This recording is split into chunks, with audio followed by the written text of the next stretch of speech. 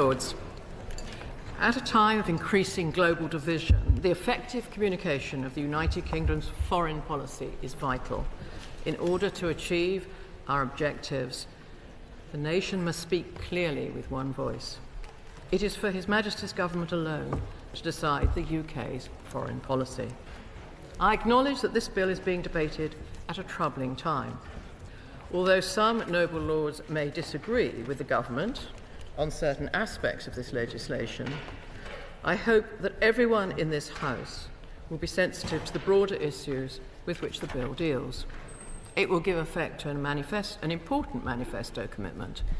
It is vital that public bodies are not allowed to pursue policies through their investment and procurement decisions in order to try to legitimise a UK foreign policy that differs from that of HMG. Some public bodies have tried to declare boycotts and divestment policies that are inconsistent with the foreign policy set by the government. Local councils have passed motions in support of boycotts. Local government pension schemes are frequently under pressure to divest certain securities. Universities, too, have been pressurised by groups that want to impose their own views about foreign policy. The campaign that has placed the most pressure on our public bodies is the BDS movement. This campaign deliberately asks public bodies to treat Israel differently from any other country, and its founders have been clear in their opposition to the existence of Israel as a Jewish state. Not only is this at odds with the policy of this government, which is to promote a two-state solution, but we've seen an increase in anti-Semitic events following on from the activities of the BDS movement. These concerns predate the October 7th attacks, but since then the Community Security Trust have recorded the highest ever number of anti-Semitic incidents, alongside increasing pressure for public bodies to engage in BDS activity. The provisions in this landmark bill prohibit public bodies from imposing their own boycotts or divestment campaigns against foreign countries or territories. It's clearly wrong that individuals who have roles of authority in a subordinate public body can act in such ways. It's also wrong that those public bodies can act in a way that at home jeopardises community cohesion while sowing confusion among our international allies about UK government policy. My Lords, it is particularly noticeable that boycotts and divestment campaigns disproportionately target Israel, especially in recent months in the wake of Hamas's despicable terror attack and the resulting conflict. These boycotts contribute to the depressing rise of anti-Semitism across the UK, as reported by the Community Security Trust last week, recording the organisation's highest ever annual total of anti-Jewish hate across the UK. This bill was unamended in the other place. This reflects the care taken in the drafting of this legislation to ensure that it adequately prohibits PDS campaigns in public bodies, applies to the correct public bodies within its scope, and provides appropriate enforcement powers. Noble Lords may wish to table amendments in committee that can improve the bill, and of course I'm open to considering these. I now turn to the bill in greater detail. It will prohibit public bodies from implementing boycotts or divestment campaigns against foreign countries and territories that are inconsistent with the legal sanctions, embargoes and restrictions set by HMG. The bill will apply to public bodies UK-wide. It provides for an enforcement regime which has the power to issue compliance notices, as well as to investigate and fine public bodies in breach of the ban. My Lords, the main provisions are as follows. First, the bill would ban public bodies from considering the country or territory of origin of a product or service in a way that indicates moral or political disapproval of foreign state conduct when making a procurement or investment decision. The bill does not prevent public bodies from taking such considerations into account where this is required by formal UK government legal sanctions, embargoes and restrictions. To capture the rare and legitimate occasions where territorial considerations are relevant to a procurement or investment decision, the bill provides for a number of exceptions to the bill's provisions. For example, this bill will not prevent public bodies taking into account territorial considerations for reasons such as national security, labour-related misconduct, and legitimate business and financial considerations. It has been drafted to ensure that it does not have a chilling effect on investments and that it does not prevent fund managers from being able to assess the political risk of investments. This bill will work in harmony with the Procurement Act and will support it in better tailoring the procurement framework to our country's needs. This bill will in no way hinder our ability under that Act to exclude suppliers where necessary, including where there is evidence that a supplier is involved in modern slavery practices. Public bodies covered by the Procurement Act can therefore be confident they will be free to decide which suppliers are eligible to bid and which is the best bid to meet their requirements, taking into account all relevant factors. However, they must not base such decisions on territorial considerations in a way that indicates political or moral disapproval of foreign state conduct. The bill has been drafted so as not to interfere with any individual's or body's rights under existing human rights legislation, including the European Convention on Human Rights. The government is committed to protecting freedom of speech and is not restricting any person or private organisation's right to free speech. This applies to all in their individual capacities as elected officials. This distinction has been made clear in the bill's explanatory notes. The bill will only apply to decisions by a public body related to its investment and procurement functions. It will not interfere with any person or private organisation's right to express a view or to protest. Accordingly, I have signed a statement of compatibility with the European Convention on Human Rights.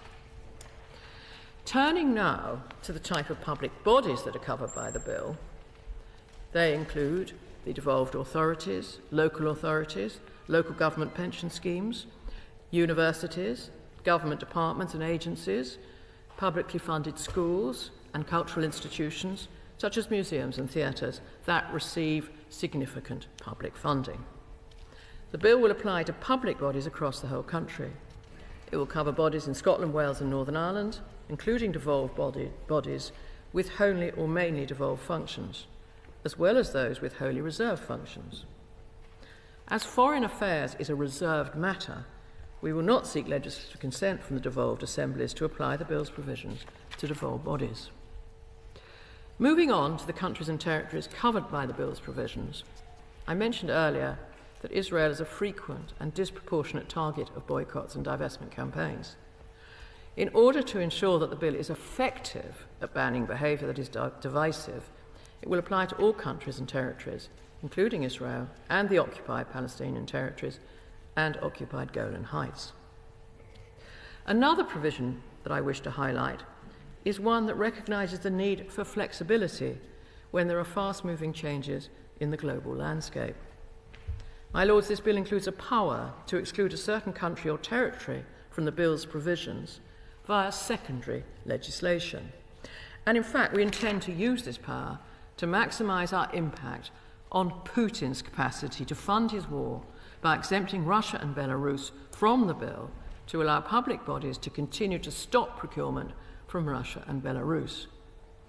This means public bodies will be able to consider how, in line with UK foreign policy, they can further cut ties with companies backed by or linked to the Russian and Belarusian state regimes, whilst minimising the impact to taxpayers and the delivery of public services. At the same time, we've seen examples of public bodies making declarations to boycott and divest as far as the law allows.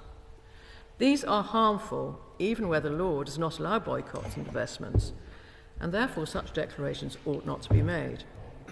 There is a concern that recent declarations of anti-Israel boycotts, even when not implemented in practice, have driven and contributed to rising anti-Semitism. For example, in 2019, Leicester city councillors voted to boycott produce originating from the Israeli settlements in the occupied Palestinian territories. Similar resolutions were passed by Swansea City Council in 2010 and Gwynedd Council in 2014. That is why the bill will ban public bodies from publishing statements indicating that they intend to engage in activity prohibited by this bill, even where there is no intention to implement. My Lords, I should stress that this bill will only apply to public bodies carrying out public activity. Therefore, it will not prohibit individuals, such as elected officials, from speaking in favour of a boycott or a divestment policy. I understand that there are some who are concerned with how elected officials could differentiate between an individual making a statement that is caught or not caught by the prohibition. I should explain that councillors could only place their authority in breach of the ban if they were making a statement of intent to boycott on behalf of their authority. The bill will not restrict representatives, including council leaders, from expressing their support for a boycott in a debate or on their personal social media. This government is entirely committed to protecting free speech, and it is not our policy to restrict what individuals can say. Accordingly, I've signed a statement of compatibility of this bill with the European Convention on Human Rights. To ensure that the bill is effective, we provided for an enforcement regime that will apply to all public bodies captured by the bill UK-wide. The regime gives ministers and designated regulators the power to issue compliance notices and to investigate and fine public bodies where there is evidence that they have breached the ban. This will be at minimal cost to taxpayers, and we will work closely with regulators to ensure it does not place any unnecessary burdens upon them. We will make secondary legislation setting out factors to be considered or not to be considered in determining the appropriate fine. Public bodies that do not follow the law will also be open to judicial review. My Lords, this legislation honours the promise we made to the electorate.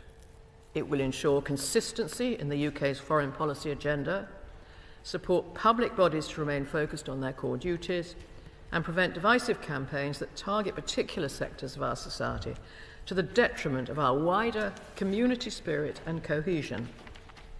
I look forward to working across the House to deliver this important legislation.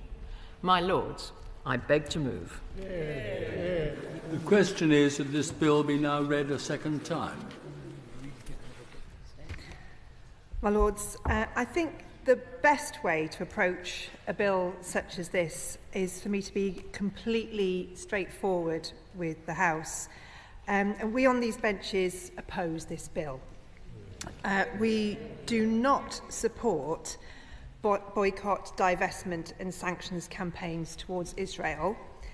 They wrongly single out one nation and are counterproductive to peace. But this bill is so deeply flawed, it contains draconian powers, and we would say it fails in its central purpose, which surely ought to be preventing anti-Semitism. The bill prohibits public bodies from making procurement and investment decisions based on their, and in the words of the bill, political or moral disapproval of a foreign state's conduct. This is, the government says, an attempt to ensure that all UK public bodies speak, as the Minister said, with one voice on international issues. But, my Lords, the government seems to think that there are councils, universities, NHS trusts, nursery schools are included, with their own foreign policies, and that this is somehow confusing to our international allies. In fact, the impact assessment points us to just 3 local government pension funds in Scotland which have disinvested from an Israeli bank since 2018, but none of them, my Lords, none, says that this was a political decision or should be taken to represent any kind of political or moral disapproval. So can the Minister explain how this bill would have impacted on those decisions? Would trustees be interviewed by enforcement authorities, for example?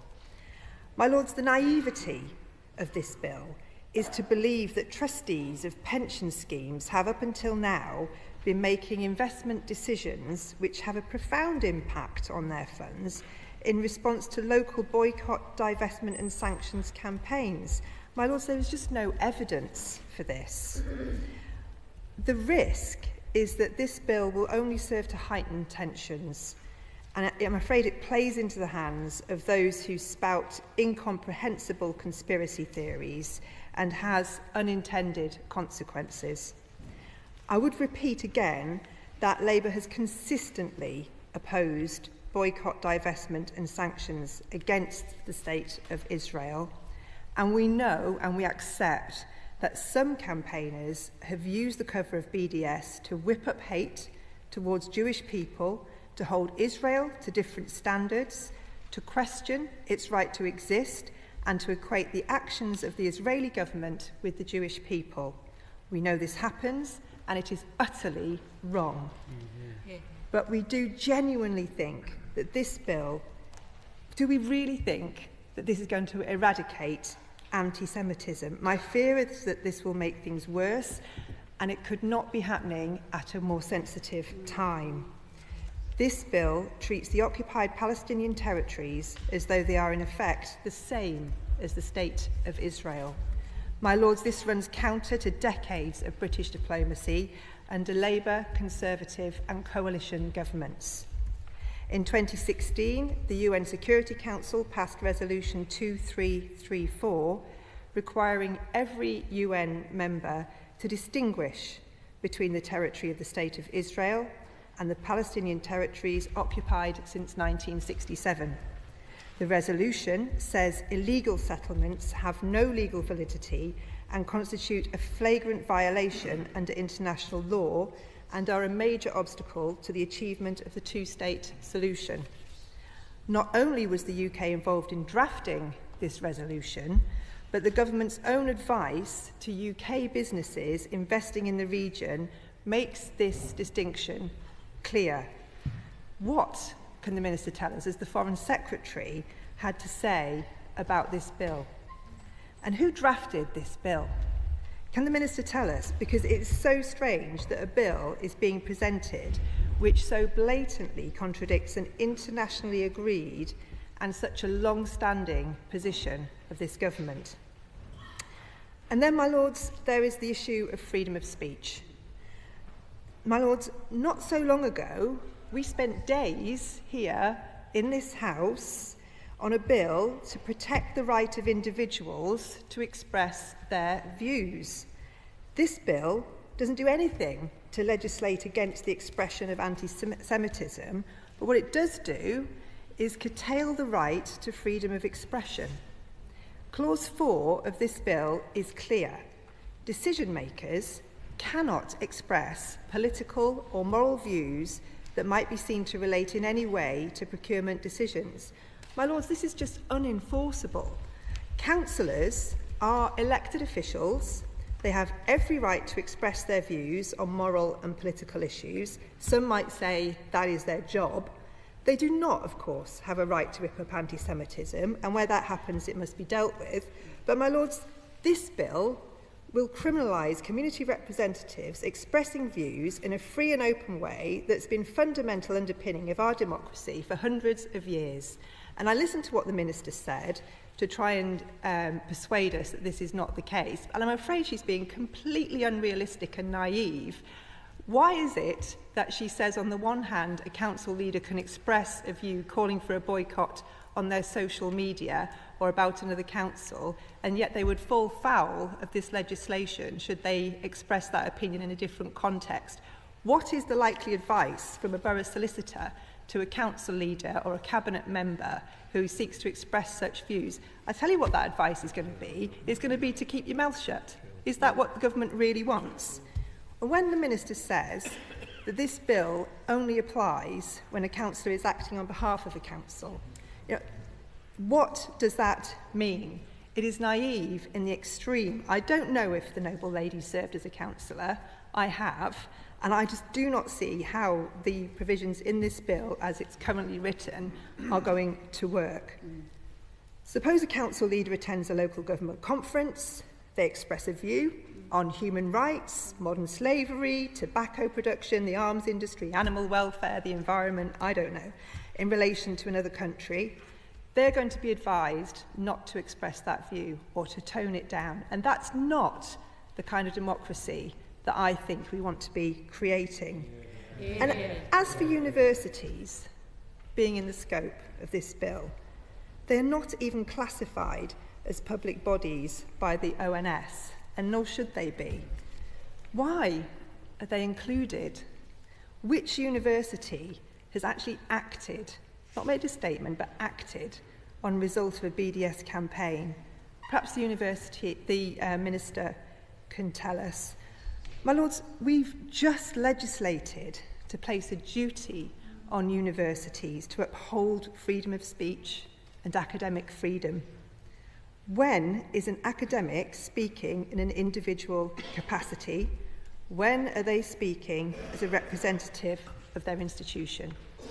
This matters, my Lords, because unless this is properly answered by ministers, and I just don't think they can, not when they've got an enforcement body with an annual budget of £120,000 to £200,000 a year. I would suggest the Minister might need to look at increasing that, because the complaints and the vexatious referrals to that body are likely to be considerably more than the one or two incidents that the impact assessment has referred to up to now.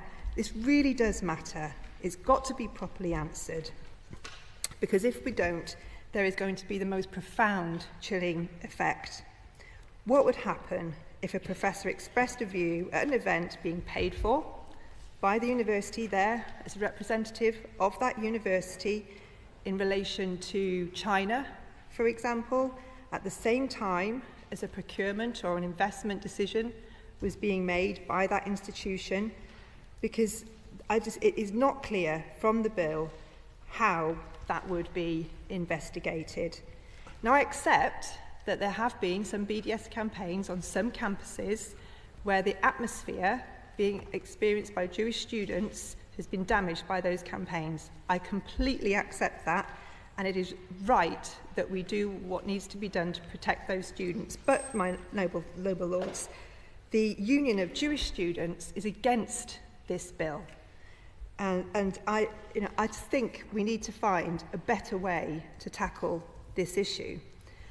And while universities are not public bodies and yet are included in the scope of this bill, where is the list of the comprehensive list of public bodies that we need in order to consider whether any other institutions might be inappropriately included? I have seen a list, but it's nowhere near comprehensive. It's a very odd list. It contains some very surprising institutions in there, such as small children's charities and the like, which does make you wonder whether actually the list is as well thought through, or the bill is as well thought through as it ought to be. And one final point, my lords, is the lack of support from the devolved governments for this. The Minister says that the government has no intention of seeking any kind of legislative consent. That is, of course, the government's right. But is it good politics? Is it good for our democracy for the government to proceed in this way? What conversations has she even had with her counterparts in the devolved administrations? And can she confirm that the devolved governments will be subject to the constraints of this bill? And can she understand that being the case, why this would be a problem for them as democratically elected, accountable bodies in their own right? What have they said to her about what they think of this bill? Noble lords will remember, perhaps, that we on these benches have supported in the past an alternative approach during the passage of the procurement bill, because the approach the government's taking in this bill is not the only option. We believe public bodies should be able to take ethical decisions, but that these should be based on consistent principles applied equally to all countries. The government, though, rejected this amendment, and this would have been a far better way to go about dealing with BDS than this bill is. So why is the government hell-bent on taking this approach? I think that this is because they want to make political capital out of a very serious issue. And this is a sad state for a government to find itself in, desperate in fact. But the offer made throughout the earlier stages of this bill, I believe it was 4 times that the front bench in the other place offered this, to sit down with the government, formulate a more effective approach. My Lords, that offer remains open. I only hope that the Minister and the government is listening. My Lords, when I read through the Commons debates on this bill, a number of things struck me. The frequency with which MPs of all parties described it as badly drafted, the large number of Conservative MPs who called for substantial changes, and the stubborn resistance of the Secretary of State to any changes. This bill is ambiguous, confused, and contradictory. It's about a specific campaign to boycott Israeli firms and companies based in the occupied territories, but it also applies to all foreign countries. It's aimed primarily at local authorities and universities, but it also extends far more widely across a large number, an unknown number, of public authorities. Hard cases make bad law. All of us who support the long-term security of the State of Israel are opposed to campaigns to discredit and undermine it. Those of us who believe that a secure future for Israel within the Middle East depends on permitting a Palestinian state as its neighbour have more doubts about goods produced in illegal settlements, but remain clear that Israel itself, within its 1967 boundaries, is and remains a trusted trading partner. The current conflict means that there are passionate views within our own society about what's happened on both sides. Michael Gove, nevertheless, has argued that the bill is needed, I quote, to maintain community cohesion. But the conflict has shown how diverse and divided the British public is on the Israel-Palestine conflict at the moment. The recent short debate in this House on Gaza showed us that we are also similarly divided. But this bill is not just about Israel and the occupied territories. I want to focus on its wider implications as it stands. This is not the first time that people in Britain have campaigned against behaviour in territories overseas. In the late 18th century, anti-slavery campaigners promoted the boycott of West Indies sugar. My generation of students boycotted South African oranges and sherry, with student unions raising money to support scholarships for ANC members, at a time when the older generation regarded Nelson Mandela as a terrorist and a communist. Few would now disagree that the younger generation then were right. This bill proposes damaging limitations on speaking or protesting against a wide range of potential injustices based on a single and particularly delicate case. There will be other cases in future, no doubt, where elements in our civil society campaign against foreign injustice while the government remains reluctant to jeopardise trade or intergovernmental relations on China, Myanmar and elsewhere. The government, however, argues that every aspect of foreign policy must be controlled and directed from Whitehall. As a Liberal and a Democrat, I insist on the contrary, that in a healthy democracy there should be a lively debate about foreign policy choices, with civil society playing an active role in that debate. The government also assumes that local government is merely an agent of the central state, not to be trusted even to discuss divergent actions. Those of us who believe in an open democracy see strong local government as an essential part of a healthy society and have watched with horror as Michael Gove and others have undermined local democracy over the past decade. Clauses 4 and 7 are to me the most noxious aspects of the bill. They block discussion of actions against any foreign state. They impact on freedom of speech and extend the powers of the state to inform itself about discussions within autonomous bodies. Clause 1, subsections 2 and 7 also inhibit freedom of discussion. The drafting is dangerously authoritarian in tone. I recommend to the Minister the excoriating article that Matthew Paris wrote in The Times 2 weekends ago, which attacked the Conservative hypocrisy of championing free speech on issues that right-wingers approve of, while clamping down on discussion of issues that they dislike. I emphasise how wide the powers this bill gives government may reach. The title of the bill refers to public bodies. The text of the bill refers mostly to public authorities. The explanatory memorandum also refers to hybrid public bodies and also to hybrid public authorities. I have been advised that there are far more public authorities than the much tighter category of public bodies.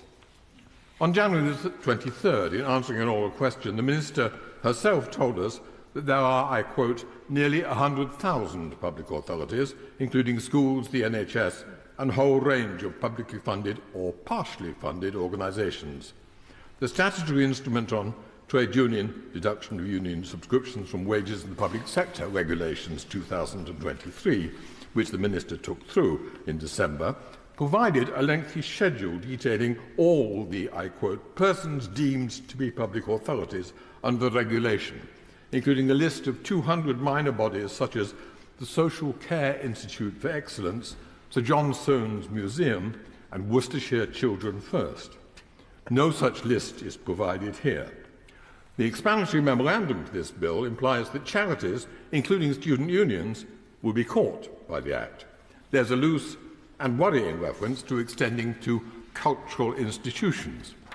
I've just read the Department's memorandum to the Delegated Powers Committee, which admits that, I quote, the bill may capture a range of bodies that it was not necessarily intended to apply to. This all leaves plenty of room for ambiguity, confusion, and, I suspect, legal challenge. We will certainly wish to query the Henry VIII powers that memorandum admits the bill will transfer to ministers. One of these powers, I note, is justified, I quote, because there will be instances where boycotting and divesting will be in line with the government foreign policy, and therefore the Secretary of State will need the power to allow public bodies to boycott and divest if they wish. Conservative politicians tell us that they stand for a smaller state and a stronger civil society. What we have here looks like a dangerous extension of state surveillance over institutions that rightly claim a degree of autonomy from central government. It's against everything that Conservatives ought to stand for. My noble friend Lord Shipley will say more about the implications for local democracy. I want to emphasise how the bill undermines the autonomy of British universities. I declare an interest I spent my career in a number of universities. Lord Willits is on record as insisting, as he may confirm, that UK universities are not public bodies. There are court judgments confirming that. Are universities public authorities? Is the government now claiming that their dependence on public funding makes them part of the public sector? I remind the House that only 17% of Oxford University's income comes from domestic student fees and other government grants. For the sector as a whole, public funding is around 50%. Most AGIs are charities, many of them under royal charter, not subordinate agencies of the central state. I ask the Minister to assure us that her colleague from the DFE will participate in the committee stage discussion that refers to universities to assure us that there is cross-government consistency on what this bill intends. Clause 6 makes the Office for Students the enforcement authority for the higher education sector.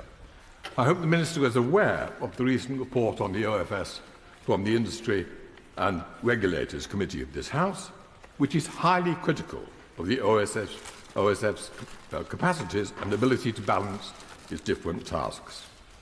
The Higher Education Freedom of Speech Act 2023 has just added an extra section to the OFS under a free speech champion and staff. In direct contradiction to that new responsibility, this bill will require the OFS to restrict freedom of speech on overseas matters. A recent Universities UK survey didn't find any higher education institution that has imposed a boycott or sanctions related to a foreign state or recently come close to doing so. So I ask the Minister, what is the case for including universities within this bill? A government that preaches deregulation wishes to impose extra burdensome regulation, including the threat of large fines, on one of our country's most internationally respected sectors. Clause 7, which one Conservative MP in the Commons described as introducing thought crime, to UK legislation is a massive intrusion on the principles of academic freedom and university autonomy. I have some sympathy for the Minister in having to take through a bill which offends against so many conservative and democratic principles. She will be aware of the strong criticisms that Conservative colleagues in the Commons have made. The Chair of the Foreign Affairs Committee noted, I quote, the concerns emanating from the Foreign Office and from diplomatic posts, and the incompatibility of Clause 3.7 with UNSC Resolution 2344, which British diplomats drafted. The Chair of the Public Administration Committee referred to advice from FCDO lawyers that Clause 3 would place the UK in breach of that resolution. A former Secretary of State for Education tabled a number of amendments which the government would have been wise to accept. Both the co-chairs of the all-party group for British Jews, one Conservative, one Labour, strongly criticised the bill. This bill has arrived from the Commons unamended in spite of those well-founded criticisms. It's our duty to challenge the contradictions it contains and the damages it threatens. The Minister must recognise her duty to engage constructively and to ensure that it will not leave this House before it has been significantly reshaped.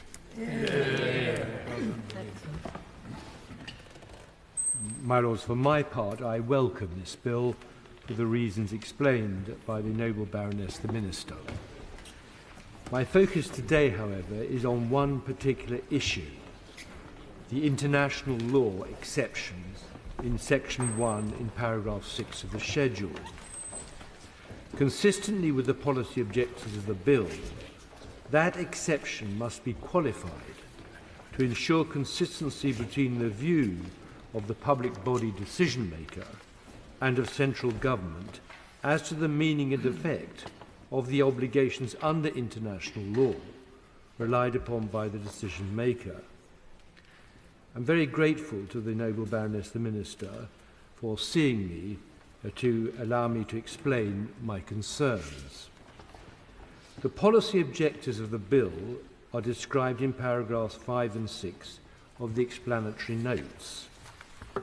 In summary, the bill is intended to give effect to the government's view that it is not appropriate for public bodies to accede to campaigns to persuade them not to buy goods or services associated with particular foreign countries for particular or moral reasons, except where to do so is positively consistent with the United Kingdom's foreign policy as determined by the government. The international law exception in the schedule does not reflect that policy background, as it leaves entirely to the public body decision-maker the right to reach its own conclusion as to whether the decision, or anything done further to it, would place the United Kingdom in breach of its obligations under international law. There are, as the members of the House are aware, many sources of international law. They include treaties, custom deriving from state practice, that is customary international law, general principles of law, international conventions, advisory opinions of the International Court of Justice, and resolutions of the United Nations General Assembly, to mention but some. International humanitarian law, the law of war and armed conflict, is part of international law. Many aspects of international law derived from those sources can be highly contentious. One only has to think of the disagreements expressed in this House over the past few years on the proper meaning and effect of the Refugee Convention 1951 and the European Convention on Human Rights. Under the international law exception, it is sufficient for the public body decision-maker to form a reasonable view of the meaning and effect of the applicable international law, even if that view is different from the government's. That is entirely at odds with the policy stated in paragraph 6 of the explanatory notes, that decisions of public bodies about procurement and investment based on political or moral disapproval of a foreign state are only permitted if the decision, and I quote, is positively consistent with the United Kingdom's foreign policy as determined by the government, end quote.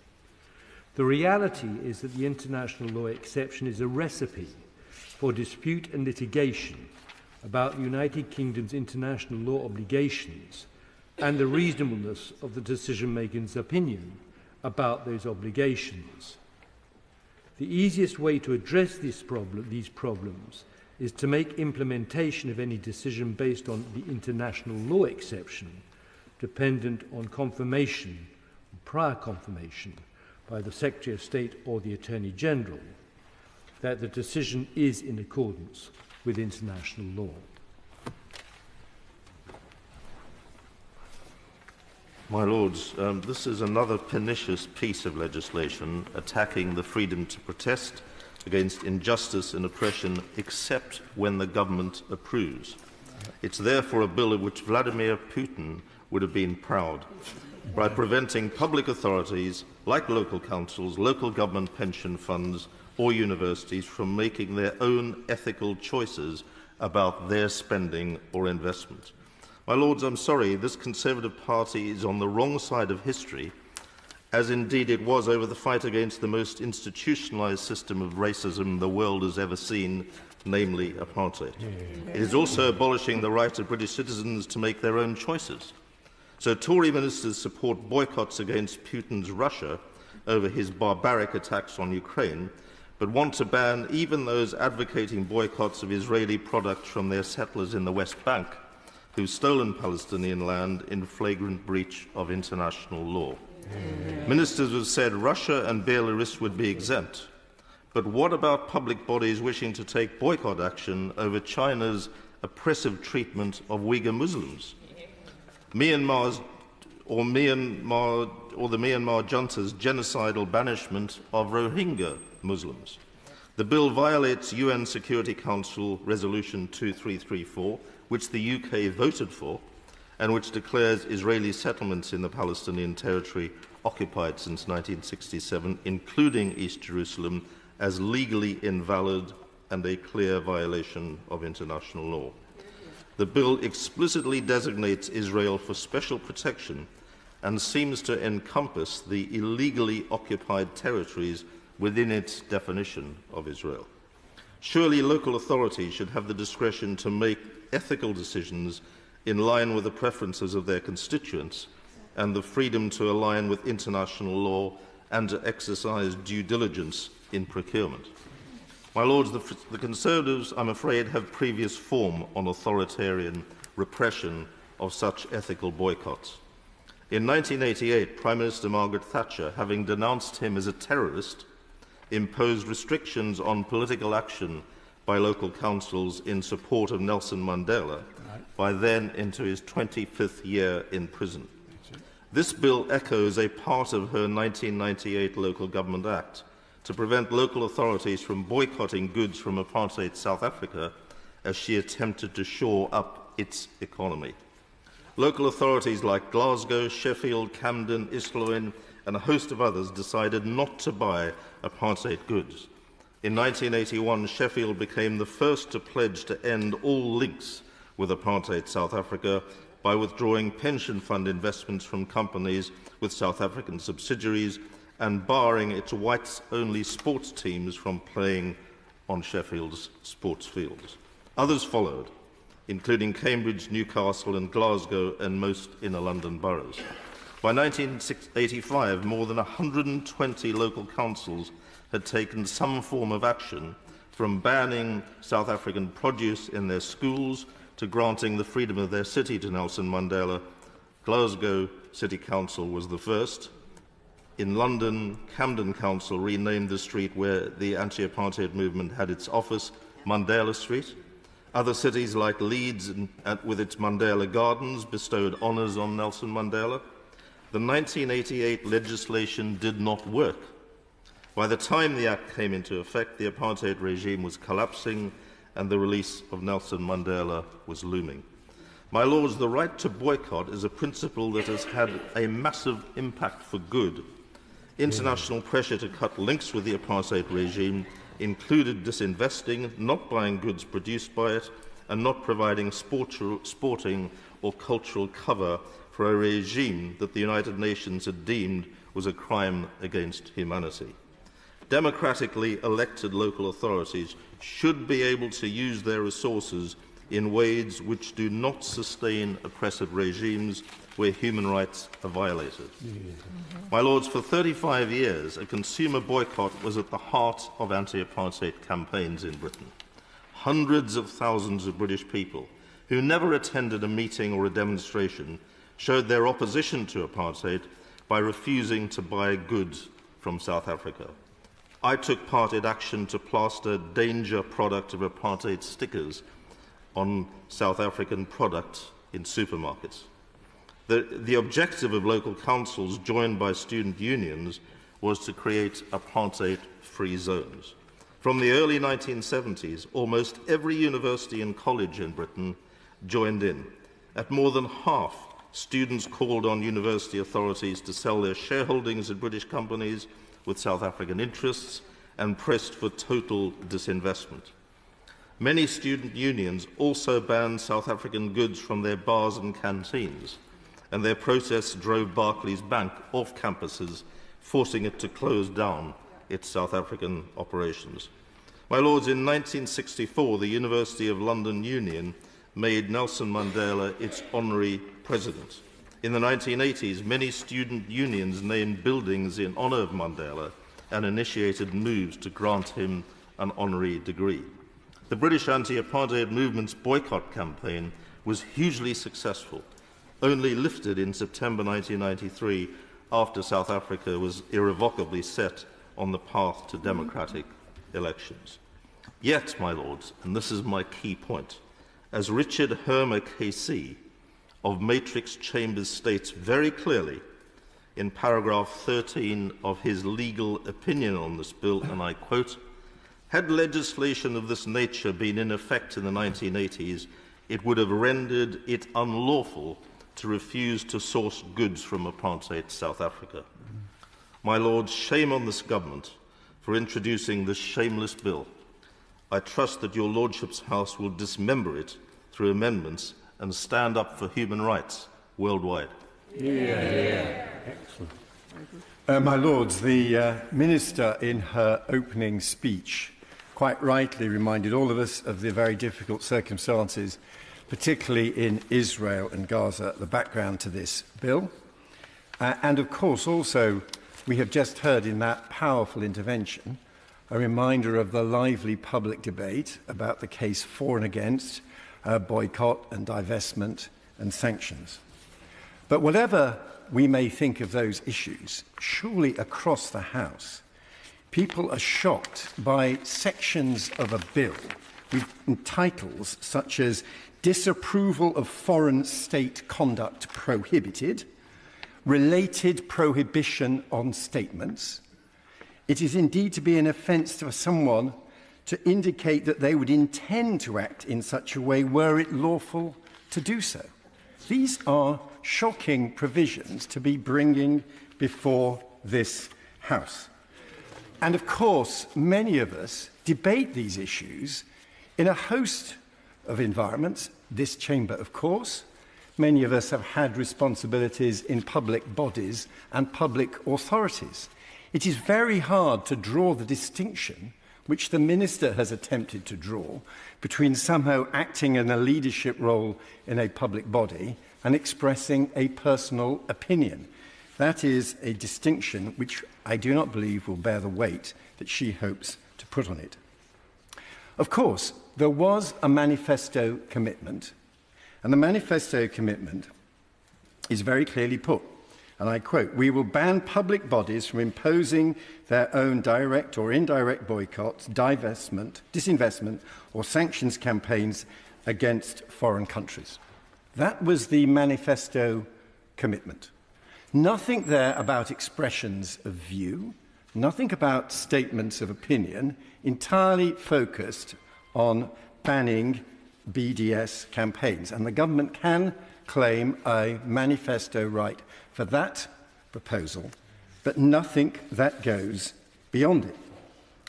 The Minister has said in her letter to us about this legislation, and it's an argument we have heard elsewhere, that one of the arguments of this legislation is that it will damage community cohesion. That is a legitimate concern and, of course, needs to be taken into account. I have to say, if there had been an attempt to amend the Freedom of Speech Higher Education Bill so that freedom of speech was not permitted where it would damage community cohesion, the government rightly would have had absolutely nothing to do with such an argument as a constraint on activity and freedom of speech. And it would be, I think, a suitable irony if the bill goes forward as currently proposed, with new powers for the Office for Students, if the newly appointed free speech czar should be given authority as well for trying to implement the provisions which the government is now putting forward. The parallel with the Higher Education Freedom of Speech Act is very relevant, as of course, and we've already heard on this, universities are clearly covered in this bill under a definition from the government of public bodies. This creeping definition of public bodies, I think, is another very worrying feature of this bill. I think one of the reasons why Britain has such an internationally respected and successful university system is the autonomy of our universities. We cannot carry on week by week, month by month, bringing in more regulation and more legislation, trying to control what they do without jeopardizing their position as autonomous institutions. And indeed, we know that the Office for National Statistics is currently reviewing their position as whether or not they should count as part of the public sector. And every time we add a new set of instructions as to what they should do, we increase the risks that they are classified as part of the public sector and become subject to far more heavy public sector control. As well as community cohesion, the other argument, which we have heard both in the other place and here, is that it's not the role of all these bodies to run the government's foreign policy. I'm not sure I completely understand this argument. It's perfectly clear where the government's foreign policy resides. I have enormous respect for the work of my right honourable friend and noble lord, the Foreign Secretary. I think we know what his foreign policy is. I don't think that occasional actions by other bodies interferes with any understanding of what foreign policy is or should be. However, it is absolutely clear and encouraged by the government itself in other guidance that bodies such as universities should take account of legitimate foreign policy concerns. I used to sit on the board of UKRI when we introduced some of this guidance, and as a visiting professor at King's and a member of the Council of the University of Southampton, I'm very aware of the trusted research guidance for academia, which asks and encourages universities to know their partners, ask them to address questions such as, are there any potential ethical or moral concerns for the application of your research? Asks, could your research be used to support activities in other countries with ethical standards different from our own, such as internal surveillance and repression? It goes on, urges universities to note the importance of understanding the democratic and ethical values of the country that they partner.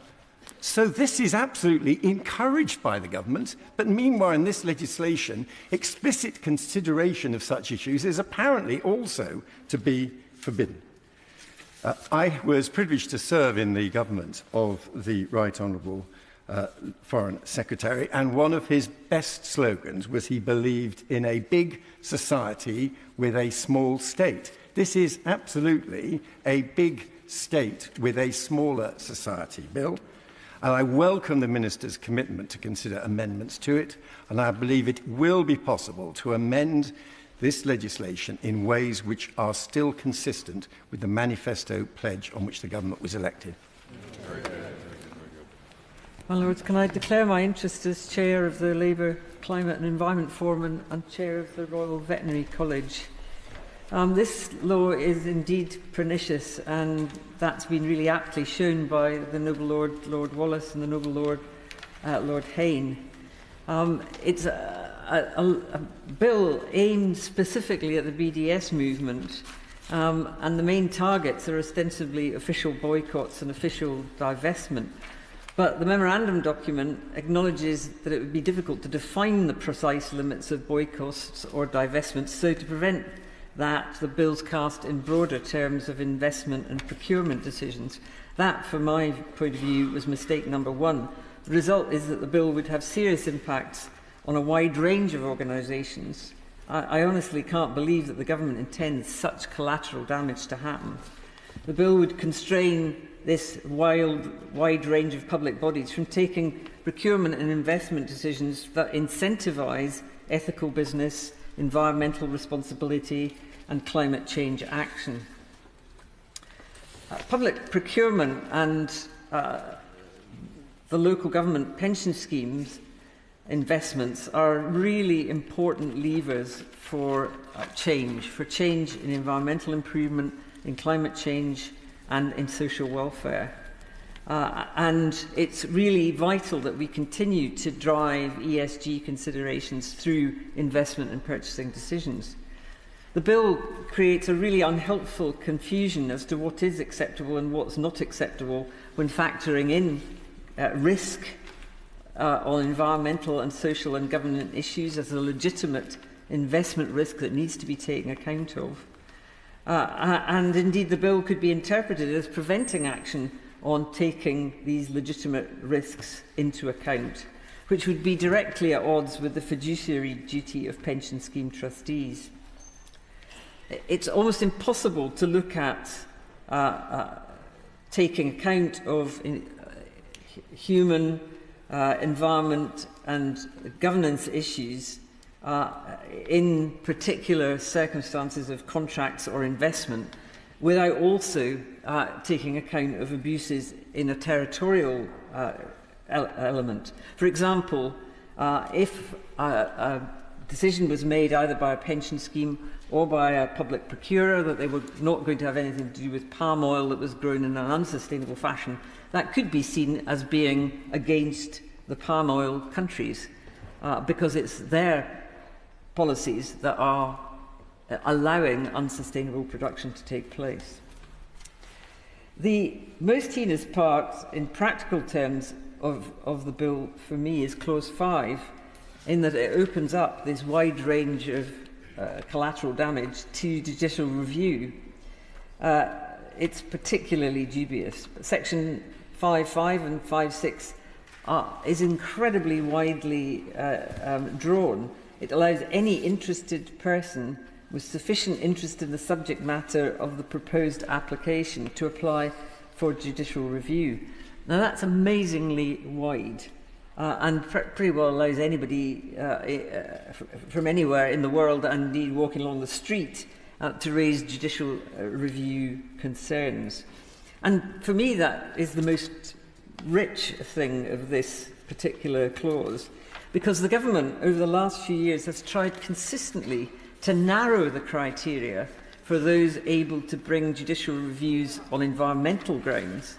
So can I just ask the Minister, on what basis has the government decided that other interested parties in a very wide definition should be able to initiate judicial reviews against local authorities and the local government pension scheme, and how will they prevent that downside of simply anyone with a grudge having a go?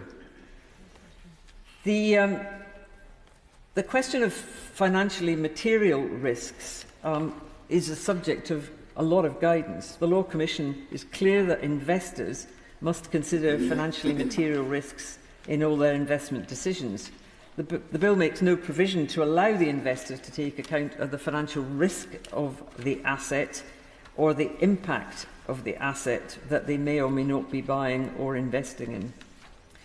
And this is something that investors and members of pension schemes are quite rightly increasing as a focus in their consideration. The Financial Markets and Law Committee recently took the view that such considerations were compatible with investors' fiduciary duty. The Minister undertook or can the Minister undertake to include the risk of fiduciary material risks and the impact of investment risks to be included in paragraph 4 of the schedule? Now, a key way in which pension schemes generally, investment managers generally, and the local government pension scheme manages climate risk to its scheme members is through engagement with the companies in which it invests and by voting at their AGMs. Clause 2 of the bill designates investment decisions as including management. And now, is management that engagement activity, that activism at AGMs? Does this leave the local government pension scheme open to challenge on such engagement? Can the government clarify the meaning of management? And if they can't clarify it sufficiently, could they remove it? And does this bill cover the pension scheme's nest, covering automatic enrolment, and the pension protection fund? And will these same considerations apply to trustees of these two funds? In particular, Nest offers ethical and Sharia funds for members who wish their pension fund to reflect their moral and religious views. Will that become impossible in the future? The Noble Lord Willits has talked about universities, in spite of not being public bodies, being included by this bill. The fact that the bill is a disproportionate solution to the problem has caused this, in that it has severe consequences for the higher education sector. I won't repeat the points he has made, but simply to say they've got to be addressed if our university sector is not going to be further constrained. Are the universities some of the bodies that are really caught by mistake in this bill, or will the government exempt universities from its provisions? I want to finish just briefly on the devolved governments. The noble lady kind of said that the issues from the devolved governments were inconsequential because foreign policy is a UK-wide government responsibility and not devolved. But we can't overlook that the Welsh Government is committed to using procurement as a lever for driving economic, social and environmental benefits. We can't overlook that the Scottish Government has developed a strategy on public procurement that places a strong emphasis on climate change. Since the Government hasn't sought legislative agreement with the devolveds, how does it intend to deal with these devolved procurement policies? This is not an unintended consequences bill, which I thought it was originally, being kind. It is indeed a pernicious bill, and I do hope that the Minister is sincere about considerable amendment being possible. Yeah. I only wish to speak on one issue, and that which the noble Baroness who preceded me has just dealt with, namely the way this bill works with devolution. I think it's important to understand the context, that the bill is so widely drawn that it deals with decisions or views that express disapproval of foreign state conduct. It is all justified on the basis of foreign policy, but it's very important to distinguish between the wide terms of the bill and the much narrower interests of British foreign policy. And that is important, I think, for two reasons, to which I shall come. But first of all, it seems to me clear on the face of the bill and on the various devolution statutes that the bill does affect powers that have been devolved to the national parliaments and national governments.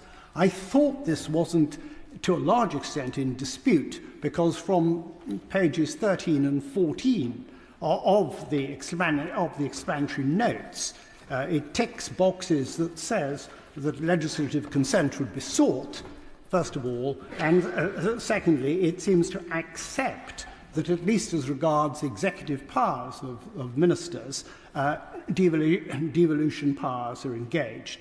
I very much hope that the government hasn't changed its position on that, and that it won't proceed with this legislation without obtaining legislative consent. There have been far too many instances where this government has overridden the devolution settlements and it is not in the interests of the unity of the United Kingdom that it's continued in this respect.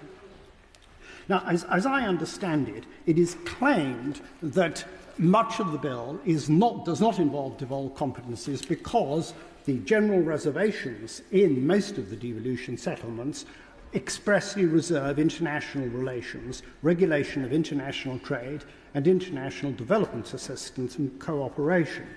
Though there are qualifications to that, I don't want in the second reading debate to go into the finer and more detailed and difficult legal points in relation to the devolved settlement. And I'm sure that the Minister, in replying at a later hour this evening, will not want to deal with that. But can I return to what I regard as a central point?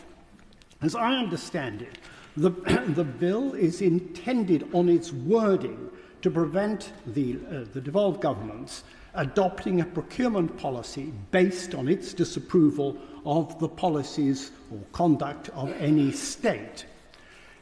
And that is extremely wide. It is not confined to conduct that is in conflict with the foreign policy of the United Kingdom. And one can understand why relations with foreign policy are reserved and departures from UK foreign policy might be justified as a reservation, but given the wide scope, this is very difficult.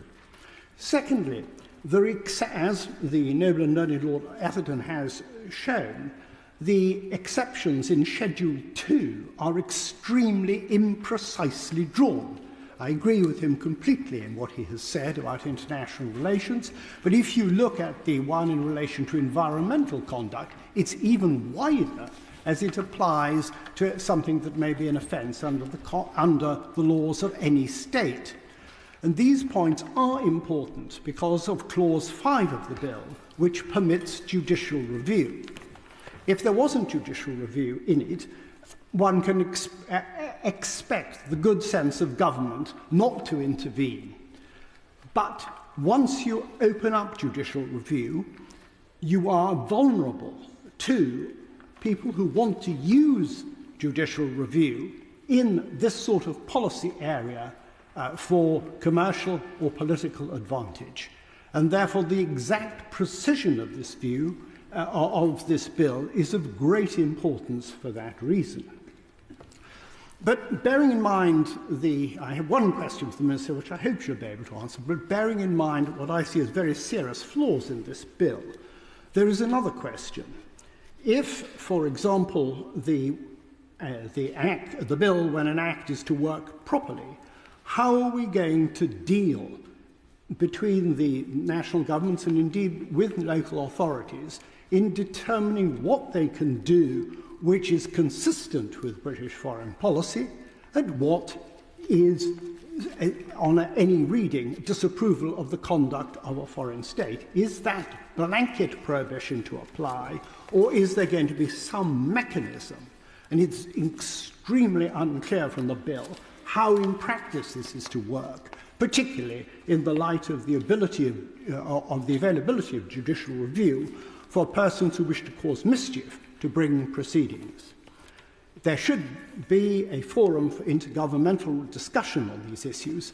I very much hope that the Minister will be able to deal with this dichotomy between interests of foreign policy and the blanket prohibition and a sensible procurement policy where the devolved governments and others can use their procurement and other powers in a wide compass without fear of litigation. My Lords, this bill is ill-judged, ill-drafted and ill-timed. It offends on all three of those points. Ill-judged because it is brought forward purportedly with a narrow political purpose, and one that might be felt to be, in some quarters, unexceptional. It, however, goes far beyond that because it will have a widespread and chilling effect on decision-making around ethical investment, environmental considerations, and on human rights. And it will have a disastrous consequence globally in all three of those areas, while purporting to deal with one particular narrow mischief which it seeks to address. It is ill-drafted, my lords, as has been pointed out already in our deliberations, because of its extremely loose terminology, unprecedentedly loose in terms of its reference to moral and political considerations, because it is open to the widest of interpretations, and it gives exceptional powers to secretaries of state, which will put them at odds with national parliaments and assemblies and with local government. It will create constitutional confusion and conflict. It is ill-timed because it is being introduced into our parliament at a particular moment in history when there is widespread concern about human rights violations within sovereign states, causing much wider concerns, because also of the actions of some sovereign states in invading the territories of others, and because also there are conflicts with international and domestic impacts around the illegal occupation of areas in sovereign states in our world. Nothing could be more designed, frankly, to impact adversely on community cohesion than this bill, and indeed to yet further undermine the reputation of this country as an upholder of international law. It offends, therefore, on all 3 points. Now, I have to say that I have been an activist in relation to boycotts.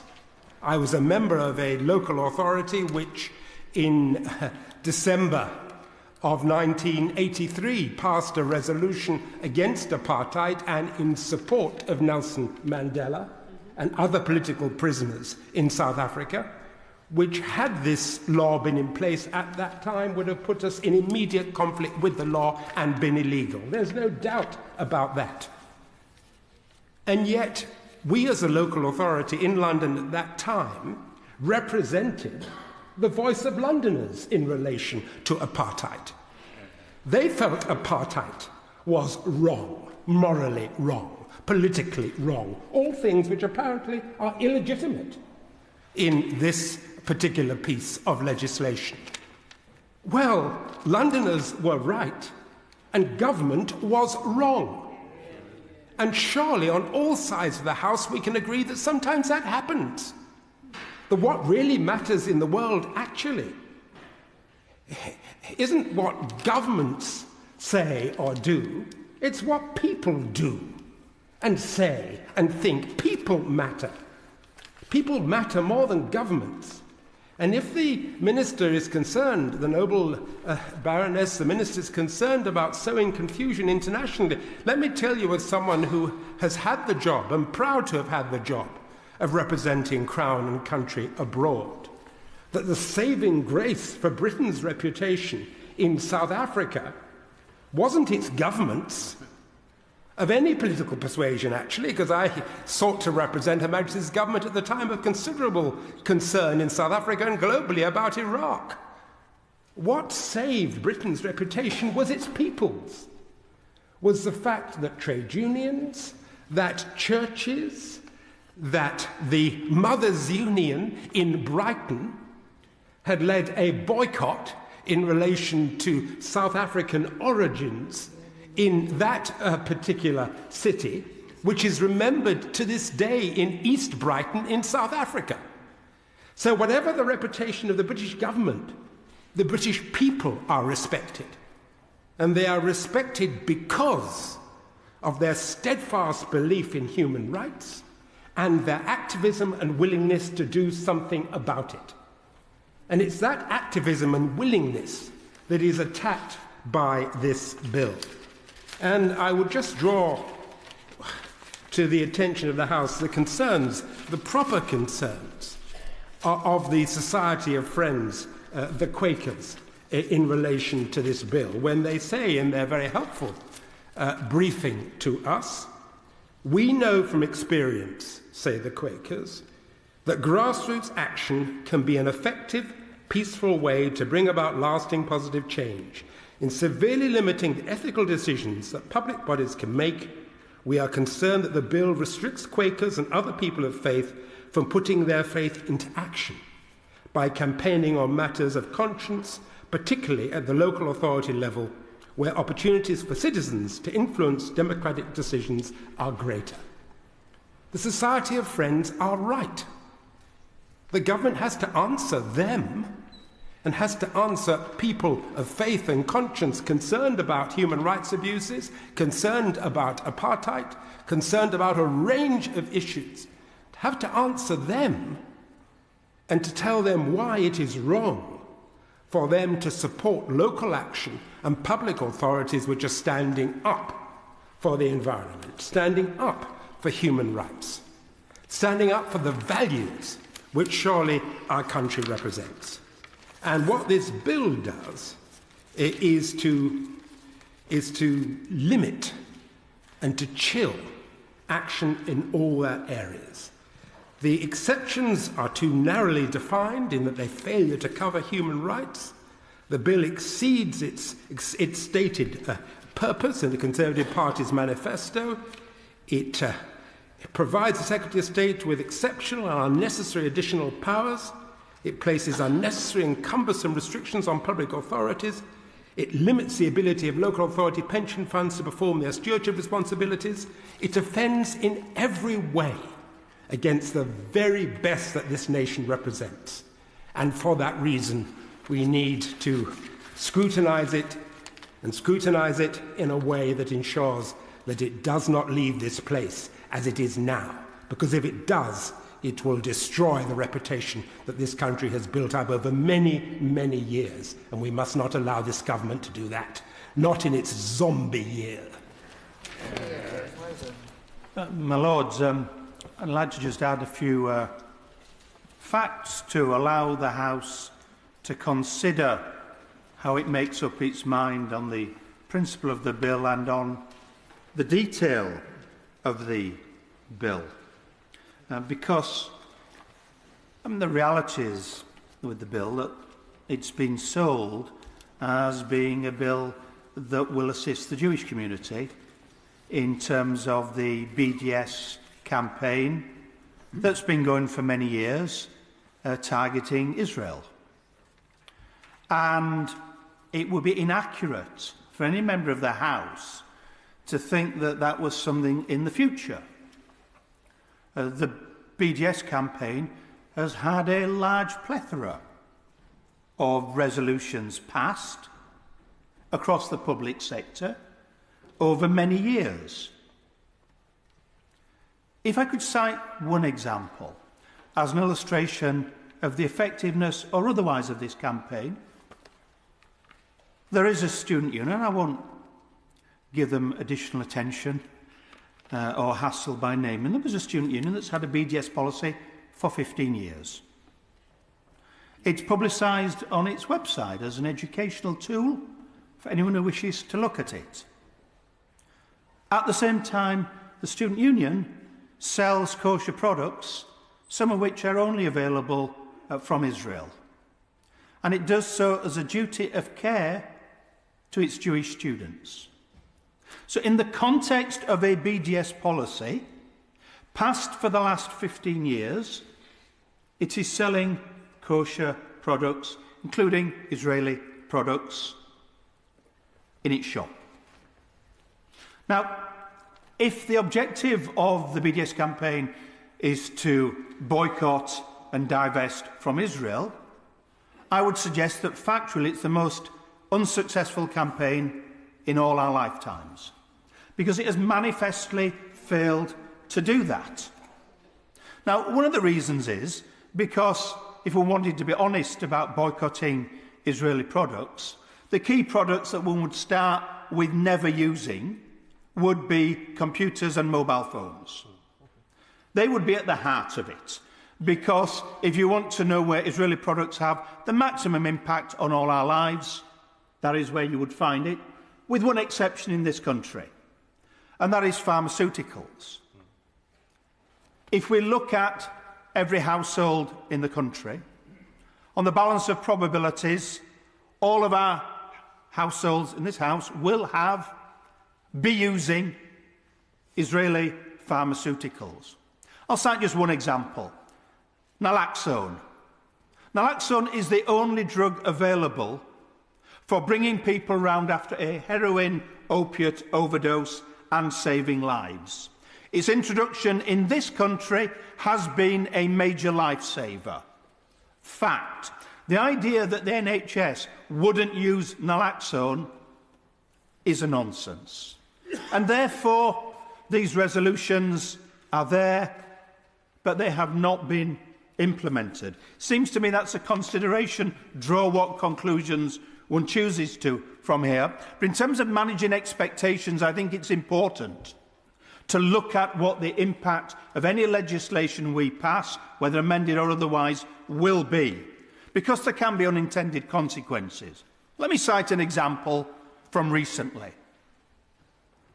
I raised some questions on the Higher Education Freedom of Speech Bill about whether or not there could be unintended consequences by shifting more extreme protests from the public realm onto the university realm, using the rationale that on the university realm there's an absolute freedom of speech.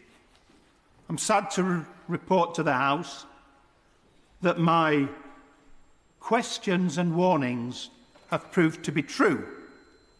Speaking to universities, as I do every week, speaking to the Union of Jewish Students, as I do most days, that is precisely what is happening in our country at the moment. Extremists are moving their protests onto the university realm, off the public realm, nearer the Jewish students, using the excuse of the rationale that free speech goes in any way in the universities. And that's something that will need to be considered in terms of, because that is an unintended consequence of that legislation, which I supported, by the way. It's an unintended consequence. Now here, in managing expectations, let's take the university sector. There hasn't been disinvestment from Israel in the university sector. But let me tell you where this campaign is pernicious, and this isn't covered in the bill, and I haven't found a way in which I can amend it, but there may be greater brains here who could assist. The most pernicious are academic boycotts. Attempts to stop university lecturers or researchers doing this or that kind of research in cooperation with Israelis, sometimes beyond Israelis. That is the most pernicious and the most regular. Now, the reason it's hard to regulate for that is because normally it's a peer group pressure that leads to that. Now, this bill does not address academic boycotts at all, nor does it deal with the issue of the Jewish way of life. The Jewish way of life manifests, for example, in access to kosher foods. Now, a question, and I don't pose this as a statement, it is a question. But if we legislate on this in the way it's framed at the moment, does this or does this not make it more likely that the Sainsbury incidents we're seeing, where the targeting of the BDS campaign shifts from the university or the municipality to the supermarket and its products, are more likely, less likely, or the same? Will the Jewish independent store be more targeted or less targeted? Because it seems to me these are fundamental issues in terms of how the Jewish community lives its life. And my fear with any legislation is if it's rushed through, those unintended consequences come to fruition. And I would appeal to, whether it's both front benches, all front benches, frankly, the Jewish community is stronger and better protected when there is a political consensus across political parties. Frankly, I'll chair a meeting myself if the two sides aren't prepared to get together or can't, and whatever party wants to participate. But that leaves the Jewish community stronger. So if that is part of the objective of the bill, I think that's essential. One final point, because I know the House loves its Brexit consequences, and I'd like to just warm its heart by suggesting there is one. If a local authority decides that it wants to campaign for a local factory that is being shut down as part of the supply chain, for example in the automotive industry, that the products are bought from there and not, say, from Germany or Japan or China or wherever, is this bill an impediment to it? Because for most trade unionists who voted for Brexit, I can tell you, the objective of having buying British, manufacturing British, having British steel rather than importing from abroad was the biggest single individual motivator.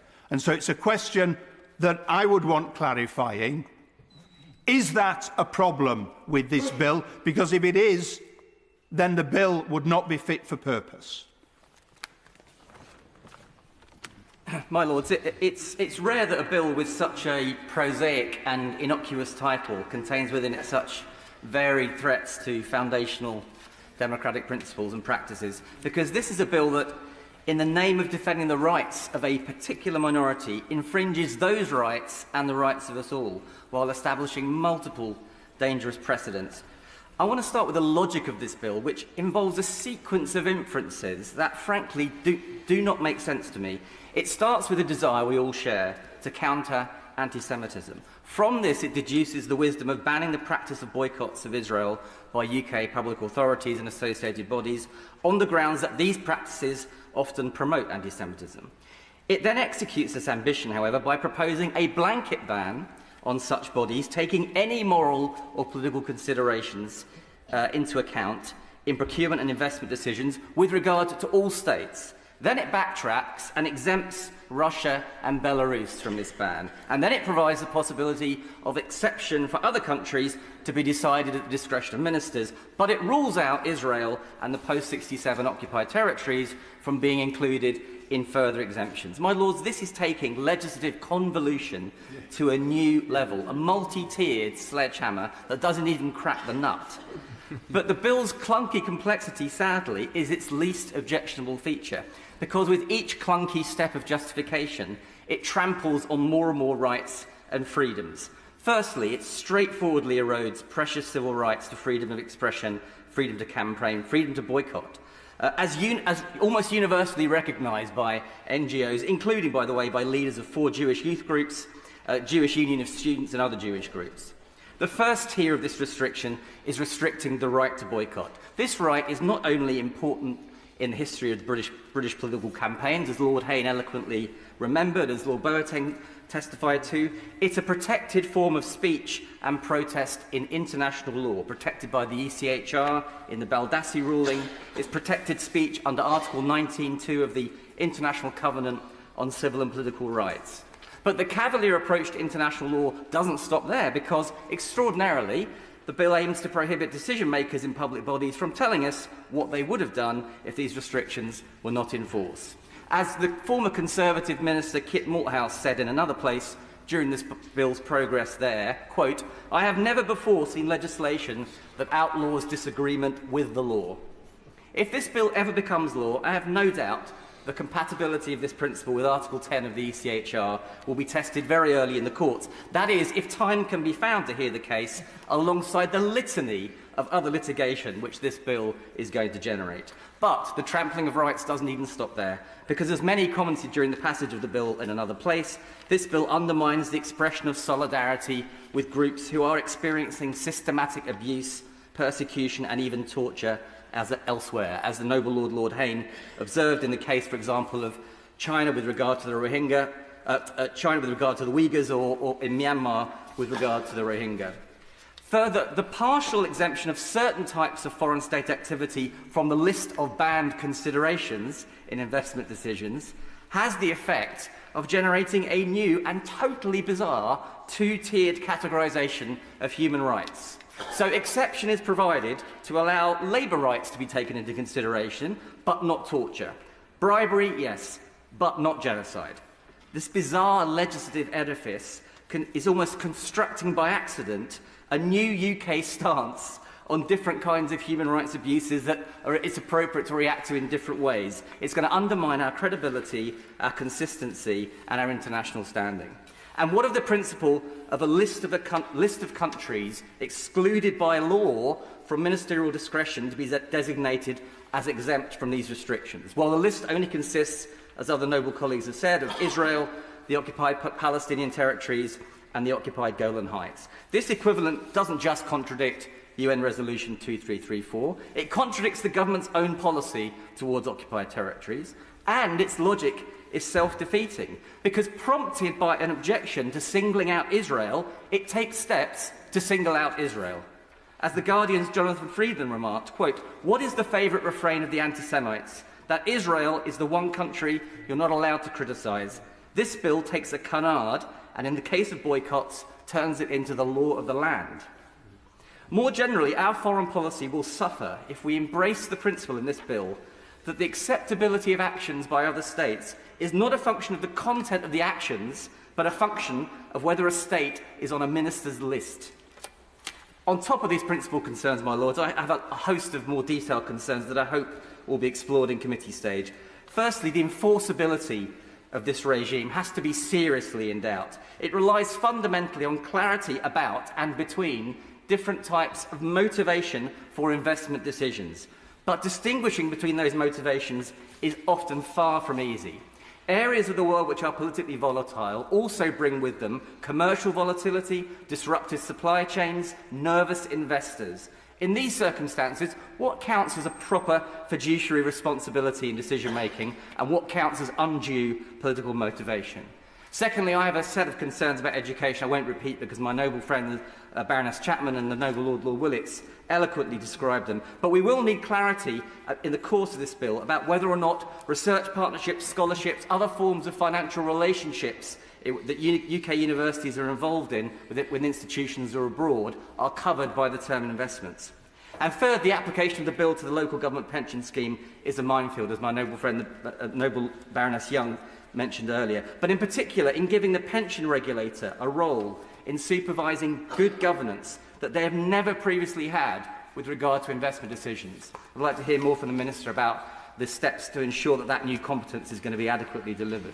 So in sum, my lords, this is a bill that creates precedents that undermine freedom of expression, the freedom to campaign, which unintentionally creates a new hierarchy within human rights, which undermines the integrity of our foreign policy, which shows a cavalier disregard for rights at home and international law. It's quite a list. It really should never see the light of day. But I'm a realist, and I realise what's going to happen is it's going to need profound revision in order not to damage the very freedoms that it wrongly claims to protect. My lords, I first must declare my interest in the Jewish community as required in the register. And my lords, it's sad to have to start by deploring the name of the bill. The title, Economic Activity of Public Bills, Overseas Matters, does not trip easily off the tongue. It is in fact known as the anti-BDS bill. But does it actually help in combating boycott, disinvestment or sanctions? A campaign which I deplore as it is in practice targeting one nation, Israel. However, the reason we have this poorly drafted and politically motivated bill is for Mr Gove purely to show that he supports the UK Jewish community, beleaguered as it is, and it is, by anti-Semitism. He can try and dress it up with talk of other nations being discussed at local levels. But if one Googles BDS, it says, and I quote, "The movement works to end international support for Israel's oppression of Palestinians and pressure Israel to comply with international law." I stress this is my words, their words, not mine. The bill before us implicitly recognises who it's meant to defend, as it specifically singles out as the only nation an exemption of powers cannot be applied to, as Israel, the occupied Palestinian territories, and the occupied Golan Heights. Again, the words in the bill. I am against BDS, which is often perceived, and I believe it often is, as being anti-Semitic and often a part of Jew hatred, although others perceive BDS simply as supporting the rights of Palestinians. Let us be clear, my lords, we are a democracy, and if an individual or groups of individuals want to support BDS, that is their right. The bill seeks to stop public bodies, and we've had a lot of discussion of what is and what is not a public bodies imposing their approach or their view on international relations. I'm actually concerned that the bill, as present drafted, could have a negative effect. Would there be a strong backlash to the bill as being a freedom of speech issue? It is a freedom of speech issue. Is there a fear that it could lead to a rise in anti-Semitism as being seen incorrectly as a result of Jewish pressure? And it's not. The bill does give government power to exempt certain countries from boycott restrictions, but it specifically does not allow exemption of Israel, West Bank and the Golan. Why are these the only ones named? And it's not as simplistic as suggested. I was on the Golan Heights the week after it was taken from Syria in order to stop Syria shelling the Israeli valley below. Yes, Israel has annexed the Golan, and if you stand on that spot, you can see why. There is no way it could ever be returned to Assad's Syria. As far as the West Bank is concerned, its final status and division between Israel and the Palestinians is a matter for them to agree upon. So when the noble Baroness replies, it would be helpful if she would clarify as to the scope of BDS. Does it include Israel? Does it include the major Jewish settlements in the West Bank and the Golan? Because there are settlements which are generally thought of as the land swap, the settlements which would be in a reconstituted, rebounded Israel. Does it include them, or does it include all the settlements in the West Bank? The bill is because some public bodies have proposed BDS motions. The Minister, I think, mentioned 3 when she spoke. I wonder if she could tell the House how many public bodies, local authorities or whatever, have actually done so. The reality is that these motions will do little to affect Israel or any other nation. They do, however, create a very hostile environment for local Jewish communities and create community division. There is an argument, my lords, that this bill limits free speech. But does the BDS campaign itself calls for limits on freedom of speech, preventing speeches, as has been mentioned by the noble Lord Mann, of academics and Israeli performers? That's not even mentioned anywhere in the bill, as the noble Lord Mann said. My lord, this is a bad bill, which attempts to right a misjustice, but could well be seen and have unseen harmful consequences.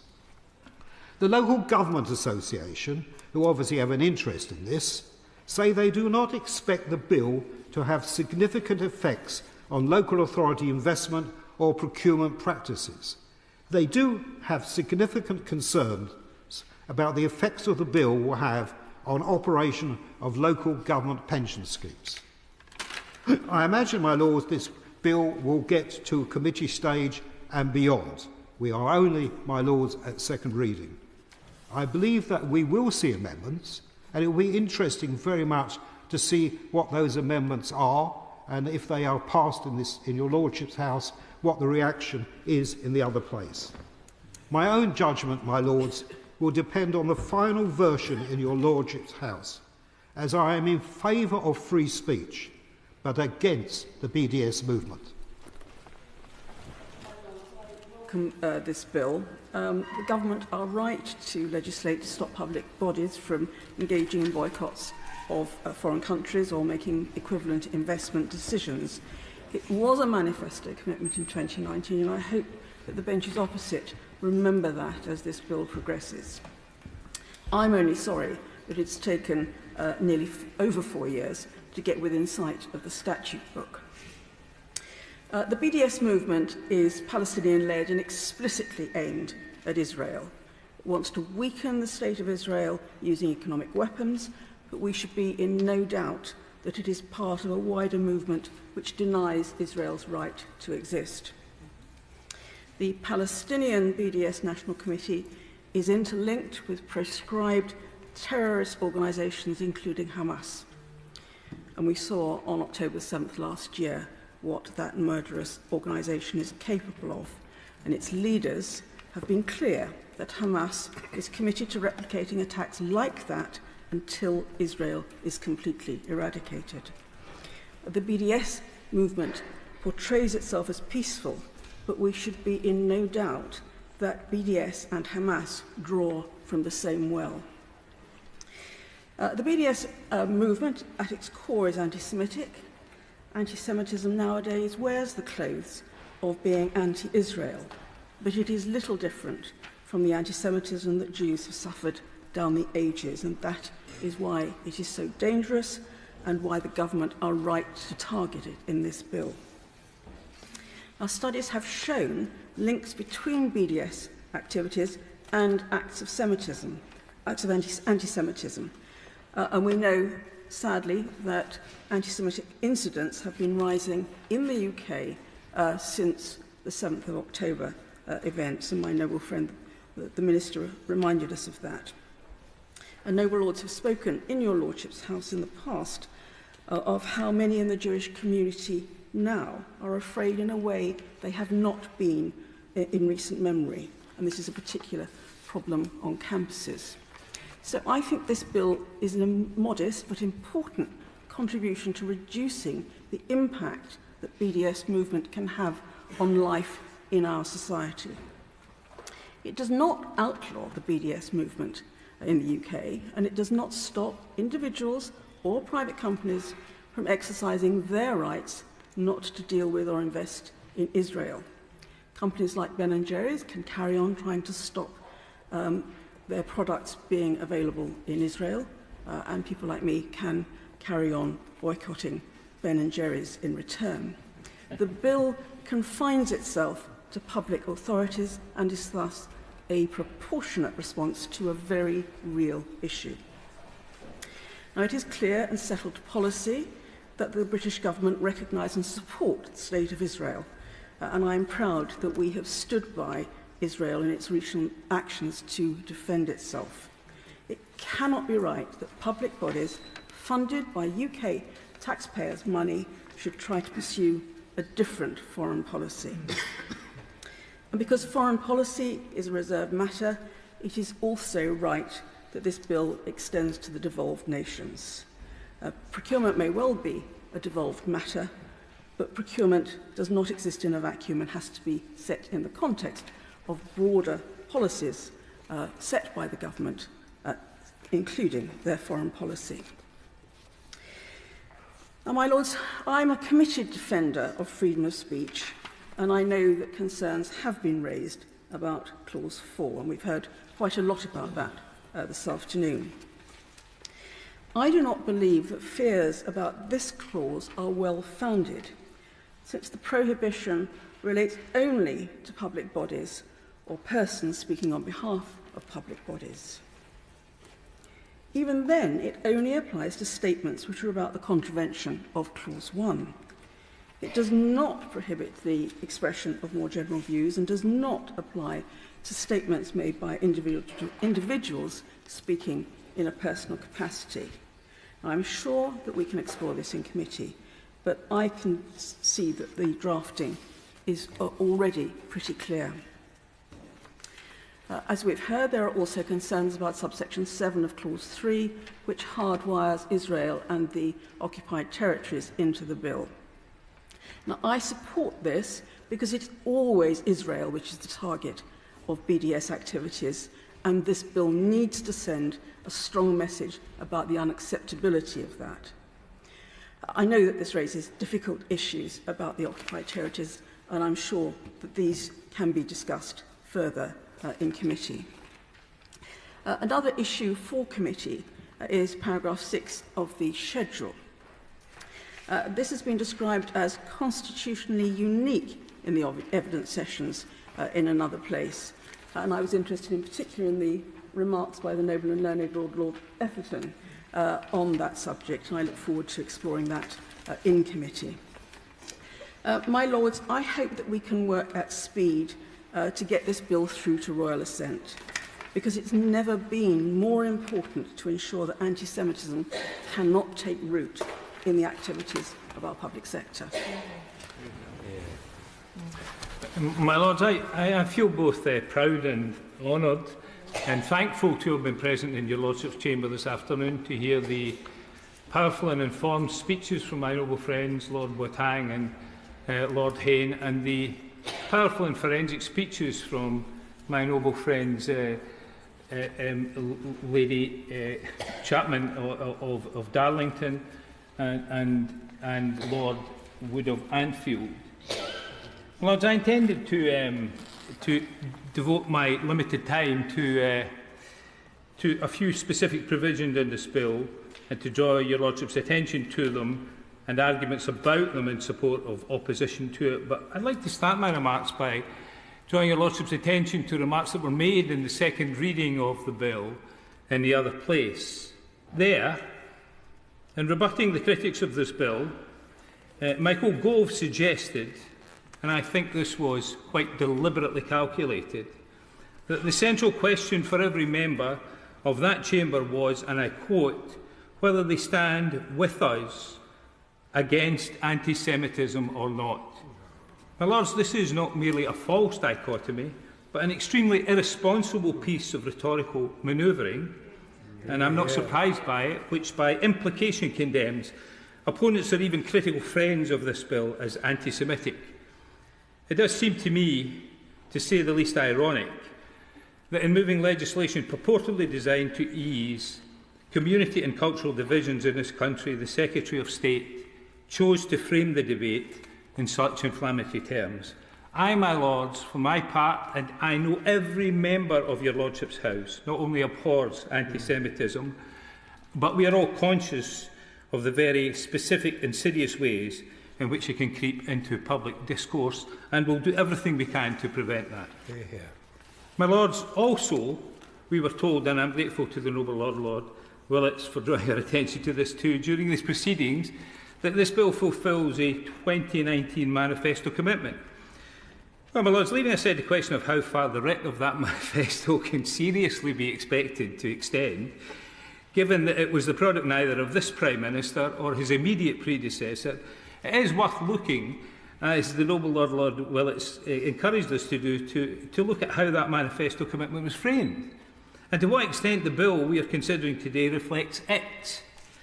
The relevant passages he read out, and I won't repeat it, it has a number of aspects to it which are interesting in relation to this bill. For example, there is no manifesto commitment of a piece of legislation that singles out protection of Israel in the occupied Palestinian territories. And this is anomalous for three reasons. First, I fear that singling out Israel in the OPT in such a way will be counterproductive. If I seriously believed, my Lords, that the actions of local authorities or other public bodies were compromising the coherence of British foreign policy, and sometimes I beg for coherence in British foreign policy, I would have greater sympathy for this bill. And with this in mind, I should be grateful if the noble lady, the Minister, whom I respect immensely, and she knows this, would outline just a few cases where she can support that contention, where international perceptions of our foreign policy have been distorted, compromised, or where local authorities or other public bodies have acted in such a way to cause serious confusion at an international level because of behaviour that is identified in the bill.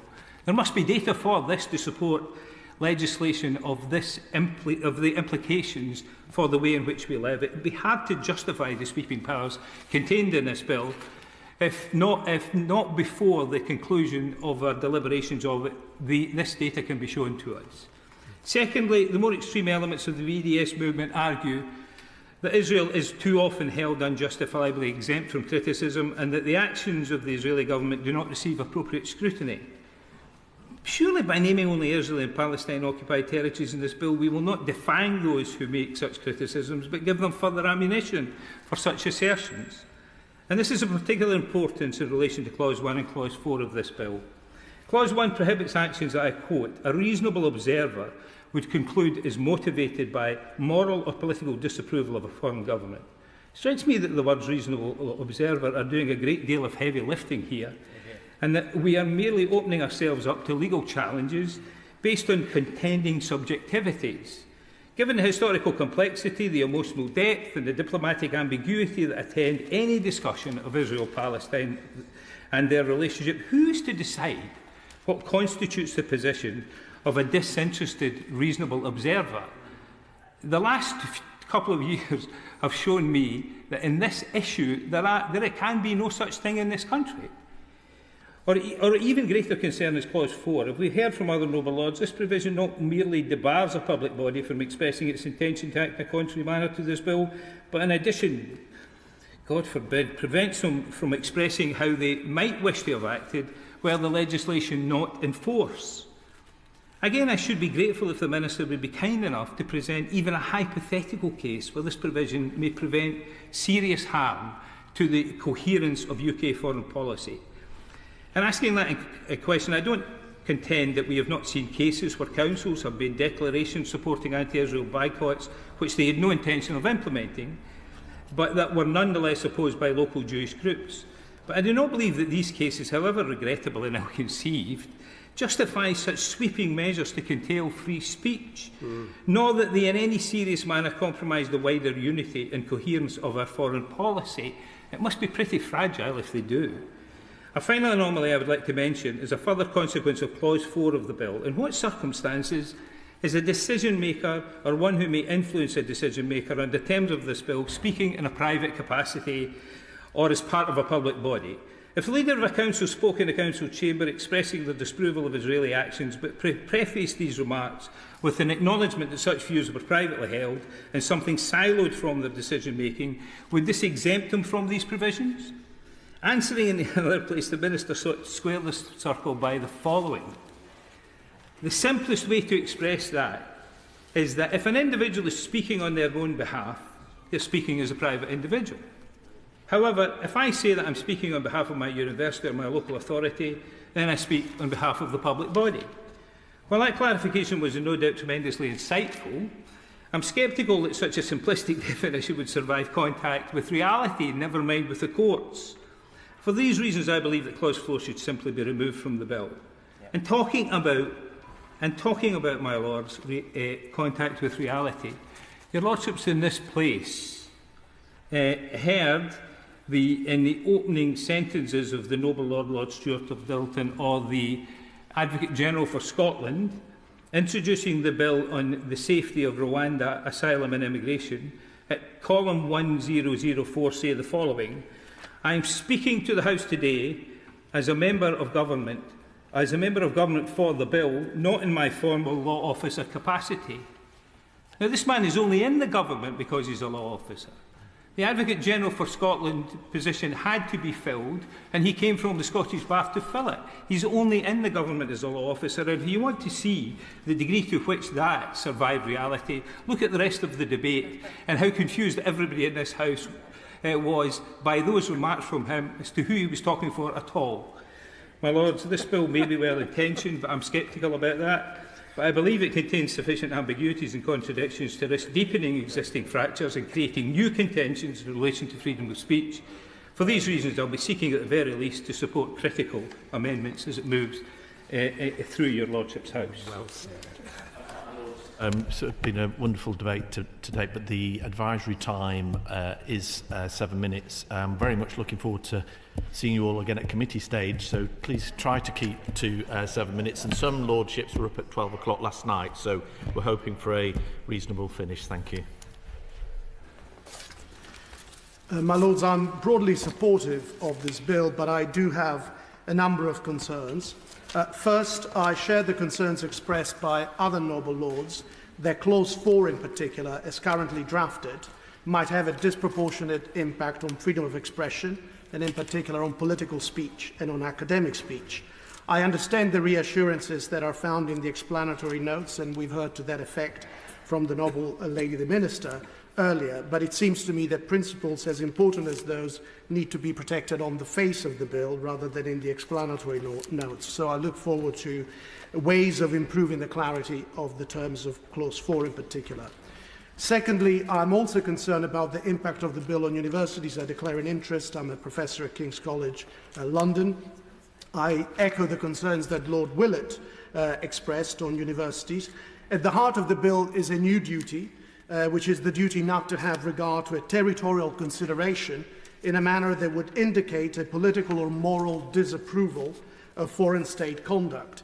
But as Universities UK noted in their written evidence, universities in their relationships with overseas higher educations as well as with foreign businesses and foreign states are already subject to a number of duties, particularly with regard to national security, that do require them to take into account foreign state conduct. So we have to be sure that the new duty in the bill does not create confusion around these other duties which are needed to protect universities and to protect our country from the influence of unfriendly foreign actors. Not least, I would add, actors like Iran, which are keen to set foot in our universities, radicalise students and propagate anti-Semitism. My third concern mirrors the point raised by the noble and learned Lord Etherton, and that goes to paragraph 6 of the schedule. There was some discussion in the other place about a legal opinion on the legislation by Mr. Helmer Casey, and it has been mentioned earlier by Lord Hayne. But in his opinion, he really identified the problem with paragraph 6, I think, as clearly as anyone, until, of course, the noble and learned Lord Etherton spoke. He said that the fact that the United Kingdom, and I quote, the fact that the United Kingdom is in breach of its obligations under an unincorporated international treaty, for example, the UN Charter, does not normally create a foundation for a claim in domestic law before UK courts.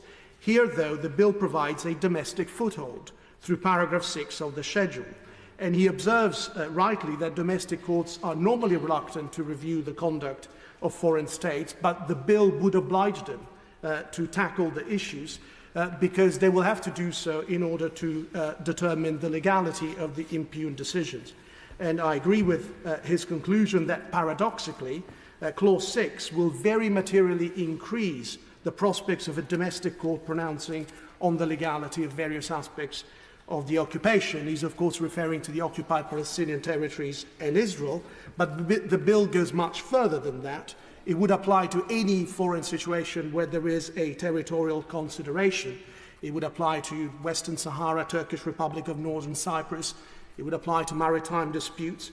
But in fact, it would apply simply to any question of foreign policy in relation to a territory, and that's because of the breadth of the definition of territorial consideration in Clause 1. It is true that we don't normally implement international obligations in this open-ended way. We normally have primary and sometimes secondary legislation that is designed to ensure that the UK state, including its various organs, both local and central government, is acting consistently with international obligations. Clause 6 operates in a fundamentally different way, and the effect is really to create a sort of open invitation to any public authority to pick up an argument with the government of the day on a potentially very wide range of foreign policy issues. And if that happens, if a public authority invokes the international law exception, the government will then have to decide either to do nothing, in which case the government will be left with more of the problem that the bill is designed to solve, or to pursue enforcement, in which case the question will be submitted to the courts and all the risks of litigation of issues that otherwise wouldn't be submitted to judicial determination that come with that. So it seems to me that there is an evident tension between the stated purpose of the bill, which is to make sure that the government is in greater control of foreign policy, and what could happen as a result of Clause 6 in the schedule. At a minimum, I believe this clause will need a lot of tightening, but I do really wonder why it is there. The guidance on procurement, which has been in place since 2016, simply said that unless the government has put in place formal legal sanctions, formal embargoes or restrictions, there should be no scope for a regime of trade sanctions or embargoes to be developed surreptitiously through public procurement. I'm not sure what has changed since then that has led to the introduction of paragraph 6. My Lords, from time to time, bad bills are introduced, and this has become more frequent over the last 10 years. But in my many years in this House, I've not witnessed any worse than this one. It denies the principles of an open society in which freedom of expression is valued and in which ethical considerations are deemed to be valid in decision-making by public bodies. It is shameful in its failure both to reflect international law and UK legislation on freedom of expression, and it pays no attention to the position taken in the devolved governments by Scotland, Wales and Northern Ireland. It also cuts across the established UK position of differentiating between the State of Israel and the territories it occupies, now blighted by large numbers of settlements illegal under international law. And as I don't understand how interdepartmental discussion required by proposed legislation, which has implications for several departments, could have allowed this shoddy and appallingly badly drafted little bill to go through. Either the discussion did not take place, or there was a lack of rigour when this bill was considered. Was any account taken of the fact that many voters in this country have justified concerns about illegal or unethical practices in the environment and in human rights, including employment rights? As a former Vice-Chancellor, I would like the Minister to respond to the damaging effects of this bill on universities, which have been touched on by others. First, how does it affect the ONS review into university status in the national accounts and whether they should be reclassified or not as public bodies? Is the Minister aware government policy and indeed legislation in establishing international partnerships and collaborations is contradicted by the bill, as are the duties of universities in the 2023 Higher Education Act to uphold freedom of speech? Universities UK is justifiably concerned about the legislation's potentially damaging effect on due diligence and on open discussion and debate, limiting transparency in decision-making. My Lords, only in totalitarian countries are universities restricted from freedom of expression. This bill is overbearing in its treatment of local authorities and exposes them to vexatious legal challenges.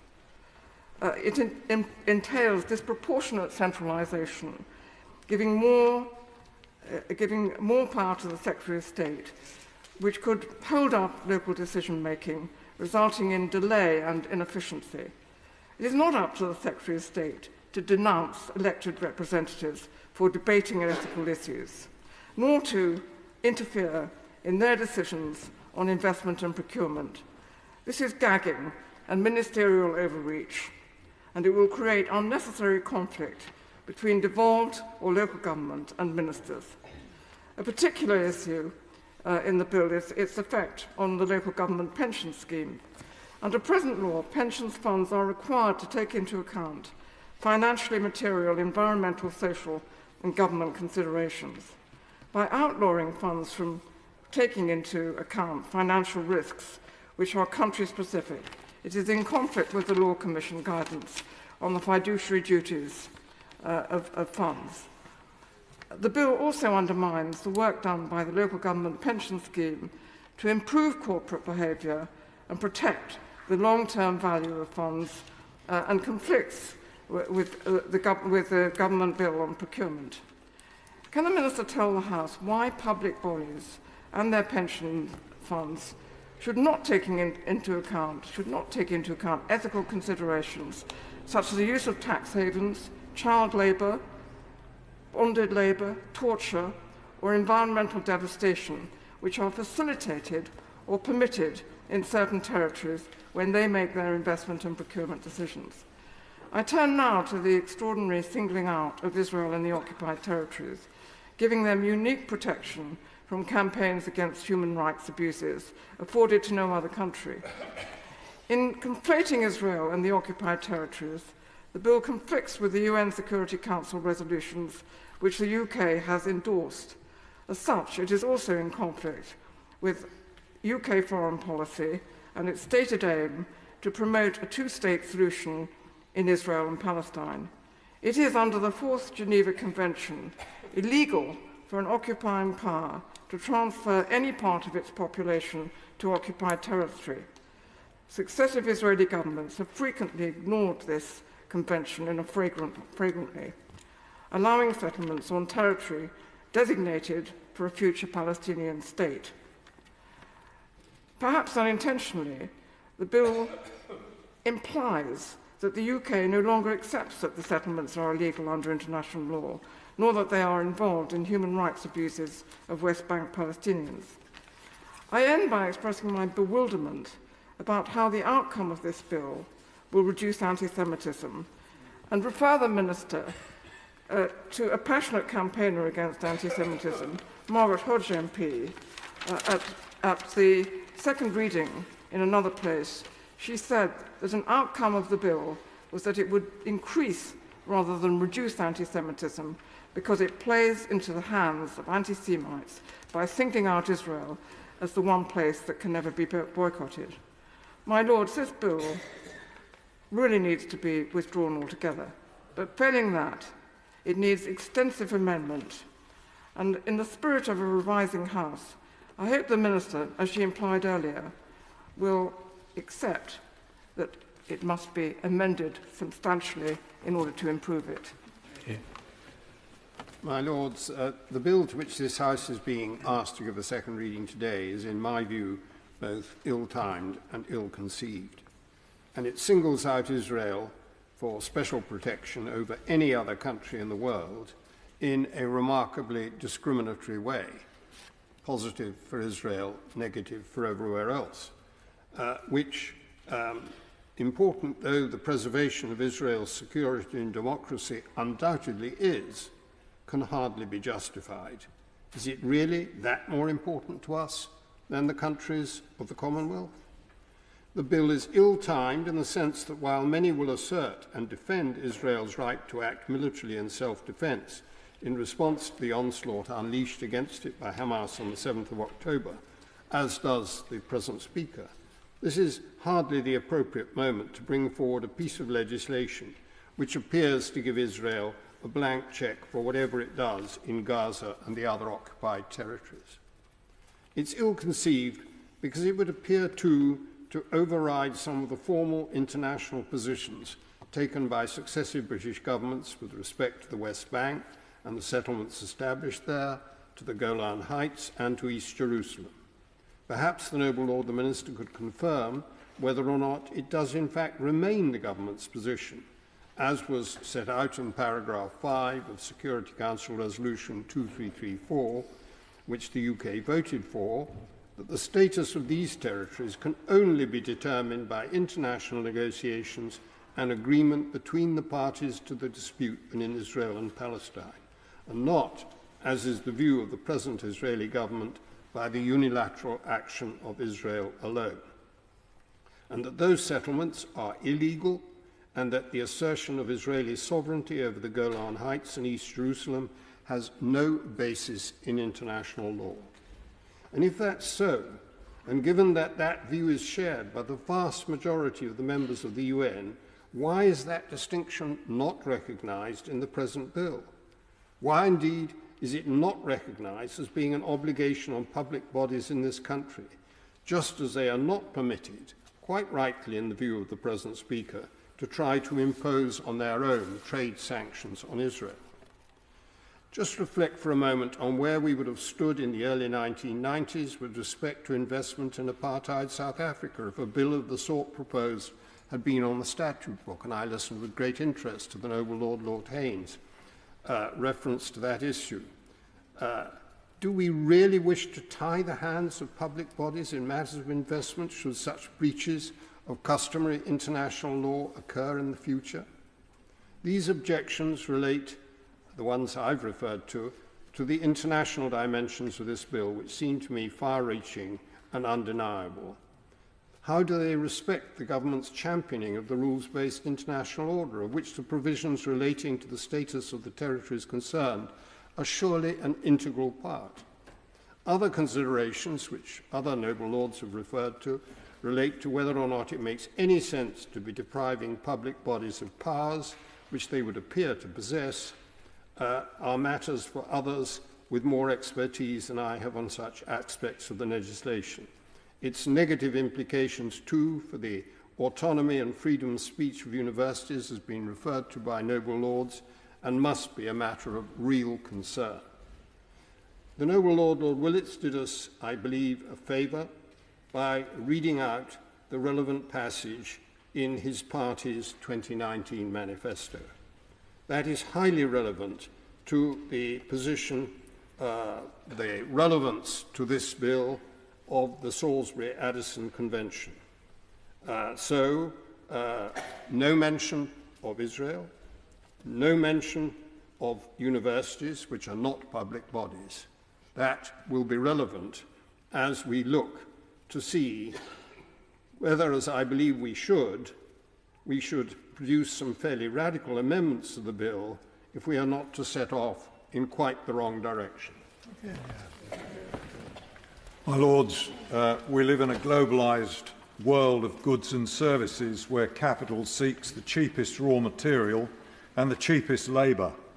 Lords, if, and I hope it is still an if, Port Talbot Steelworks closes, 3,000 men and women will lose their jobs in South Wales. But the need of Britain for the same consumption of steel will continue. It's simply that 3,000 workers somewhere else in the world, probably on cheaper wages, on worse conditions, on less health and safety protection, and with fewer trade union rights, will produce that steel. Lords, there's no way to equalise wages in our global supply chains, of course. But conditions, or at least minimum conditions, can be equalised. We have the legal tools to do that in international labour standards. Lords, I refer to the ILO, the International Labour Organisation's Declaration of Philadelphia of 1944 and its Declaration on Social Justice for a Fair Globalisation in 2008. And, Lords, of course, I refer to the fundamental ILO conventions which this country was one of the first to ratify.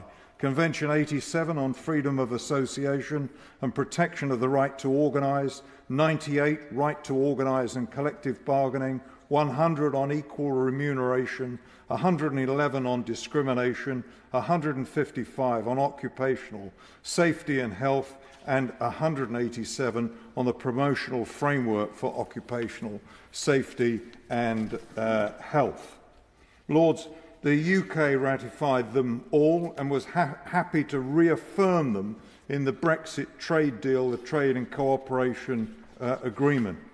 Lords, democracy requires that these standards are enforced to defend the conditions of workers both here and abroad. All persons and bodies buying goods and services on the global market should be entitled to take into account adherence to international labour standards. Lords, I object to the deprivation of the power of devolved governments and public bodies, and indeed private bodies with public functions, to select their providers of goods and services on the basis, amongst other things, of conformity to these international laws. Lords, paragraph 6, about which the noble and learned Lord Etherton and the noble Lord Viramani have spoken, is insufficient protection. So is paragraph 8 of part 2 of the schedule. They are so narrowly drawn for these purposes that they fail effectively to exempt such requirements of conformity to international labour standards. Clause 6 only permits exemption for conduct which places the UK in breach of its international law obligations. The concern, however, that I express is breaches of international law by governments in the supply chains to the United Kingdom. Clause 8 only applies to conduct which would amount to a criminal offence in slavery, trafficking of orders and labour market orders under the Immigration Act. They don't protect against, my lords, they don't protect against, sorry, I've missed my place, just give me a moment. They don't protect against infractions of health and safety at work, on the right to strike, the right to bargain collectively, the right to organise, and so on. Lords, I learned from the TUC briefing that the ITUC, the International Trade Union Confederation's Global Rights Index, has ascertained that workers' rights breaches of workers' rights reached record highs in 2023. It listed Bangladesh, Belarus, Ecuador, Egypt, Eswatini, Guatemala, Myanmar, Tunisia, the Philippines and Turkey as the 10 worst countries for working people. 73% of countries surveyed impeded the registration of unions or banned them, including Belarus, Central African Republic and Guatemala, and 80% of countries surveyed violated the right to strike. Why should not public bodies not take into consideration such matters? Lords, there is also, as many lords have spoken to, an exemption in clause 3.7 for Israel and the occupied territories. Considering Israel's many breaches of international law in relation to its conduct, including that in Gaza now, what justification can there be for excusing that state from all breaches of international labour standards, insofar that public bodies must not take them into account? Lords, I should like the help of the noble lady to explain why international labour standards binding on the UK and all nations of the world should not be an appropriate factor for decisions on procurement by public bodies, and why a state that bans trade unions or strikes and imposes penalties on those who participate in them should not be subject to a decision by a public body that it will not buy goods or services from them. I hope the noble lady will say that she will accept an amendment to allow such matters to be taken into consideration.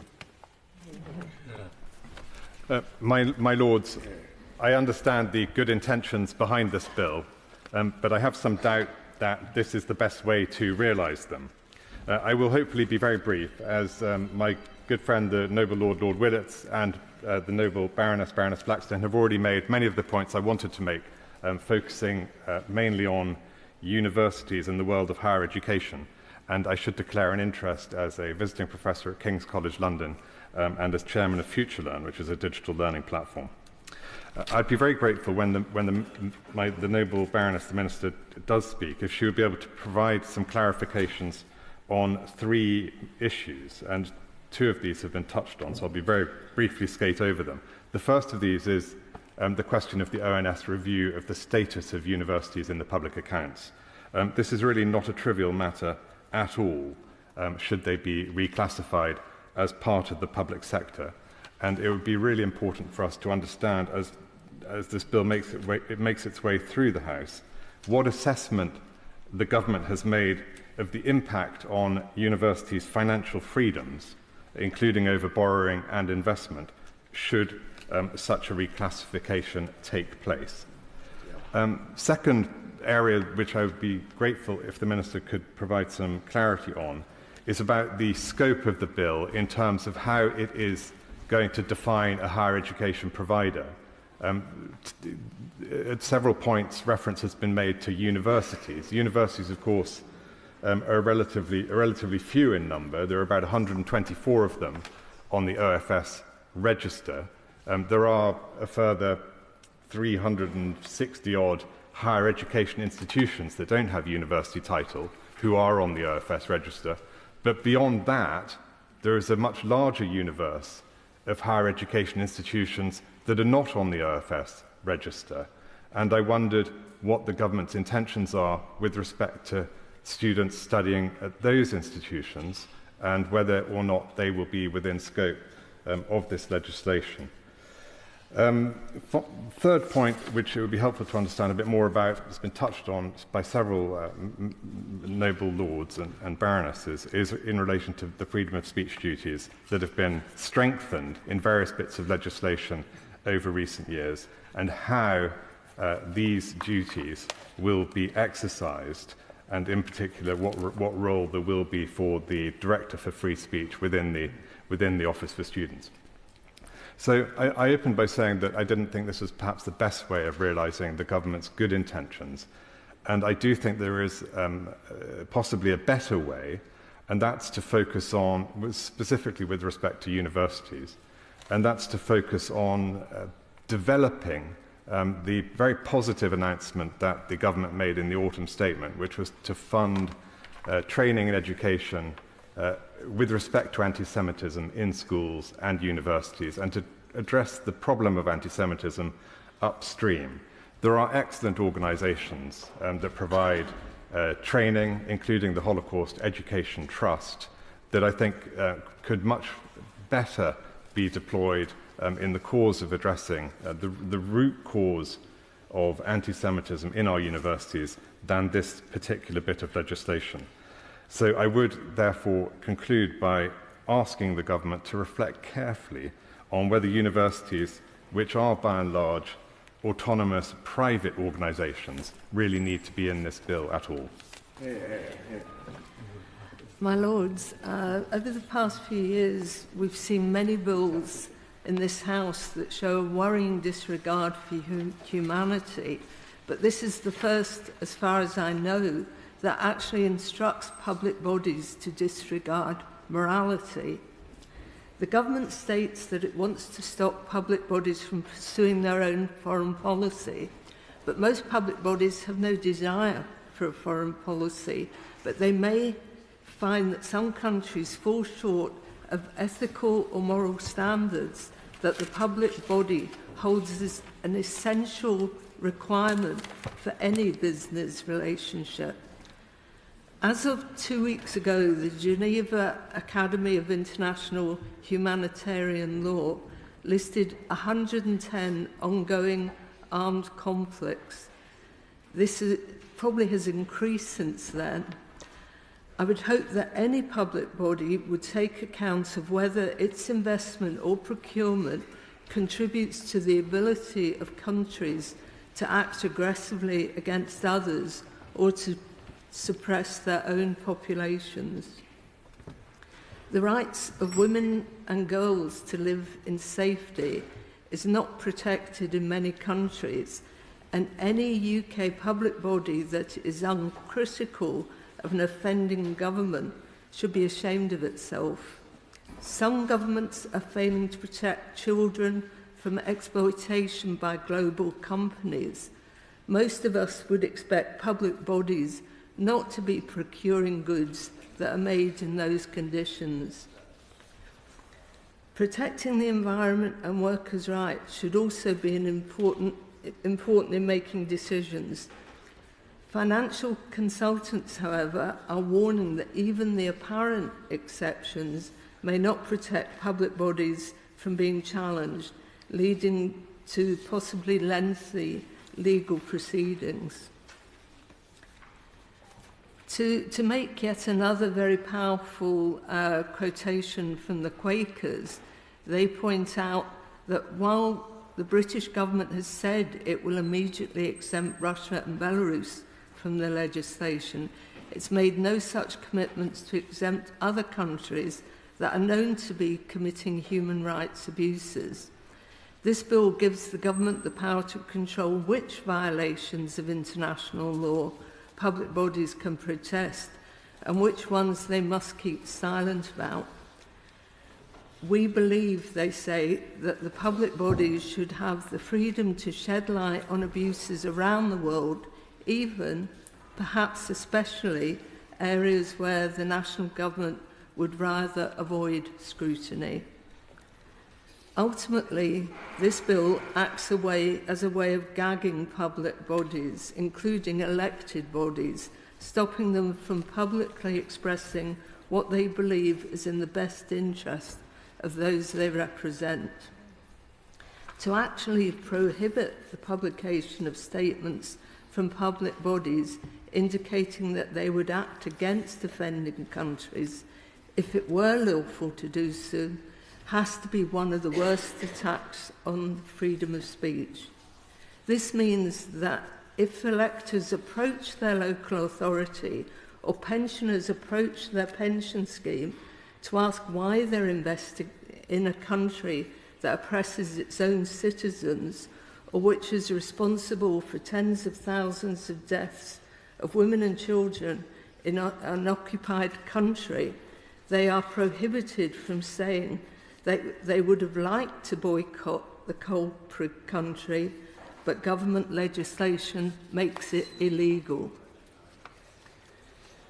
The explanatory note 33 gets us into further confusion when it states, quote, for example, councillors of a local authority are not a public authority and therefore are not prohibited from expressing support or voting in favour of a motion supporting a boycott or divestment policy.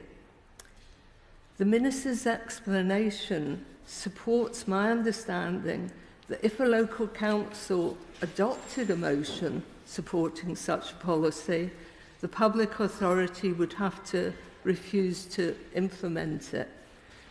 Does the Minister accept that this is a form of doublethink, and can she help us out by clarifying this point? The bill, like many others over the past few years, seeks to grab power from other national and regional governments.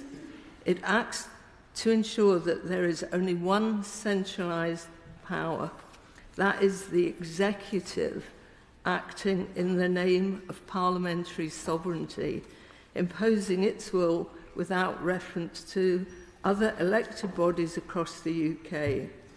If I had time, I would refer to the proud record of Glasgow, as referenced by Lord Hayne, in supporting oppressed people in other countries, often in opposition to the views of a Conservative government. The Scottish Government will, if able, withhold legislative consent, and it should have that right.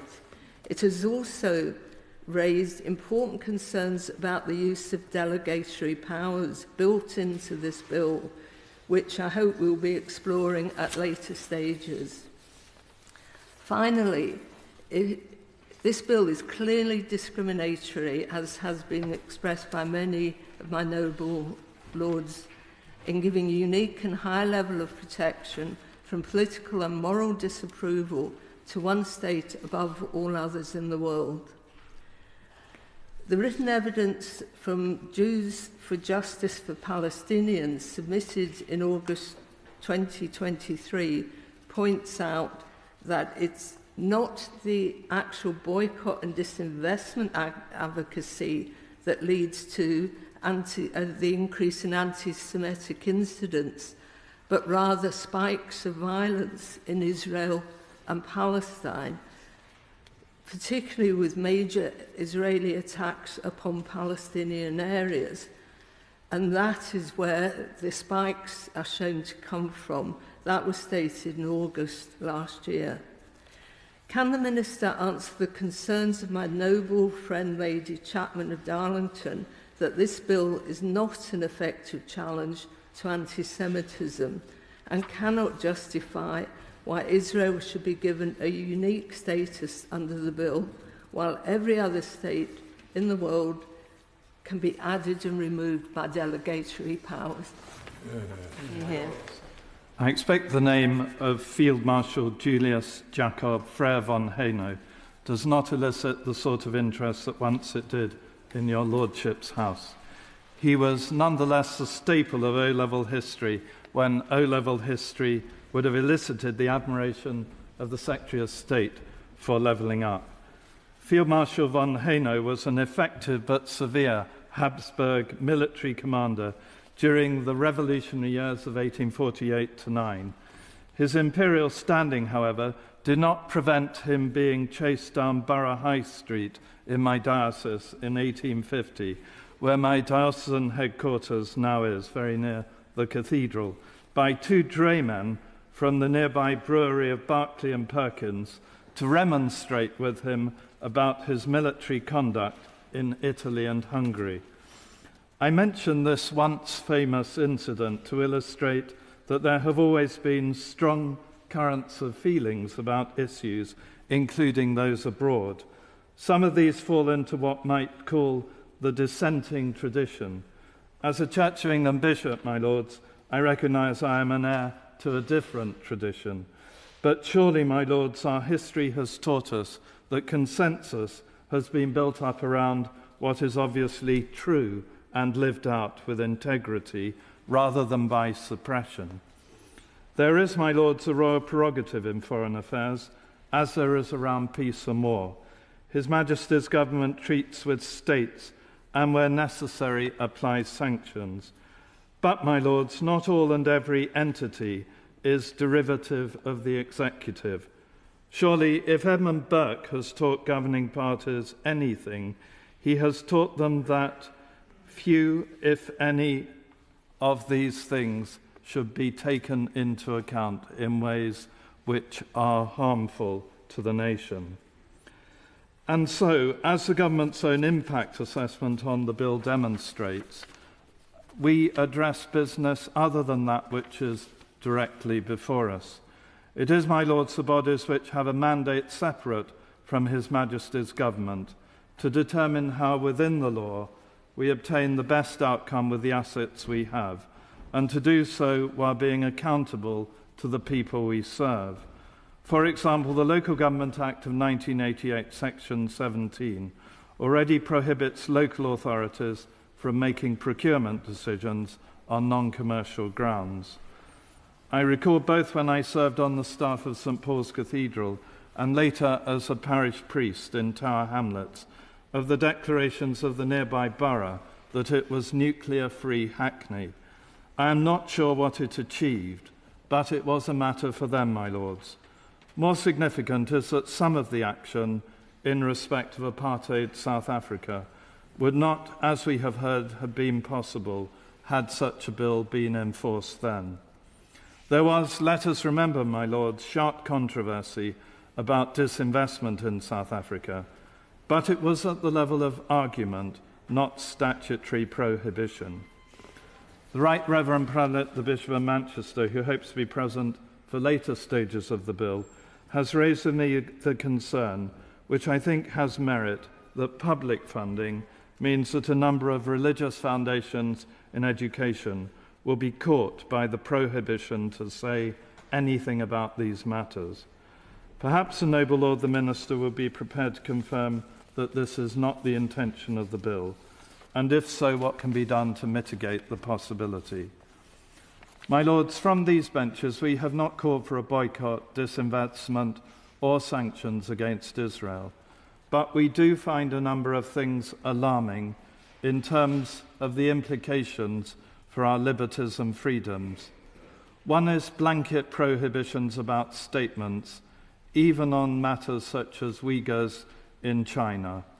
One may argue, my Lords, that the Secretary of State may permit such things, but why, my Lord, should this require the permission of the Secretary of State? The other is there can be no justification for singling out a particular country on the face of the bill, as many noble lords have already said, to put them beyond exception in the regulation-making power in the operation of any resulting statute. It is also deeply worrying, my Lords, that territory illegally occupied by the same state is treated in an identical way in the bill, as if it is the sovereign territory of that state.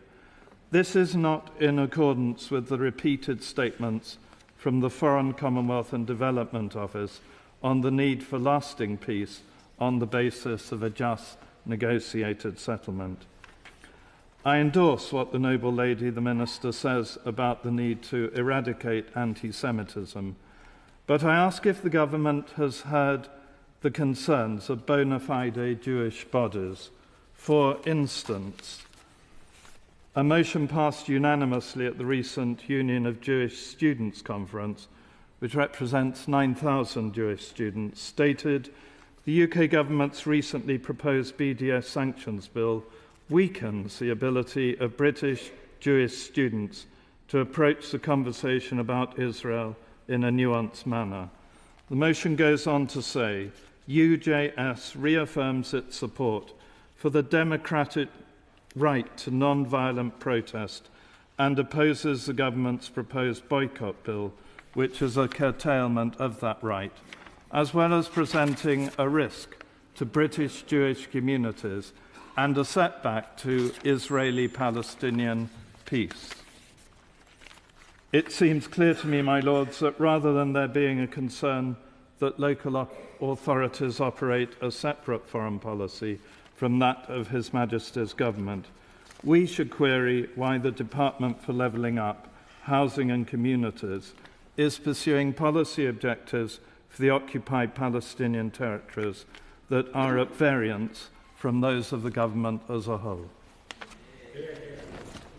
My Lord, I agreed with so much of what the Right Reverend Prelate has just said, and I apologise if some of this repeats points that he's made, but my remarks about the bill will focus entirely on Clause 3, subsection 7, and specifically on the occupied territories. I shall argue that these provisions in the bill are contrary to UN Security Council Resolution 2334, as has been mentioned earlier. I shall argue that the clause perversely gives the illegally occupied territories special protection under UK law, and I shall also say that the clause undermines British foreign policy, both in respect of the illegality of the occupation and the pursuit of a two-state solution. On the UN resolution, the clause fails because it gives equal status with no differentiation between Israel on the one hand and the occupied Palestinian territories on the other. Resolution 2334, passed in 2016 and endorsed by Britain, carried by 14 votes to 0 with 1 abstention, couldn't be clearer. The resolution, and I quote, calls upon all states to distinguish in their relevant dealings between the territory of the State of Israel and the territories occupied since 1967. As my honourable friend Wayne David said, speaking for the opposition in the Commons, the bill gives special protection to goods and services from both Israel and the occupied territories. Moreover, it gives greater protection to the illegal settlements in the occupied territories than it does to any other state in the world except Israel. That brings me to the point about UK law. It's surely perverse in the extreme to afford special protected status to Israeli settlements which the UK governments of both parties, not to mention the UN resolution, have repeatedly stated to be part of an illegal occupation. How can the government on the one hand condemn the continued expansion of the settlements, while on the other be passing a law which has the potential to help the settlements become more established and prosperous? Indeed, it's worse than that, because the government's justification for the bill is that it's not appropriate for public authorities to impose their own boycotts and sanctions, except where to do so is positively consistent with UK foreign policy. Well, what could be more positively consistent with UK foreign policy than refusing to indulge in economic activity which might help and sustain the illegal settlements? Sadly, this bill, by giving special status to the occupied territories, goes one step further towards normalising the occupation, and thereby makes the two-state solution, which for decades has been the consistent policy of UK governments of all parties, even more difficult to achieve. Even before the horrors of the war in Gaza, the political prospect of achieving a two-state solution was getting ever more problematic. In April 2017, the International Relations Committee of this House published a report on the Middle East, which had this to say: on its current trajectory, the Israeli-Palestinian dispute is on the verge of moving into a phase where the two-state solution becomes an impossibility and is considered no longer viable by either side.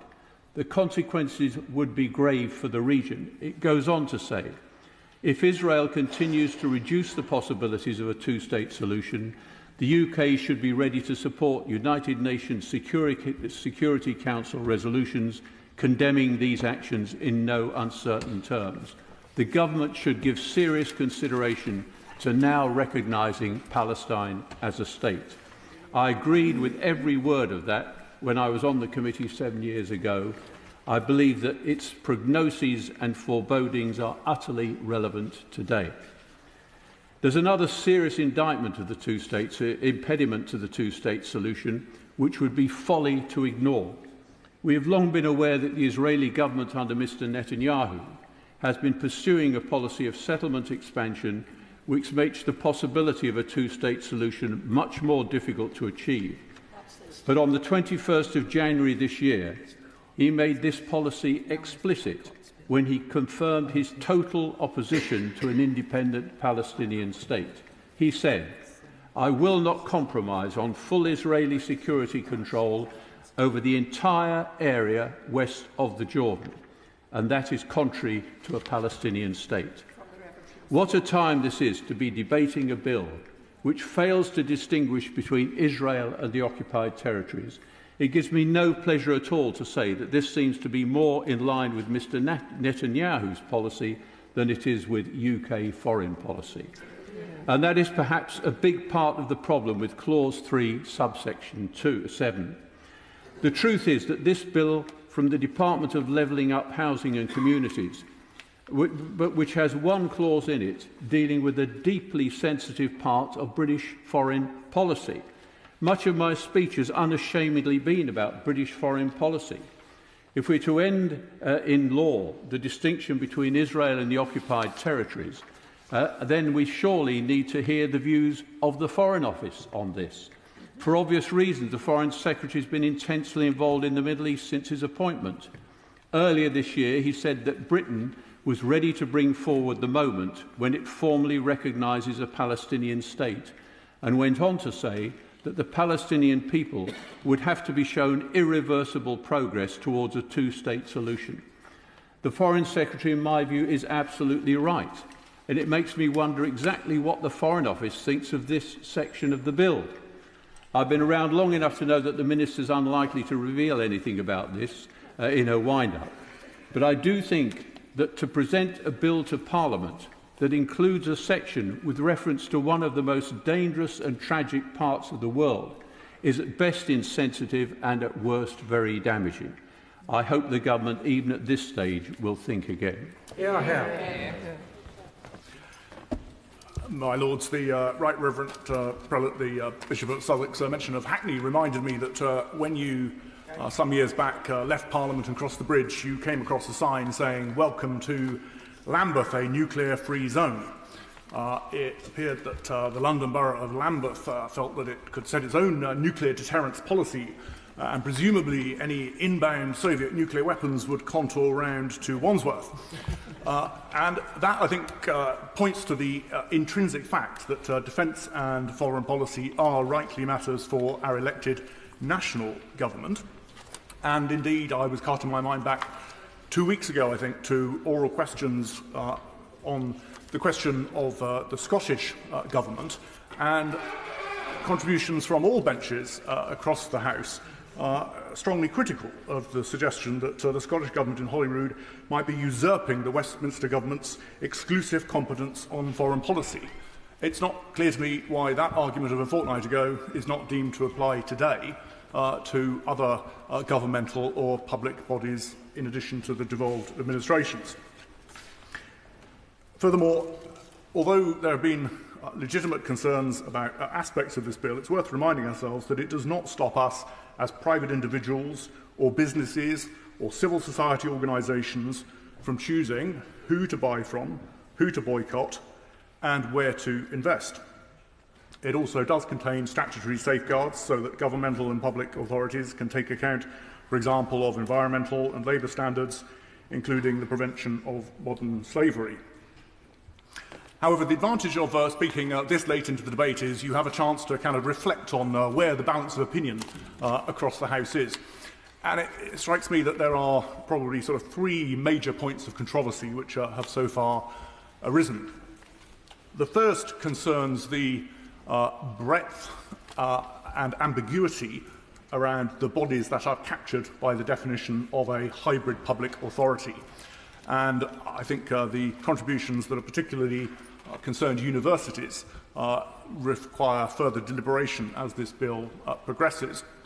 But more broadly, the use of Section 6 of the Human Rights Act 1998 as the test, the litmus test for what is and is not in scope of this bill, I think requires further consideration to avoid the breadth and the ambiguity that many previous speakers have spoken about.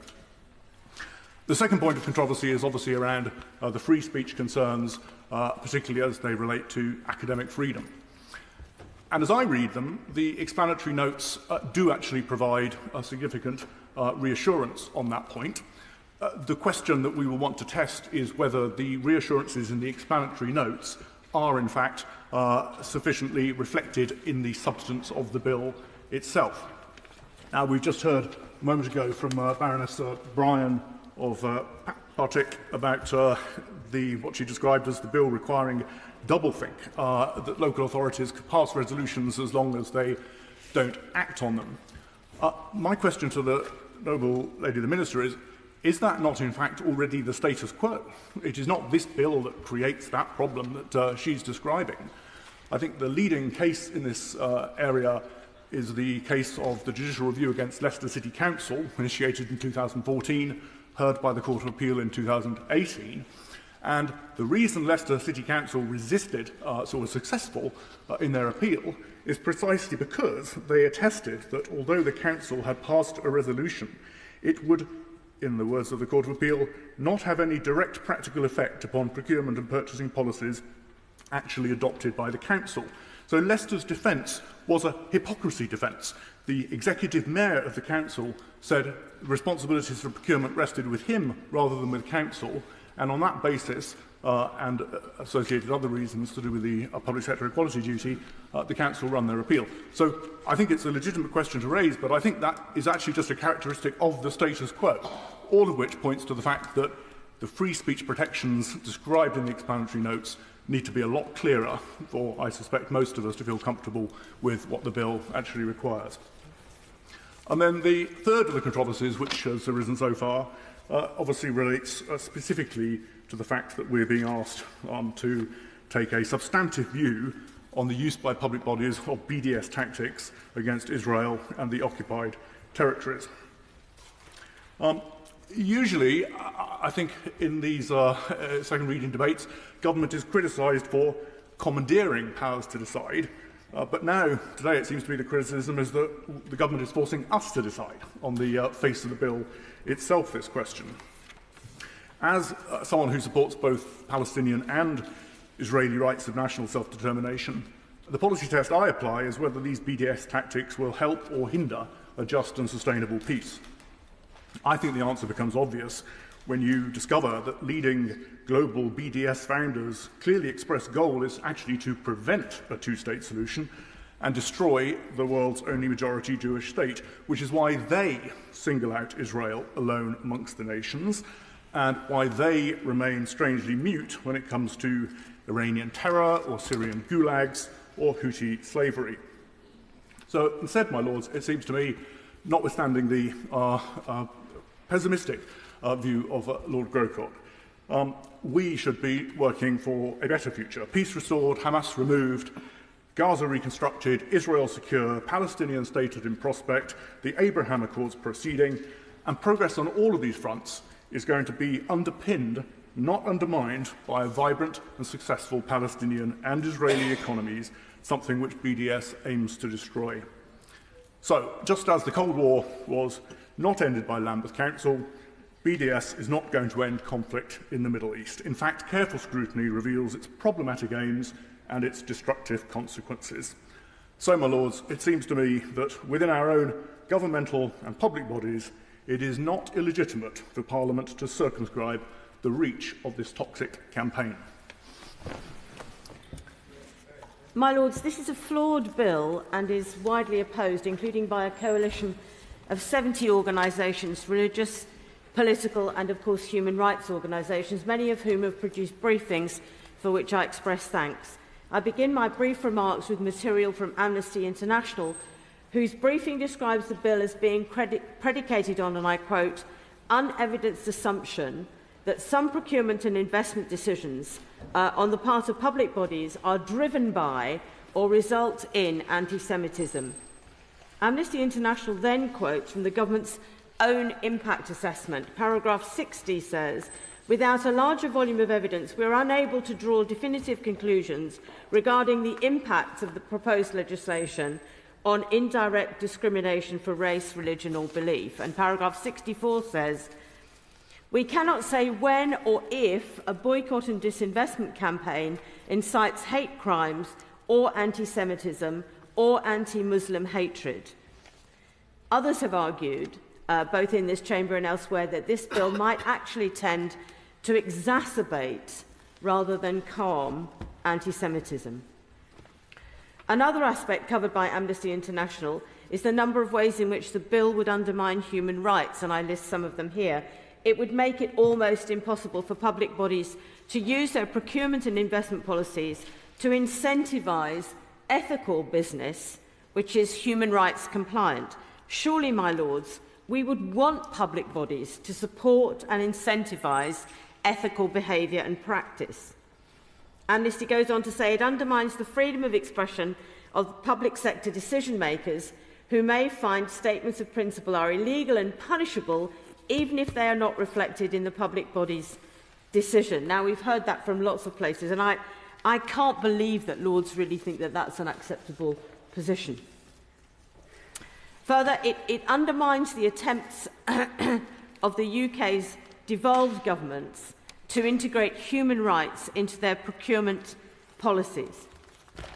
And further, really significant points are made, including that businesses making an effort to adhere to global standards, such as the UN guiding principles on business and human rights, may find themselves at a disadvantage.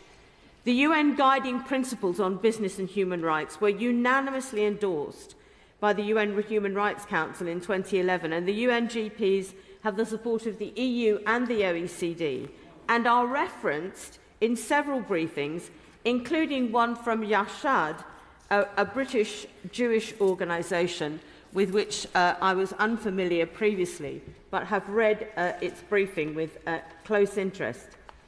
Specifically, Yashad says that the bill would breach the UN guiding principles on business and human rights.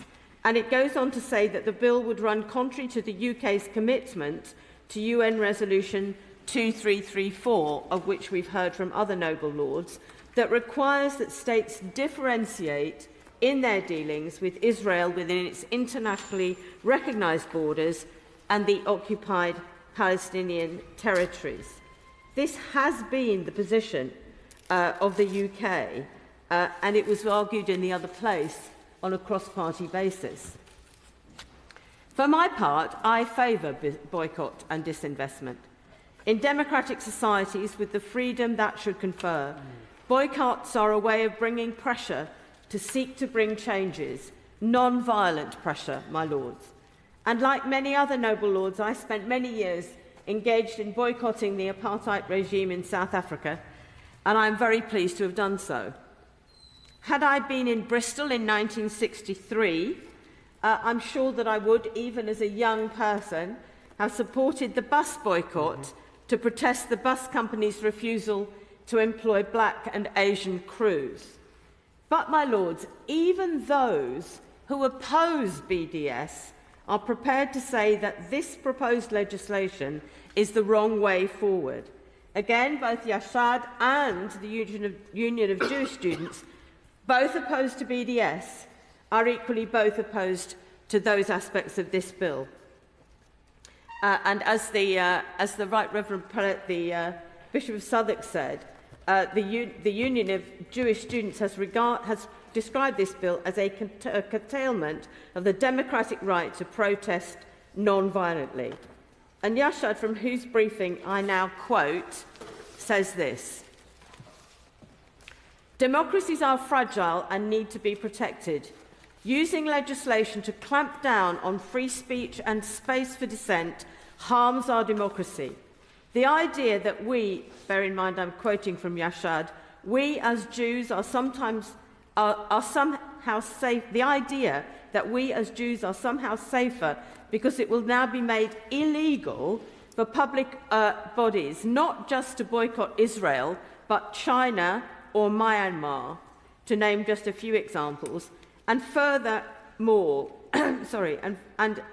furthermore will be barred from even saying, and we've heard reference to this, that they would do so if they were so allowed, makes a mockery of our commitment to the concept of democratic rights and free speech. I'm sure, my lords, that there are some in this chamber who disagree with Yashad. It's not, as I say, an organisation of which I'm a member or with which I have a great acquaintance. And whilst I'm sure that they would disagree with my support for BDS, I close with a further quote from Yashad's briefing. "If the Jewish community wishes to stand shoulder to shoulder with those fighting for their human rights, it cannot be expected to be taken seriously when it simultaneously supports legislation that would bar these individuals and groups from encouraging public authorities to boycott states committing human rights abuses against them." Like my noble friend Baroness Blackstone, I believe that this bill should actually be withdrawn, but failing that, it will need very significant and radical amendment. Lords, as many noble lords have said, this is a very flawed bill. It is a major crackdown on democratic values and freedoms. It is an assault on local democracy. It puts pressure on elected councillors, officials and members of public bodies to do the government's bidding or be prosecuted. It prevents elected councillors or members of public bodies from exercising moral or ethical judgments in decision-making on procurement and investment, and makes them liable for criminal proceedings if they do so. It bans well-established non-violent campaigning practices, not just BDS, as the noble lord opposite is saying. It's much wider than that. These sorts of campaigns have been used effectively, as Lord Hain has described, to fight for human rights in countries where these are not basic freedoms. And the values of such campaigns can be seen from the ending of the slave trade to the fight against apartheid in South Africa.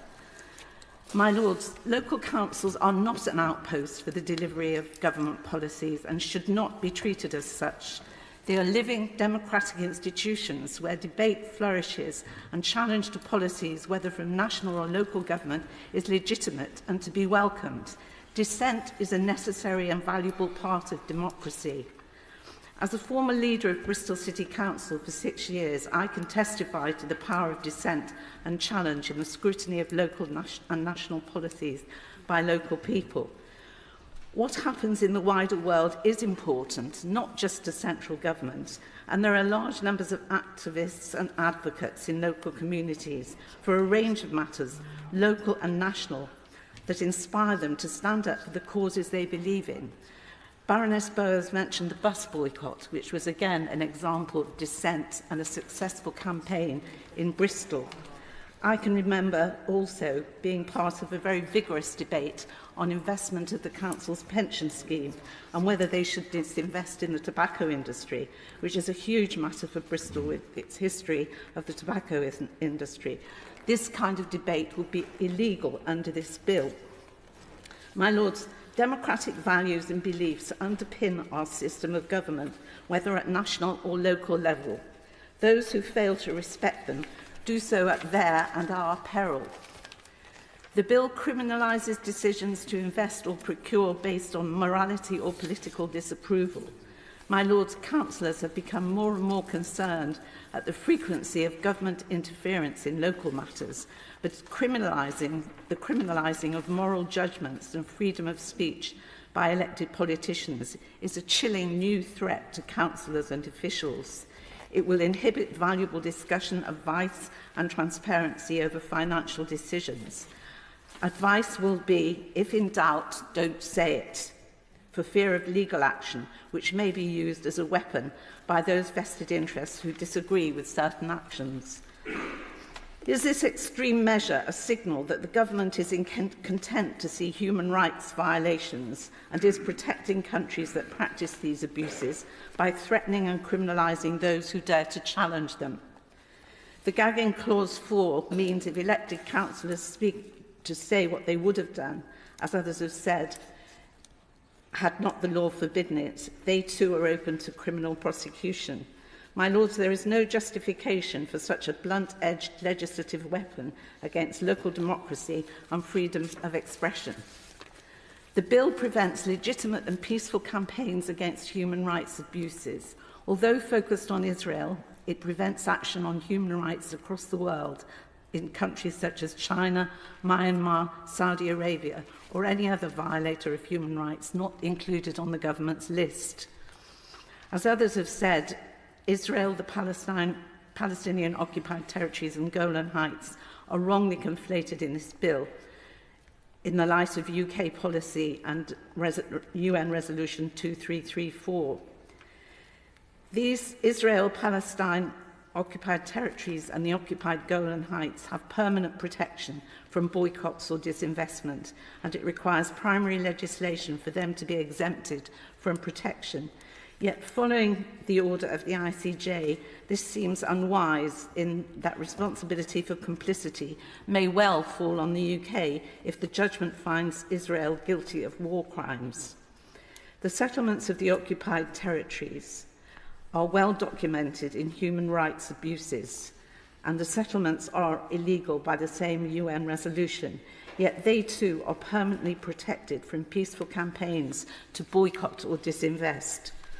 As it stands, the bill also prevents action to invest in the future of the planet, action by public bodies to end financial support for fossil fuel extraction and to divest from activities such as deforestation, risk being criminalised as they involve moral or ethical judgments.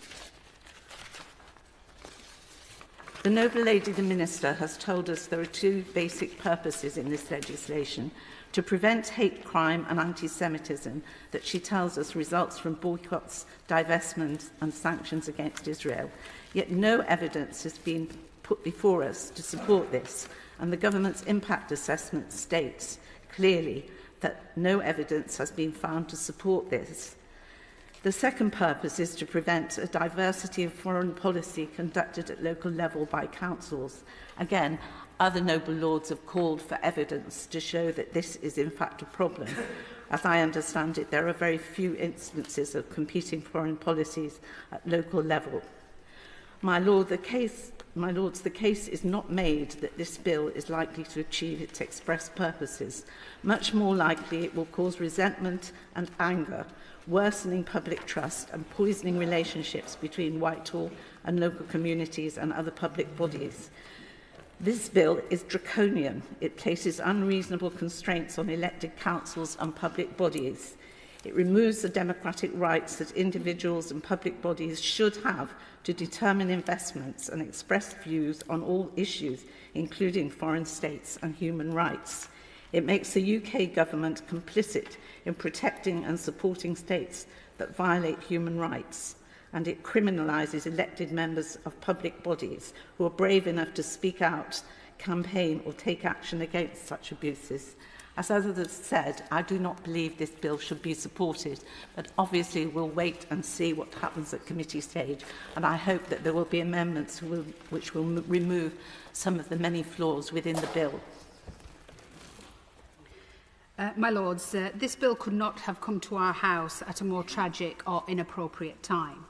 We debate as the death toll in Israel and Palestine has passed 30,000, where over 100 Israeli hostages remain in captivity, where over 17,000 children in Gaza have no living parent, where most of Gaza is now uninhabitable, where Israel tragically finds itself before the ICJ defending claims of genocide, and here at home we have seen a rise in anti-Jewish, anti-Arab and anti-Muslim racism.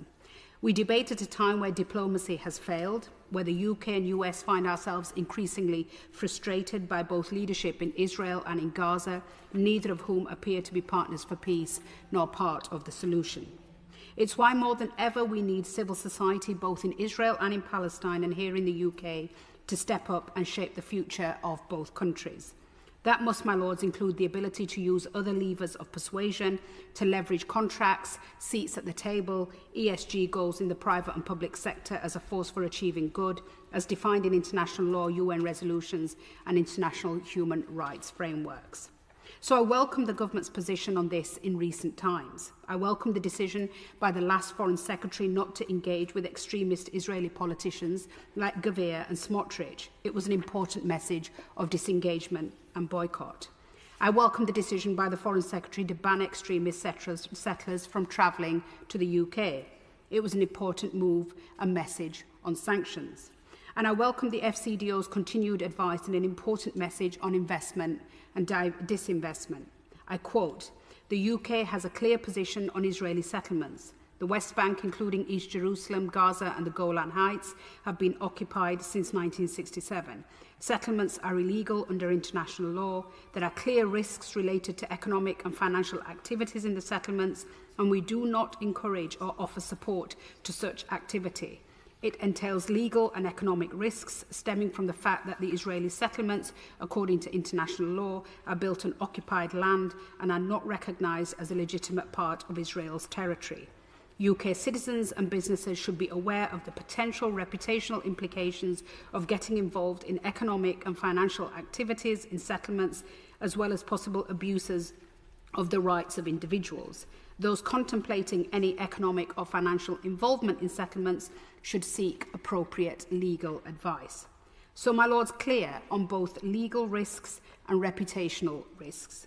My Lords, there have been many different opinions in this second reading debate in this chamber today, but I hope the following can be supported by all in this House. That Israel has a right to exist, that it should do so within the 67 borders, that lands outside those borders, including the West Bank, East Jerusalem, Gaza and the Golan Heights, are occupied territories, that Palestine has a right to exist, that settlements on occupied land are illegal under international law, and we, along with others, should be working towards bringing an end to the occupation and the creation of two states, Israel and Palestine, both secure, both viable as a territory, both sharing Jerusalem as their capital. Any group, any boycott movement or individual that does not support these positions, these UK positions, is rightly seen as part of the problem. And any movement that tries to leverage public funds to cut across these positions is quite rightly criticised. My Lords, Israel should not be held to a higher standard than any other country. But it must also not enjoy impunity in ways others do not. Israel should be subject to the same rules and standards as we hold the rest of the world, no higher, no lower. But this bill does not say that. It says the rules simply do not apply to Israel. This bill does not help to bring about peace in Israel and Palestine or support UK foreign policy in achieving its clearly stated goals, nor does it add to collaborative civil society, interfaith work in the UK, and it certainly does not enhance community cohesion. Indeed, it does exactly the opposite, and it's the reason why it makes no sense when tested against both historic British principles and values as we understand them, and indeed conservative values. My Lords, sadly this bill is a mirror of laws introduced in other parts of the world, mainly in the United States at state level, which is the culmination of decades of campaigning and a concerted effort by successive Israeli governments. My Lords, this is not unusual. Many states, through pressure, lobbying, withholding trade, etc., try and persuade us to create a climate in our own countries where criticism of that state is curtailed at best and silenced at worst. I experienced it firsthand during my time at the Foreign Office with a number of states. We stood firm against it then, and we should do so now. This, my Lords, is an ideological bill, dare I say, by an ideological Secretary of State, a clumsy offering to an ideological section of Israeli political opinion. It is part of a well-documented and well-publicised wider international movement started by the extreme right wing, with groups like the Israel Allies Fund and others leading the charge, presenting legislators around the world with template bills to introduce domestic legislation, some at the behest of Israeli embassies in countries, as was said in evidence in the US at the Georgia Government Affairs Committee. Adopted by numerous states across the United States, it is now being spread across Europe, and as Prime Minister Netanyahu bragged on Twitter in February 2020, whoever boycotts us will be boycotted. He said, in recent years, we have promoted laws in most US states which determine that strong action will be taken against those whoever tries to boycott Israel. My Lords, we must resist this. This agenda of the current Israeli government of silencing criticism of it, including clamping down on Israeli citizens in Israel, Jewish diaspora groups elsewhere, jamming the levers of accountability, is dangerous. It's played out in the US, where at its worst it means American citizens cannot take up some employment and service contracts without signing a no boycott of Israel clause first. This bill cuts across UK foreign policy, cuts across UK domestic policy, cuts across the Conservative Party's commitment to localism, it cuts across our commitment to freedom of speech, and has a chilling effect on freedom of expression, including legislation introduced in the university sector. It cuts across British Jewish opinion. It's specifically opposed by the Jewish youth organisations, including the Union of Jewish Students, Jewish human rights groups, writers and activists. It rides roughshod over years of ESG progress. It ignores internal FCDO lawyers' advice. It breaches our commitment to UN Security Council resolutions, flies in the face of our business and human rights commitments introduced by a Conservative government led by the then Prime Minister Cameron and launched by the then Foreign Secretary, my noble friend Lord Hague. And it opens up an array of questions on financial decision-making, including pensions, investments and liability for any losses made. So let me finish by quoting Jonathan Friedland. This is a bad bill, bad for Britain and especially for British Jews, including those who adamantly oppose BDS and its campaign to ostracise Israel. This is a bad bill, an attempt by the Conservatives to pose as the Jews' best friends after the angst of the Corbyn years. If it is meant as some kind of gift, we should not accept it. It is not just wrong in principle, it spells big trouble. End of quote. My Lords, I sincerely hope this is not what we are doing. It would be deeply disturbing if we were politically playing fast and loose on such an important and sensitive issue. My Lords, a reminder on the 7-minute time. My Lords, it's a great pleasure to follow the noble lady Baroness Varsi, and I note that in 2019 she told the BBC she aims to be challenging, be authentic, be brave, and your Lordship's house often sees the noble lady living up to that. And I begin with a statement of the obvious. The Green Party, as a party that believes in democracy, in empowering local communities, in encouraging people to get involved in politics at all levels, to make politics what they do not have done to them, that believes in defending the rule of law, is opposed to this bill. Now, my noble friend Baroness Jones of Moulscombe will focus on the attack on the local democracy that this bill represents, although I do have a specific point about local government for the noble lady the Minister. What happens if a city or a town or a village is twinned with another and decides for moral or political reasons that it wants to untwin? Is divorce to be banned under this bill? Will a city or town or village be forced to arrange exchanges, even if it doesn't want to? Which takes me to a point made by the noble Lord Willits that deserves repeating. The title of the first clause of this bill is Disapproval of Foreign State Conduct Prohibited, close quotes. Now, in George Orwell's Oceania, that would surely be a banned phrase, far too blunt and obvious in its repression, yet this is what the government wants to make law. Now, I want to reflect on a couple of things that the noble lady the Minister said in her introduction. First, the Minister said that this bill went through the other place without amendment, as though that was an argument for light touch in your Lordship's house. Instead, of course, we know it's a glaring red light signal that we're going to have a great deal of work to do, not even necessarily in addressing issues that could be described as ideological, but simply tidying up the mess. The mess that was noted in the other place, as the noble Lord Wallace said, reflecting on how there were many comments from across the chamber how poorly drafted it was, but a mess on which no action was taken there. Our archaic, historically assembled, undemocratic constitution is not working at even the most basic level. Secondly, I want to pick up the point by the noble lady the Minister that foreign nations might be or are confused about UK foreign policy because of the actions that local councils or nations in these islands choose to take.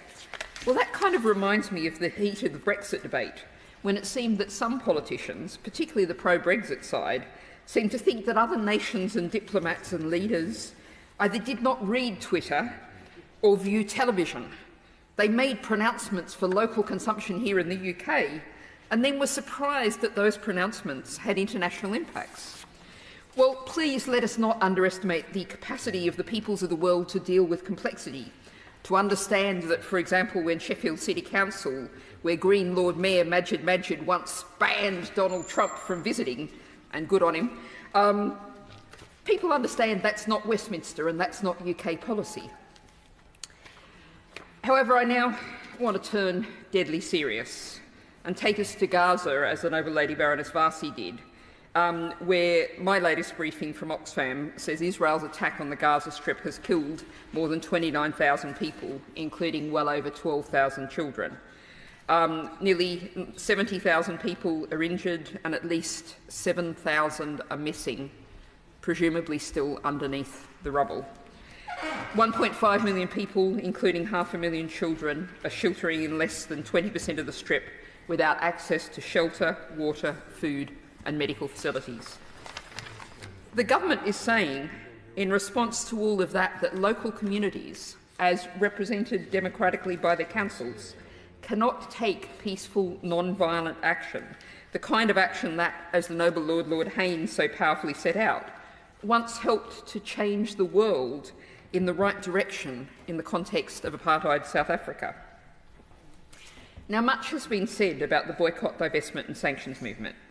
This is something that the Green Party supports, has done so since our Democratic Conference of Members agreed in 2014 to call on, quote, individuals, organisations, councils and governments to refuse to deal with companies and institutions identified as facilitating Israel's military capacity, human rights abuses or illegal settlement activity, close quote. The motion referred to how the Green Party This is how the Green Party can best act on its commitments as an anti-racist party committed to upholding human rights. And if you look over the history of the Green Party, we've long been a leader, going back decades, in terms of trying to defend the rights of the people of Tibet, back when we were a much smaller party than we are now. We continue to speak for the Uyghurs under genocidal repression from the same capital, as I have spoken as co-chair of the All-Party Parliamentary Group in Hong Kong. As we've spoken for the victims of the massive human rights abuses of Saudi Arabia, to which we absolutely oppose arms sales, as we do oppose arms sales to Israel. Now, finally, I want to pick up the issues about the nations of the UK, as a number of noble lords have, including the noble Lord Thomas Circumweed. I want to use a specific point to make a general one. Now, the government has claimed there's no interaction with devolved matters, but I would ask the noble lady, the Minister, to explain the interaction with the Wellbeing of Future Generations Act in Wales. The well-being of future generations is clearly dependent on a stable, secure, environmentally balanced world, the delivery for shorthand of the Sustainable Development Goals. Even looking at the exemptions in Part 2 of the schedule of the bill, there are a lot of potential activities that the Senate might choose to decide to work with the government to act against that are not covered under the schedule. And I'm interested in the definition of misconduct, environmental misconduct, in section 10.3 of the bill. The government has, in other instances, been firmly attached to the view that we can only consider illegal deforestation, for example. Yet here we have a clause that says any kind of negative environmental impact. It's very interesting things might be done with that. And I have a final quick question to ask the noble lady, the Minister. Does this bill prevent public bodies from calling on the government to change its foreign policy? Not taking actions, but doing politics. Is that really to be banned, as the government seems to suggest, as the government has again and again sought to ban peaceful protest? What fate democracy? Well done. My Lords, I congratulate the government on showing moral courage in pursuing this bill's aim despite all the baseless accusations thrown at it. It is supported by the Jewish Leadership Council and the Board of Deputies. In a broader context, the bill is a timely and necessary stand against anti-Semitism. In a narrower context, the bill does not harm free speech or protests, as has been alleged, because it does not prevent individuals expressing their opinions. It is directed against damaging action, procurement and investment. There are plenty of exceptions, for example, environmental misconduct and modern slavery. The BDS movement, which is the target of this bill, has been ineffective, thankfully, but serves to fuel hatred in periods like this one, when there are peaks of anti-Semitic incidents in the public realm. I would set aside the parallel with South Africa. In South Africa, action was to achieve, one might say, regime change and internal matters. At the heart of BDS, as expressed by some of its leaders, is the end of Israel as a state. The true nature of the ill that the bill combats can be seen from the briefings sent against it by opponents. They focus, of course, on Israel, or they interpret it as prohibiting action designed to prevent climate change, which is not the case, as it is state activity that the bill is targeting. It is not targeting freedom of speech, which is not within the ambit of the bill, which is about action. Indeed, one might even argue that there are too many exceptions and loopholes. After all, when you consider how much free speech there is about Israel and Palestine, there is hardly any topic which is more discussed. And incidentally, I must congratulate the university's pension scheme for keeping its investments in Israel, despite protests by the University and College Union, which has a track record of being against Jews in Israel.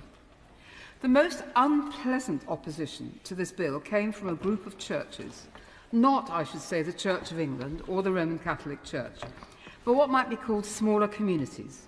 They include Embrace the Middle East, the Iona community, the Methodist Church, Quakers in Britain, Sabil Kairos, and a few others.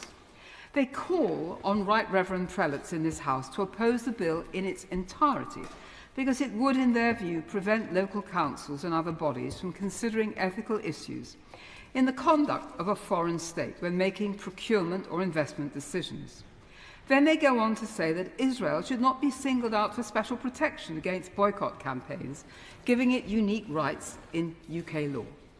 This is ironic if it were not so uninformed. For centuries, the Church has singled out Jews for special treatment. It is entirely because Israel is being singled out for boycott that this bill is before us.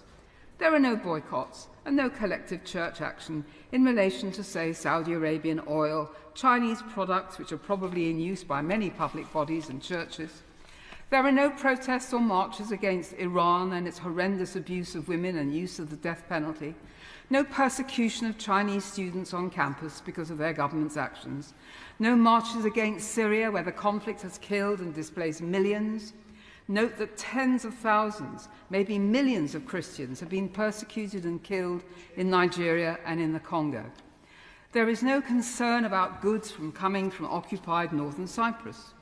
The religious hostility to Israel goes back long before the current hostilities in the Middle East. Some of it is virulently anti-Zionist and anti-Israel, denies the Jewish historical connection to Israel in theological terms, and advocates supersession of Christianity over Judaism.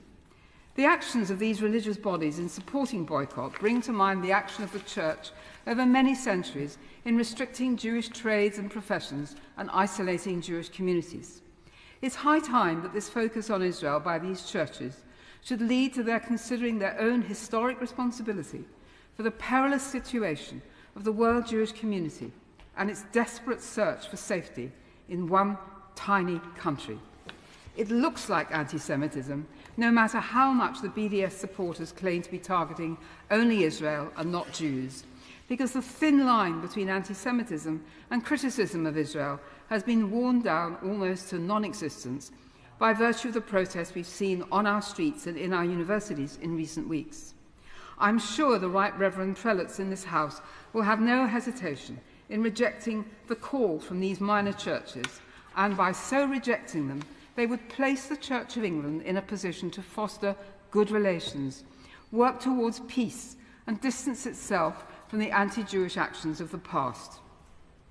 Christian BDS supporters should be embarrassed by those who are campaigning with them, for example, Ayatollah Khomeini and Hamas. The BDS campaign is negative and fortunately has not harmed Israel's activities and economy.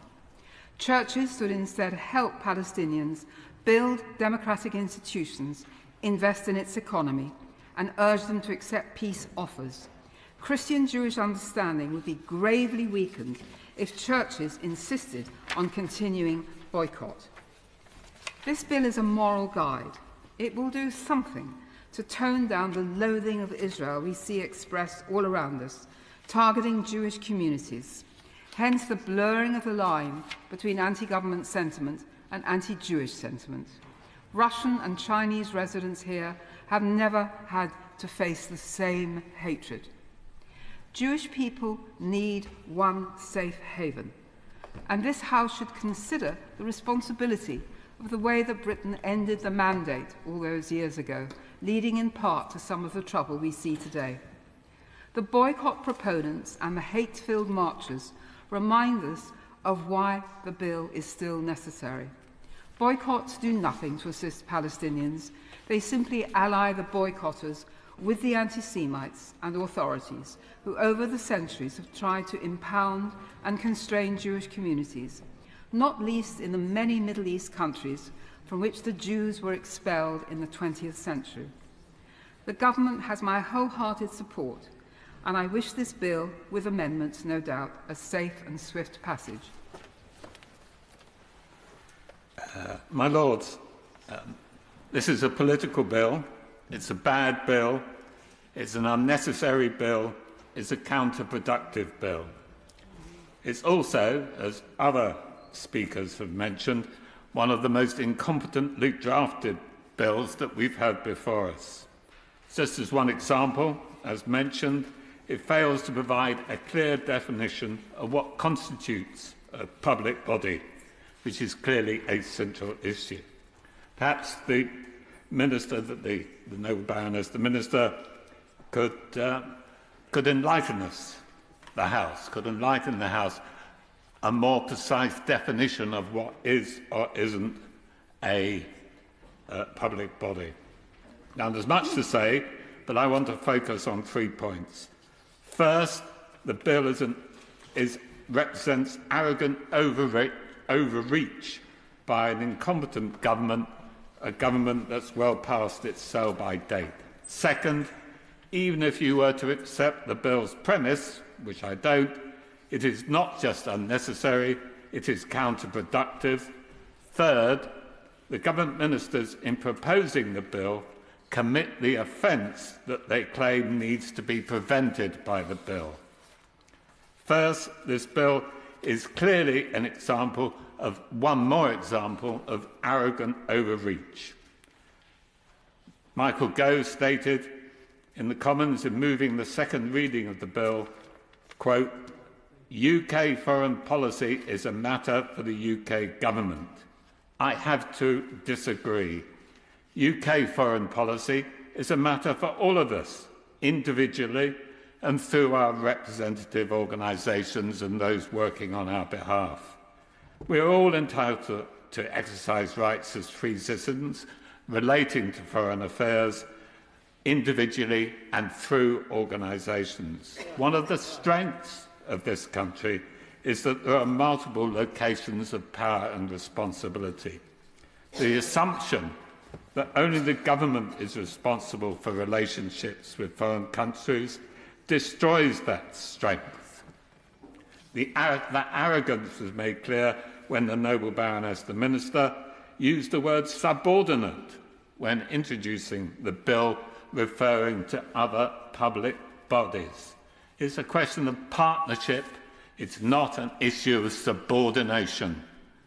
Other speakers have drawn attention to issues where the views of the government have lagged those of other public bodies. Apartheid South Africa is only one example, although the speech by my noble friend, Lord Hayne, was particularly powerful. I was also pleased that my noble friend, Lord Botang, recalled the occasion when together we voted as members of the GLC to declare freedom for South Africa and in support of Nelson Mandela. Now, I want to add the point that it's not a question of being right or wrong on these issues. What's good is there is a variety of views. I'm not claiming that local authorities and public and local government pension schemes will always be right. Sometimes they're wrong, but it's the variety of views put into the public debate which is so important. Secondly, even if you accept the bill's premise, it's not only unnecessary, it is counterproductive. Now, I'm not a legal expert, but I've been the recipient over the years of much legal advice about the powers and responsibilities of public bodies. This includes primarily local authorities and local government pension schemes, both of which will be caught by this bill. Now, I'm sure we will discuss the problems created for such bodies by the bill in detail at committee stage. But in this debate, I want to make a more general point. In broad terms, the law already provides that when decisions are taken by public bodies, they are required to take account of relevant matters and to ignore matters which are irrelevant. So my question for the Minister, noble Baroness, how does the bill affect these obligations? It either simply restates the law, or alternatively, it contradicts those requirements. My concern is at best that it confuses the position. At worst, it will require public bodies, whether local authorities or pension funds, when they take decisions, to take into account irrelevant matters, including in particular the views of the national government. My third point, government ministers in proposing the bill commit the offence that they claim needs to be prevented. The argument here is simple. Michael Gove stated in the second reading that the bill, quote, provides protection for minority communities, especially the Jewish community, against campaigns that harm community cohesion and fuel anti-Semitism. But there is no reference in this bill to anti-Semitism. What it does mention is Israel, which isn't the same thing. I enter this debate with some trepidation. It's not for me to say what constitutes anti-Semitism, but simply look at the definition of anti-Semitism provided by the International Holocaust Remembrance Alliance. First, it makes clear, in its words, quote, criticism of Israel, similar to that levelled against any other country, cannot be regarded as anti-Semitic. This point seems to have been lost in this debate, with many speakers saying, a few speakers saying explicitly that supporting action against Israel is inherently anti-Semitic. Well, that is in itself an anti-Semitic claim, because the definition goes on to say, describing as one of the examples and manifestations of anti-Semitism, anything which might include the targeting of the State of Israel conceived as a Jewish collectivity. But that's exactly what this bill does, reinforced by comments which have been made today. Now, I have no idea if my time is up because I didn't start, so I'll exploit the opportunity. You can look on that one. We know what the government's real intention is for this bill, and it was clearly set out by the Noble Baroness Lady Varzi. We know what was in the minds of the government in introducing this bill, and I have to ask the Noble Baroness Deitch, in her previous remarks, does she really believe that Michael Gove is her friend in this debate? I think Lord Johnson of Marylebone, not in his place, said that the government had good intentions with this bill. I don't believe the government have any good intentions with this bill. It's an example of gotcha legislation, trying to paint those who take different views with the crime of anti-Semitism. That is clearly untrue. I think instead of focusing on these issues which are symptoms of anti-Semitism, we have, as other speakers identified, tackled the underlying causes.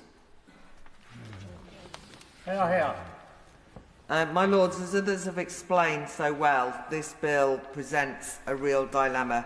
I've long argued that the BDS campaign has seeded a culture of normalising anti-Semitism, and the Noble Lord Davis and I will have to disagree on what that definition might be, but one of the points about democracy is that I do agree with him on is that's the kind of debate that we need.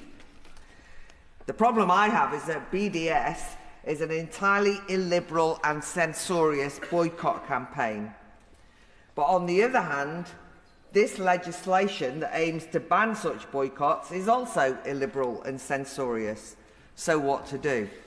In the broadest terms, the premise of the bill could sanction a dangerous trend of government determining in law which political campaigns are legitimate, which are not.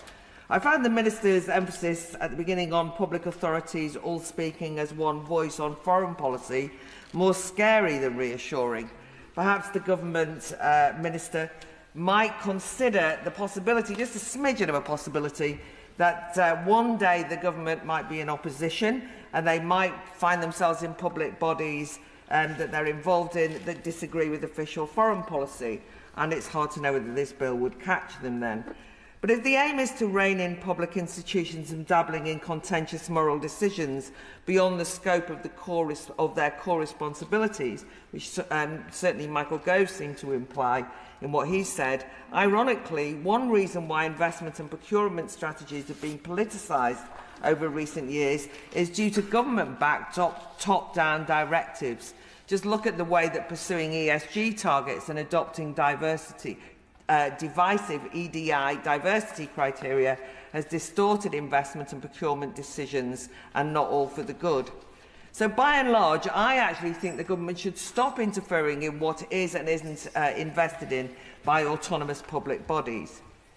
Beyond a concern about the threat to the autonomy of, for example, universities, councils and arts organisations, which I think was really well explained by the Noble Lord Willits and many others, I just can't see how this bill can avoid stifling democratic debate.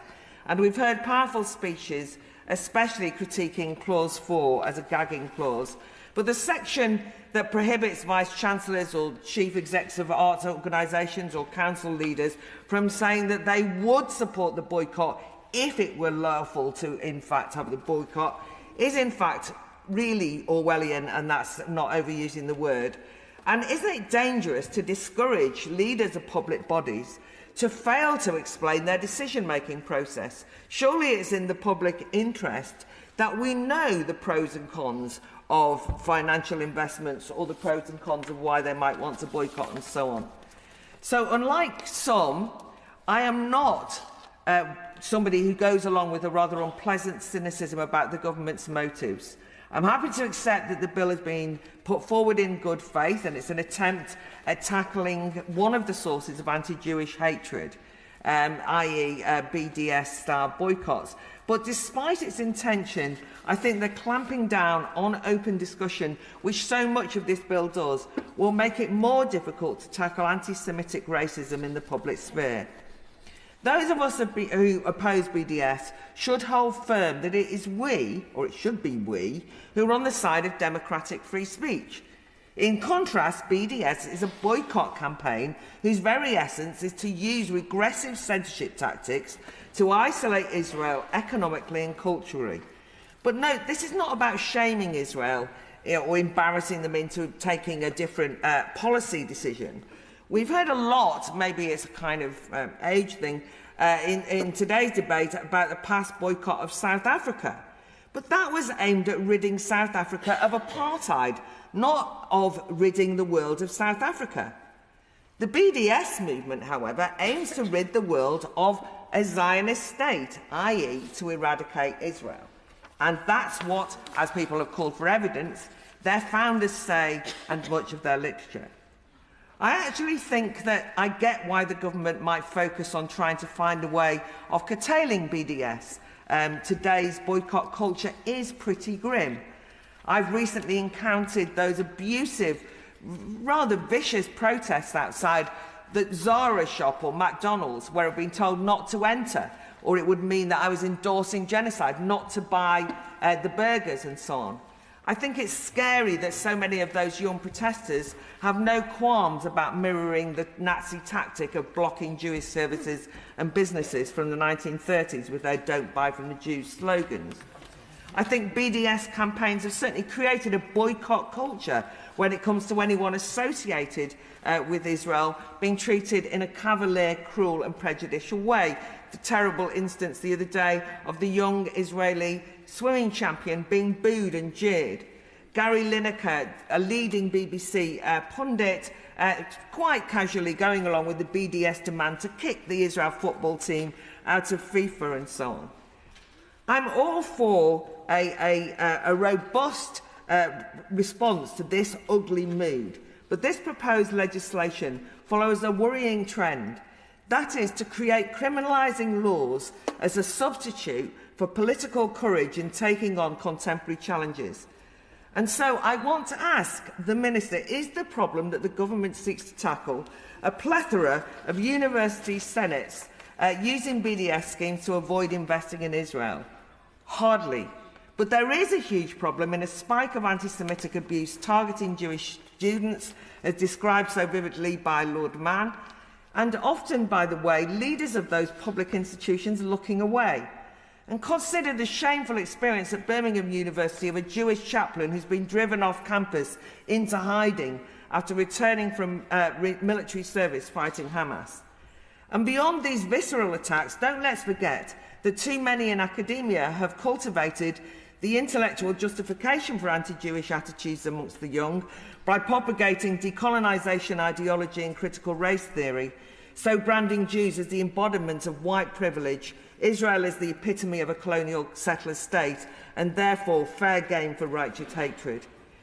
And how will the bill's restrictions deal with that, or arts organisations tackling the most pernicious cultural boycotts, such as cancelling of Israeli artists, whether the London Theatre that pulled the plug on the Jewish Film Festival, or the cancellation of the Israeli hip-hop opera Edinburgh Fringe, or the bullying that goes on of high-profile artists who have the temerity to announce that they're going to gig in Tel Aviv or whatever. But this bill won't make an iota of difference. And I want to just finish, I suppose, by one story of the nightclub owner who basically closed down his nightclub last week, Jewish nightclub owner, having received a package addressed to a Zionist child killer with children's clothes drenched in fake blood. But the final straw was the threat to boycott the club. I just think this bill will make no difference. I'm delighted, by the way, to have found so many free speech allies in this House. Suddenly, everybody on the side of free speech. It's not been something I've experienced in the years that I've been here, only in defending BDS. But nonetheless, I don't want to betray that free speech by agreeing with the government that we should clamp down on it just because I want to fight anti-Semitism.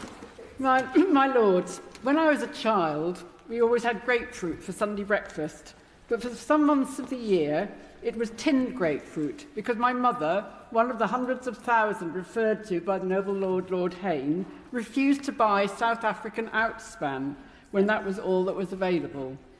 Now, of course, this bill wouldn't have prevented her personal anti-apartheid boycott, but it was brought to mind by the Quakers' warning cited by my noble friend Lord Bourtane, that the bill would restrict their ability to put their faith into action by campaigning on matters of conscience, particularly at the local authority level, where opportunities for citizens to influence democratic decisions are greater.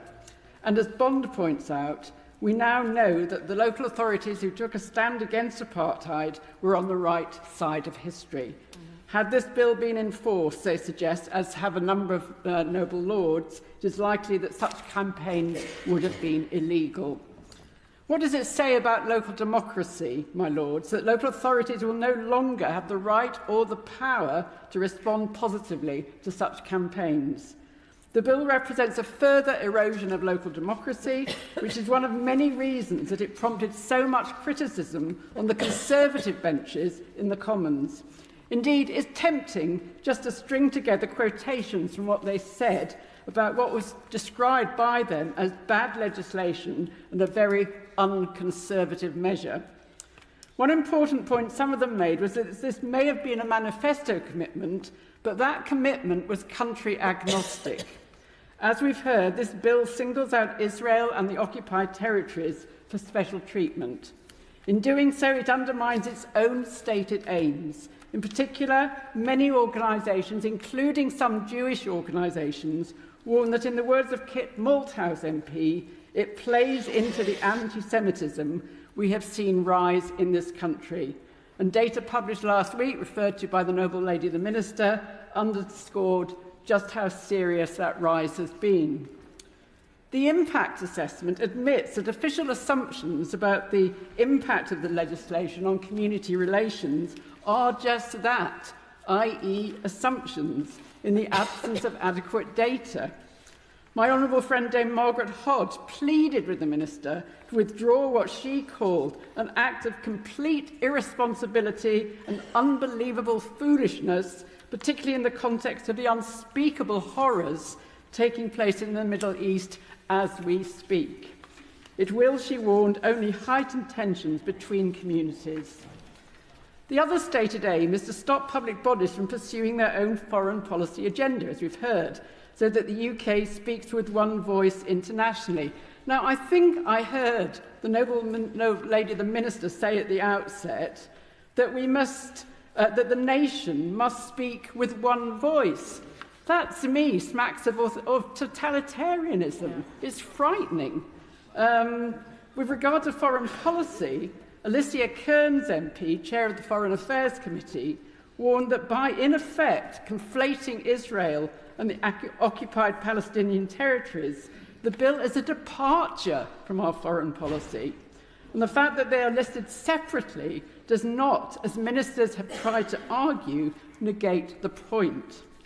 Furthermore, as has already been said, it risks putting us in breach of UN Security Council Resolution 2334, which the UK itself drafted.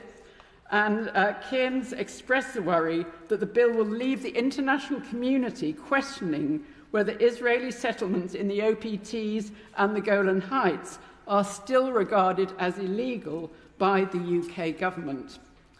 In this context, I welcome the reassurances given by the Foreign Secretary to your Lordship's House last week, and his reminder that we should focus on what is happening in the West Bank as well as Gaza, citing what he called a chilling statistic that 96 Palestinian children have been killed there since the horrors of the 7th of October. But I respectfully suggest that his proud statement the government had for the first time just taken out sanctions against violent settlers doesn't add up to much, given it was only 4 settlers.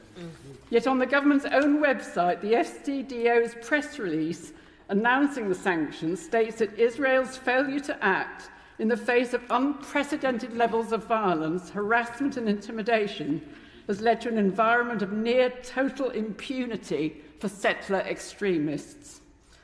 Echoing my noble friend Lord Grocott, what hope is there, my lords, for the holy grail of a two-state solution if one of those states is subject to ever more illegal settlements that deprive Palestinians of their land and their livelihoods? So when the government talks about speaking with one voice internationally, it cannot be surprised if some organisations and citizens want to see more than speaking, actions, not words. And if central government won't take decisive actions against illegal settlements, then of course they might well look to local government, who will now be powerless to act. My lords, the noble lady, the Minister, sent us a letter which tried to reassure us about some of the concerns raised in the Commons, including those regarding protection of the environment and freedom of speech. There isn't time to go into any detail now, but suffice it to say that civil society organisations concerned about the bill have not been reassured. Nor has the higher education sector, and I declare an interest here as an emeritus professor. Universities UK fears that the bill will have severe unintended consequences for the higher education sector, including contradicting existing duties regarding freedom of speech and academic freedom, as well as official policy and guidance on establishing international partnerships and collaborations already mentioned. To conclude, the impact assessment explains that the government decided on primary rather than secondary legislation so as to allow for proper scrutiny. It points out that good parliamentary scrutiny of legislation can allow parliamentarians and civil society to highlight problems in bills before they become law. Well, the government haven't shown much, if any, willingness to listen and act on concerns raised so far. While I wish they would withdraw this miserable, dangerous bill, like my noble friend Lord Wood, I'm a realist, and I hope that at the very least they will take seriously the problems that I know will be highlighted during the passage through your Lordship's House, and that they will act so that these problems do not become enshrined in law. Register of Interests.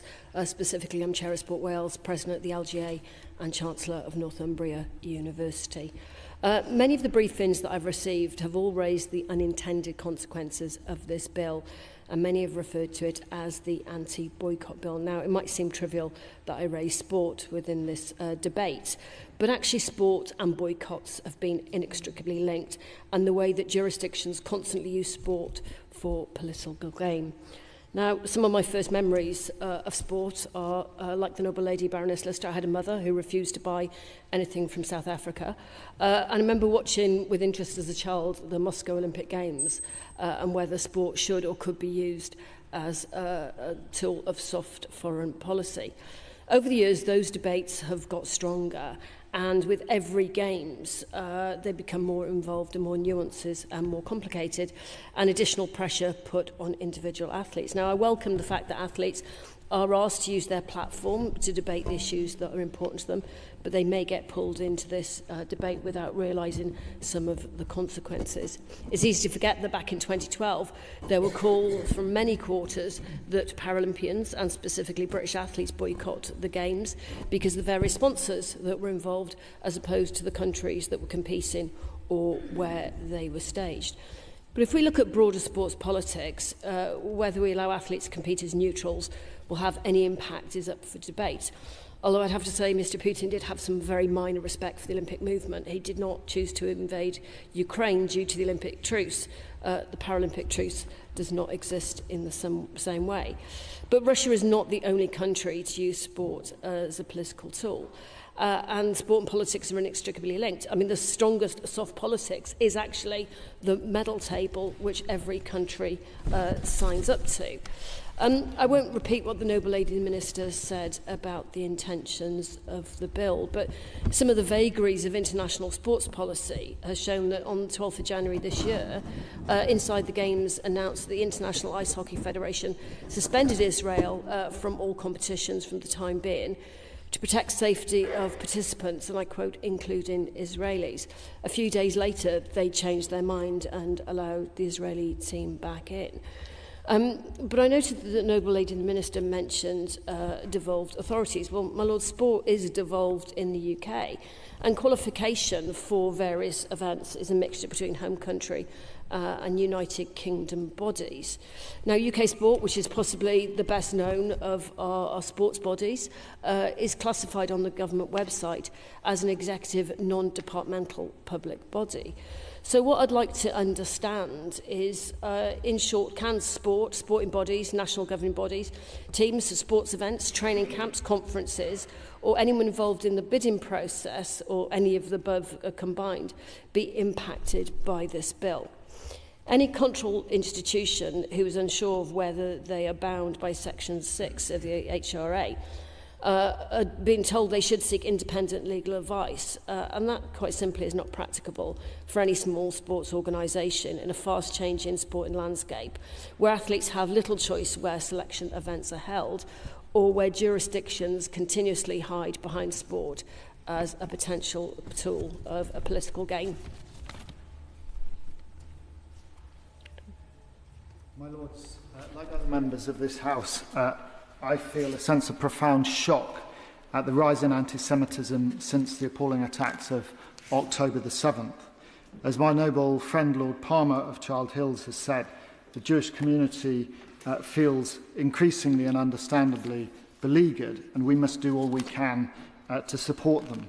But like my noble friend, I believe that this is a very bad bill, and I do not believe that it will do anything to combat anti-Semitism. Indeed, I fear it will do the opposite. If that were not bad enough, the bill tramples on fundamental rights of free speech and peaceful protest, provides extraordinary powers to ministers and enforcement authorities, and, as my noble friend Lord Wallace of Saltaire points out, effectively introduces an offence of thought crime. But above all, it's an ill-considered mess of misjudgments, prejudices and confusions, all competing to contradict one another.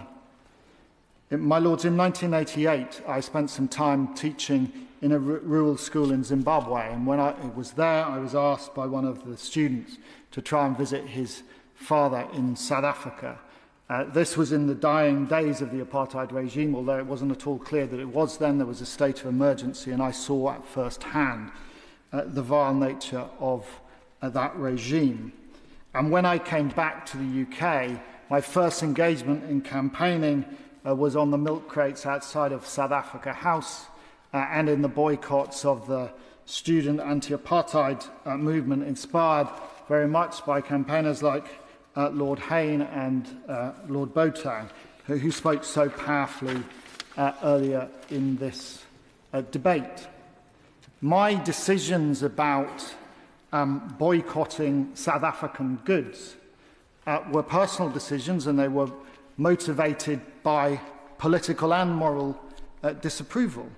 They didn't represent my individual foreign policy, they represented my moral and political disapproval. And thank goodness there were local authorities up and down the country, from Lambeth to Sheffield and Glasgow and all around the country, who were prepared to stand up and make their voice heard.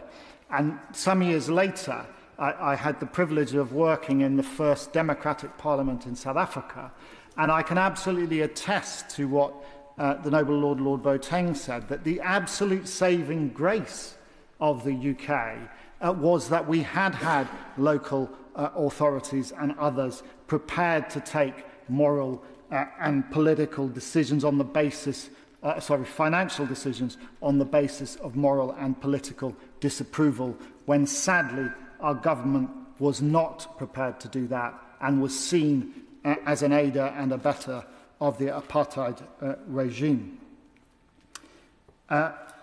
My Lords, there was much made, both in the second reading debate in the other place, and indeed, I think, repeated by the Minister today, about not having rival foreign policies. But Clause 3.7 of this bill, which conflates Israel and the occupied territories, as the Noble Prelate, the Bishop of Southwark, pointed out, what this represents, it seems, is the Department for Levelling Up Housing and Communities running an alternative foreign policy to the Foreign, Commonwealth and Development Office, rather than local authorities doing the same. And it has really grave implications. And I hope that the Minister can tell us when she replies what representations have been received from British diplomatic posts across the globe about the impacts of this bill, which, if it were to pass, goes absolutely contrary, as other noble lords have said, to Resolution 2334 and other international obligations. My Lords, when I picked up the bill, I was concerned that it seemed a pretty worrying bill. But when I looked through it, and I read just some of the titles highlighted by the Noble Lord Willits: disapproval of foreign state conduct, related prohibition on statements. What it brought to my mind again was exactly that apartheid regime in South Africa. These are the sort of clauses that you would find in the Law and Order Amendments Acts that John Vorster and Henrik Vervoerd would have been proud of. And we have to think very carefully about the precedents that we are setting in this bill. Because, as we've heard, not only would this bill prevent local authorities from taking financial decisions of the form we've debated this afternoon, it is also a prohibition on people making a statement that, if they had been able to, they would have acted in such a way, but they weren't doing so because it wasn't lawful. The Minister tried to make a distinction and claim that a local authority leader, for example, could state that they were in favour of a boycott or of investment decisions about a particular territory if they were doing it in their personal capacity. But if somebody said, for example, I don't believe personally in investing in the occupied territories, or in Xinjiang, for example, and their constituents said, well, why then is your local authority not following that belief? and you said, well, because the law doesn't allow me to, you would commit an offence under this Act, if I understand it rightly, subject to an unlimited fine. That's extraordinary. And it's even worse than that, because it's not just if you say that, but this is where the thought crime comes into. It's if it is thought that you are likely to say something like that. If you are thought likely to contravene the applicable section of the bill. My Lords, we'll go through this in much greater detail in committee, but this is a hugely flawed bill.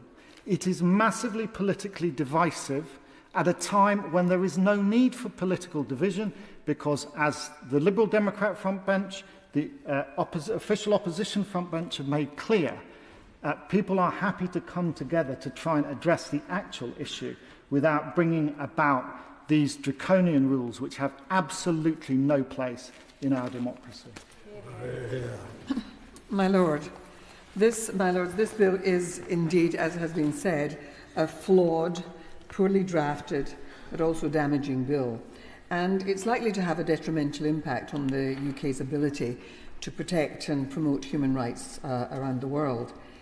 It's in certain respects inconsistent with our obligations under international law, and it will stifle free speech and protest, and it will take powers long exercised by local authorities into the hands of the Secretary of State.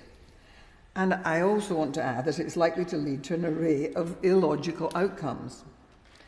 Now, the Minister sought to make it clear that while the bill has general application to all material decisions by public bodies, it's really directed at boycotting Israel.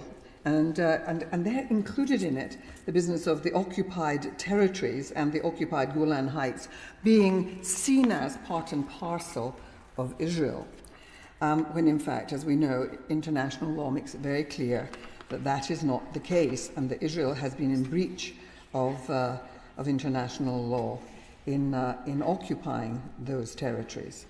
Indeed, the bill prohibits boycotting, and there can be, we know, in certain circumstances, exceptions if sanctioned by the Secretary of State, but in no circumstances whatsoever can Israel be excluded.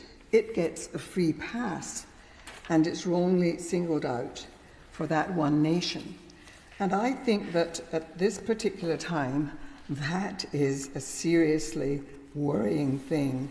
And I think particularly of the allegations of hypocrisy that there will be, and the ways in which this is going to be so enraging to many in the Global South.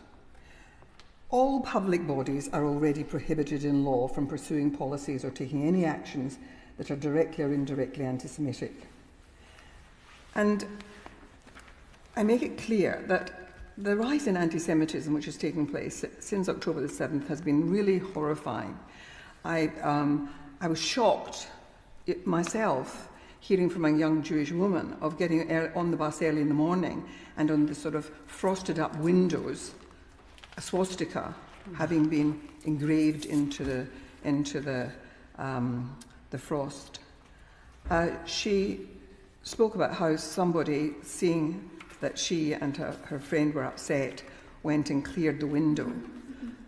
But those things which are intimidatory and are aggressions are being experienced all the time. I walked over a bridge close to where I live, and there had been posters put up of those who were hostages, and each face had been obliterated with black aerosol paint. Only a few days later, they'd even been torn down. And so it questions what people are seeking to do in denying that hostages have been taken. So law, fortunately, law does exist which can be used to confront these things, and not only individuals against individuals, but also against public bodies. And they're found in our common law, these protections, and in our statutes, as well as in the European Convention of Human Rights. All are enforceable in our courts. So I do want to urge on this House that there are tools which should be used more actively to counter anti-Semitism, and there's much more to be done. But I can't believe that this bill is the right way to do it. And I think that to pursue it at this time, when there is this grievous conflict taking place, which is costing so many lives, which has already had the events of the 7th of October and then what has followed, the deaths, the many deaths of children, the displacement of so many people, the reduction of homes to rubble, then the acts on the West Bank which have led to the sanctions which our Foreign Secretary described to us the other day. But in the midst of all of that, to pursue and continue to pursue this bill seems to me like inept politics, crass in terms of diplomacy, and really will be another blot on our reputation internationally. And it's inconsistency in policy, because this government does and has strongly endorsed the use of economic power to mark disapproval of foreign state conduct. We've done it all the time in relation to the war in Ukraine and dealt with Russia, and are looking at doing it more so now. It's a way in which we express a sense of horror and raise global standards. And in fact, only a couple of years ago, 2020, 4 years ago, the Global Human Rights Sanctions Regulations introduced a very tough sanctions regime in the Magnitsky sanctions. I want to turn to Clause 1. Richard Herma, a colleague at the bar, described it as being so badly drafted that it is far from clear what the ambit of the prohibited conduct actually is. And like others in this chamber, I was very active in the anti-apartheid movement, calling for divestment in South Africa, and I was very proud when it was when my city led the way, Glasgow led the way as a local authority in taking a stand against what was happening. And those were in the early days. And so when people say, oh, but it's so different, South Africa, from what's happening, for example, in Israel or in other places, all I can say is sometimes it starts small and then it becomes something that really does create change. This bill would at a stroke preclude public bodies from taking into account a range of deplorable conduct of a foreign state. And we've heard mention how it can be used, and the Secretary of State can intervene if it's about national interest, or if it's about matters concerning human trafficking. But what about genocide? What about unlawful military invasions? What about war crimes, other crimes against humanity, racial discrimination? On the face of the bill, it would preclude a council from refusing to purchase goods from Russian-occupied Ukraine. I'm very anxious to see a stop buying Chinese cotton goods. And I want local authorities to say that we're not going to buy them for uniforms of our staff, boiler suits, overalls, school uniforms, towels, and all those things. And so people have to be able to do this. And so I wanted to finally say that I do suspect the reason for this. And I suspect that sticking with this bill is to set a trap for the Labour Party in opposition. It's to say that if you don't vote with this bill, then we will accuse you in the hustings of being anti-Semitic. And that's what this is about. So let's not pretend that it's going to affect any real change in ending or limiting discrimination of an anti-Semitic kind. So the key provisions of this bill are deeply troubling from both a domestic and international law perspective, and there are absolutely, I think, malign intentions in why it's being put before this House at this time. And it's why I really do hope that Lord Cameron will seek its withdrawal before long.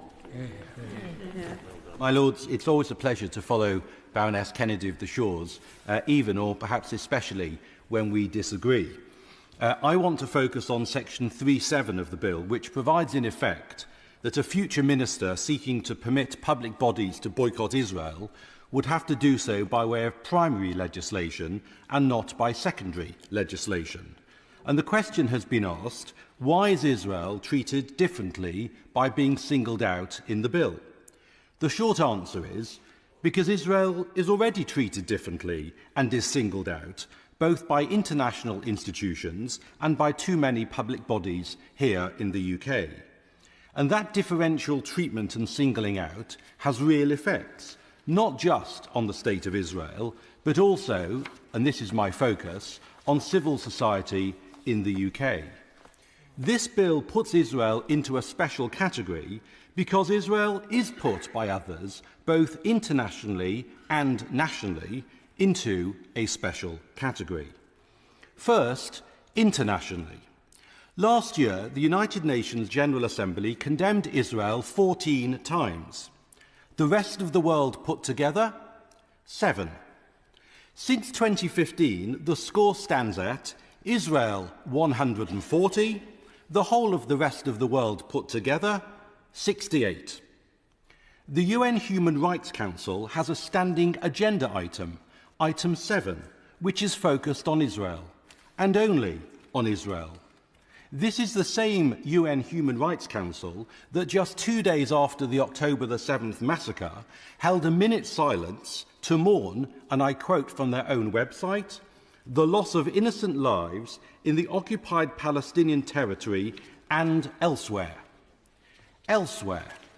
For 2,000 years, the Jewish people had nowhere. Now, according to the United Nations Human Rights Council, they have an elsewhere. All of this is not because Israel is wicked, let alone uniquely wicked. It's because internationally, Israel is treated differently and is singled out.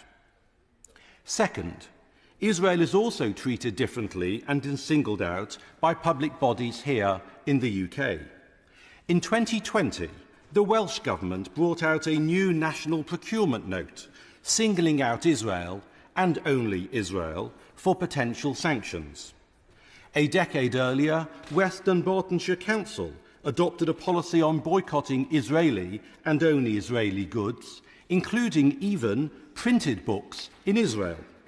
So the sermons of Jesus printed in totalitarian China were permitted, but banned if printed in the place where he actually delivered them. A number of English councils implemented BDS against Israeli and only Israeli products, including Leicester in 2014 and Lancaster in 2021. In 2014, Birmingham Council threatened not to renew a contract with Veolia because of its activity in the West Bank.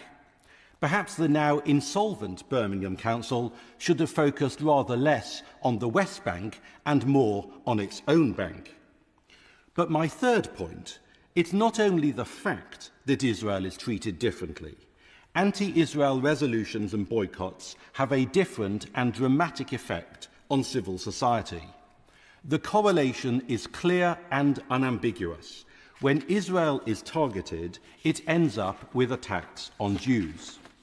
I am not saying that all anti-Zionism is anti-Semitism, although a lot of it is, especially when Israel and only Israel is singled out for condemnation and boycott. And you can support Israel but oppose its present government, as do many of my friends in Israel.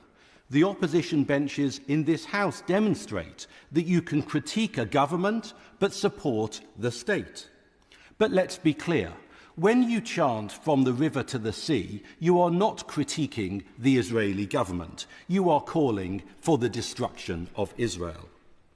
And what we are seeing increasingly is anti-Israel rhetoric blurring into demonizing and attacking Jews. Zionists is being used as a code word for Jews. And it is a code word, because who are these Zionists? The overwhelming majority of Jews, both in the UK and around the world, are Zionists because of our history, ancient and modern. We have prayed for and facing the land of Israel for thousands of years. We know the cost in terms of Jewish lives of not having a state of Israel, and we also know the price paid in lives for having that state. Many of us have family there, in what is now the world's largest Jewish community. And so when Israel is singled out, The inevitable effect is that Jews, regardless of their passports or their politics, are also singled out in commerce, in culture, and in education. In commerce, when Sainsbury's removed kosher food from their shelves by giving in to anti-Israel protesters, it was Jews who couldn't buy food, a scene repeated in the Republic of Ireland only last week. Culture. 2 weeks ago, a Jewish member of the audience at the Soho Theatre was sworn at by Paul Curry, an anti-Semite masquerading as a comic, because he wouldn't stand in respect when a Palestinian flag was unveiled on stage. Much of the rest of the audience then joined in the chanting against him. Another London theatre cancelled an event hosted by a UK Jewish charity raising money for Israeli students because the staff refused to come into work. Universities. The Jewish chaplain at Leeds University is now in hiding together with his family because he's been targeted by protesters who also daubed anti-Israel slogans on the Jewish Society building. And when students marched through Birmingham University with a banner reading "Zionists off our campus," what they meant in practice is "No Jews here." Because the vast majority of Jewish students, like the overwhelming majority of the Jewish community, believe in an independent Jewish state. That's what Zionism is.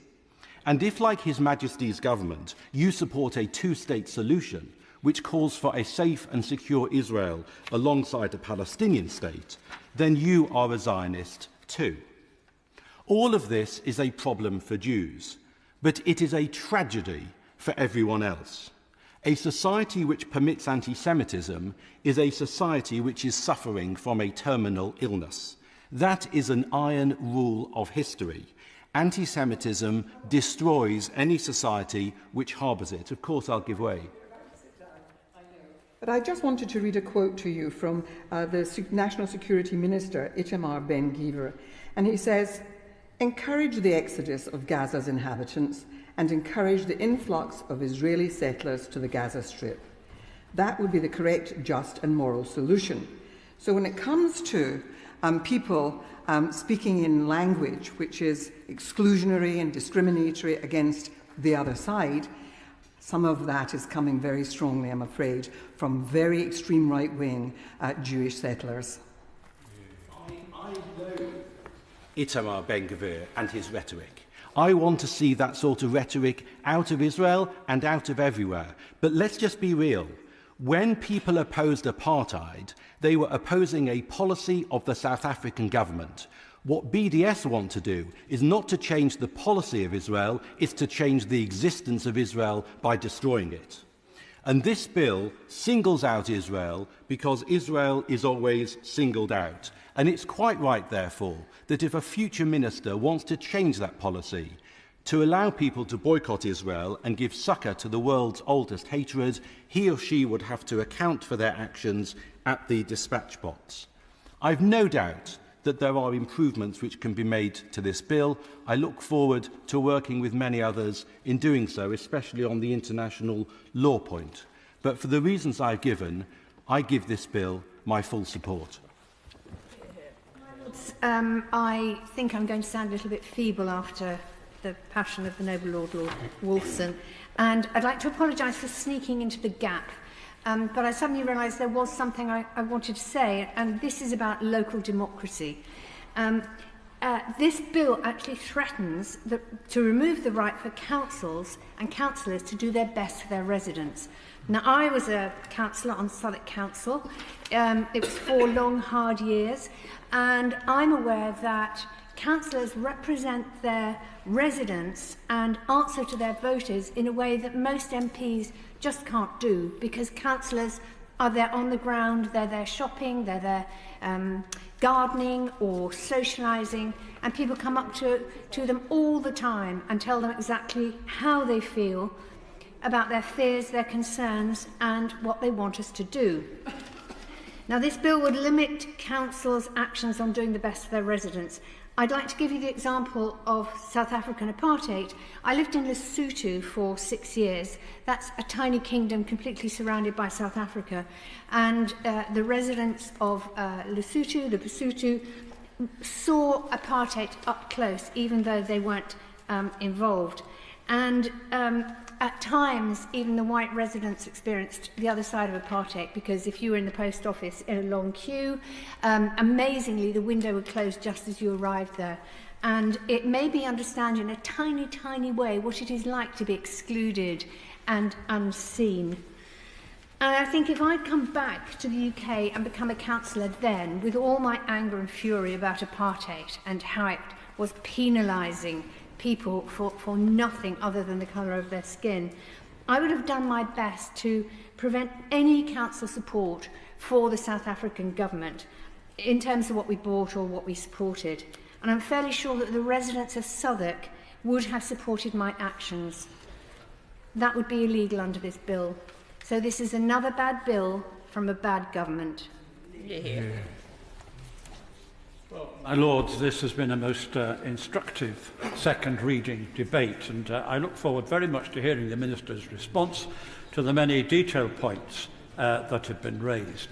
I should remind the House that I'm a Vice President of the Local Government Association, but also add that I have a small local authority pension.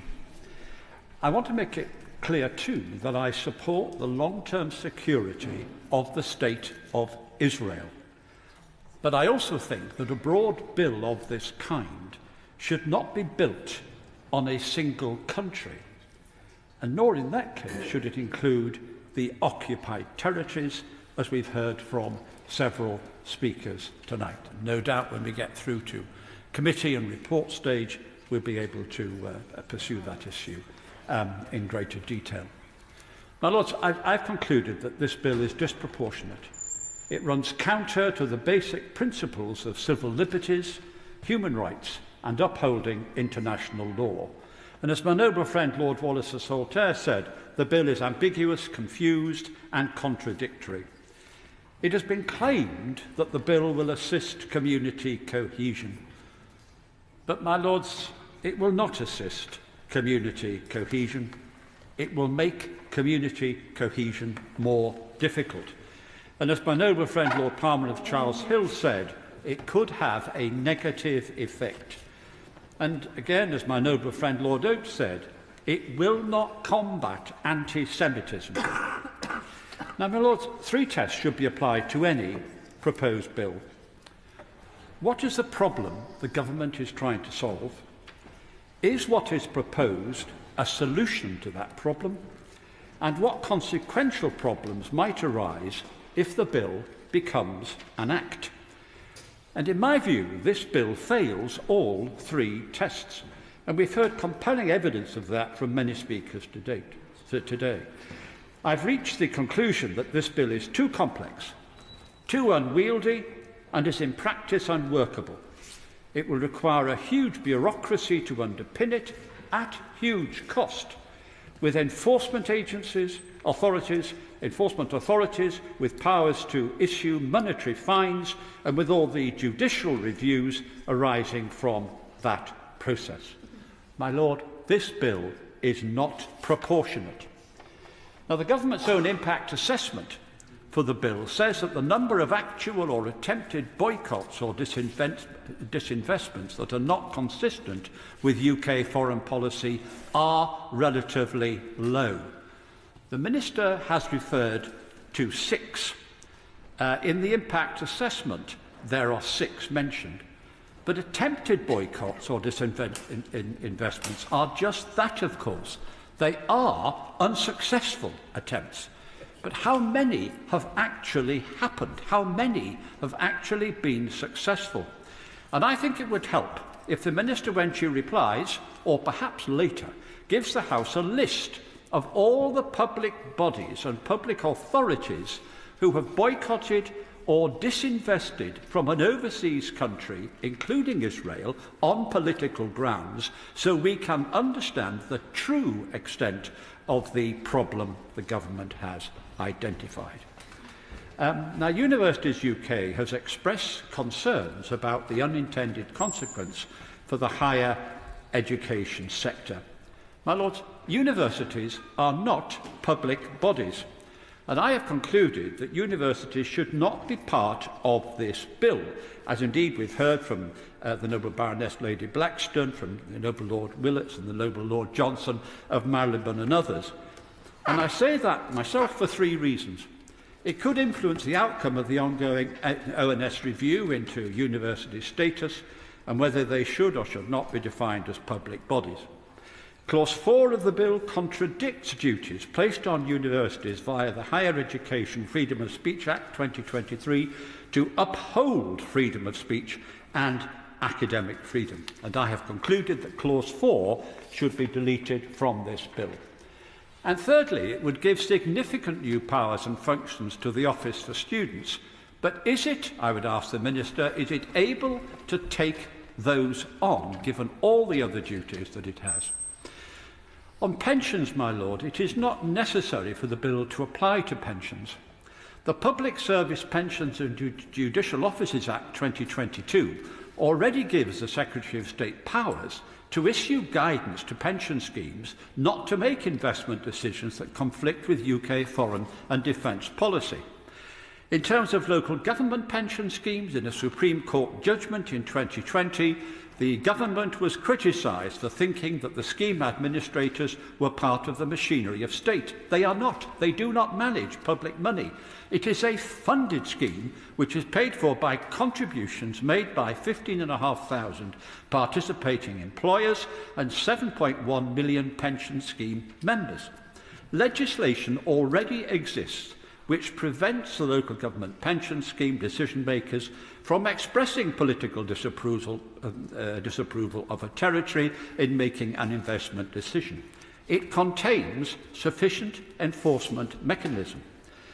And regulations exist which require administering authorities to publish an investment strategy statement which must be in accordance with official guidance from the Secretary of State. So, my Lords, why do we need this bill? The local government pension scheme is a well-funded scheme with very few regulatory cases for a scheme of its size, over 7 million members and assets over £360 billion.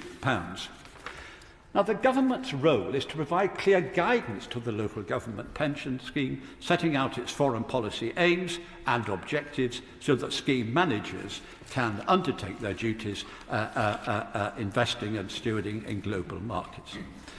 More broadly, existing legislation is sufficient, my Lords. The Local Government Act 1988, Section 17, and can I say I'm very grateful for the excellent library brief on this bill. But that Section 17 already prohibits local authorities from taking non-commercial considerations into account in procurement decisions. They cannot take into account considerations of country or territory of origin of the contractor or their supplies. Now, this bill would then extend restrictions to cover investments as well as procurement. So let me comment on local government investment policy. Because Treasury management investments by councils are made largely within the United Kingdom. Where there are investments internationally, the key considerations are return and risk, rather than non-commercial considerations. This bill will make no significant difference to that process. So, my Lords, many speakers have pointed out that the bill would respect free speech of both public bodies and of elected representatives. Clause 4 and Clause 7 would block discussion of actions against any foreign state. They would impact on freedom of speech, and they would extend the powers of the state to inform itself about discussions within autonomous bodies, as my noble friend Lord Wallace of Saltaire pointed out. Does the government really mean for that to happen? And finally, my Lords, the Select Committee on the Constitution has done a very, very good job in suggesting to the House that it may wish to consider whether Clause 4 should be removed from the bill. They say that in their view, Clauses 4.1a and 4.1b unduly limit freedom of speech by preventing public bodies from stating that they would or even might make a procurement or investment decision in contravention of Clause 1 had it been lawful to do so. And there are other conclusions which the Select Committee have made, which I would support and which I hope we can debate at committee stage. Could I say to the Minister and to the Government more generally, I do wish central government would trust local government a bit more. As my noble friend Baroness Jank said, local government is not an outpost of central government.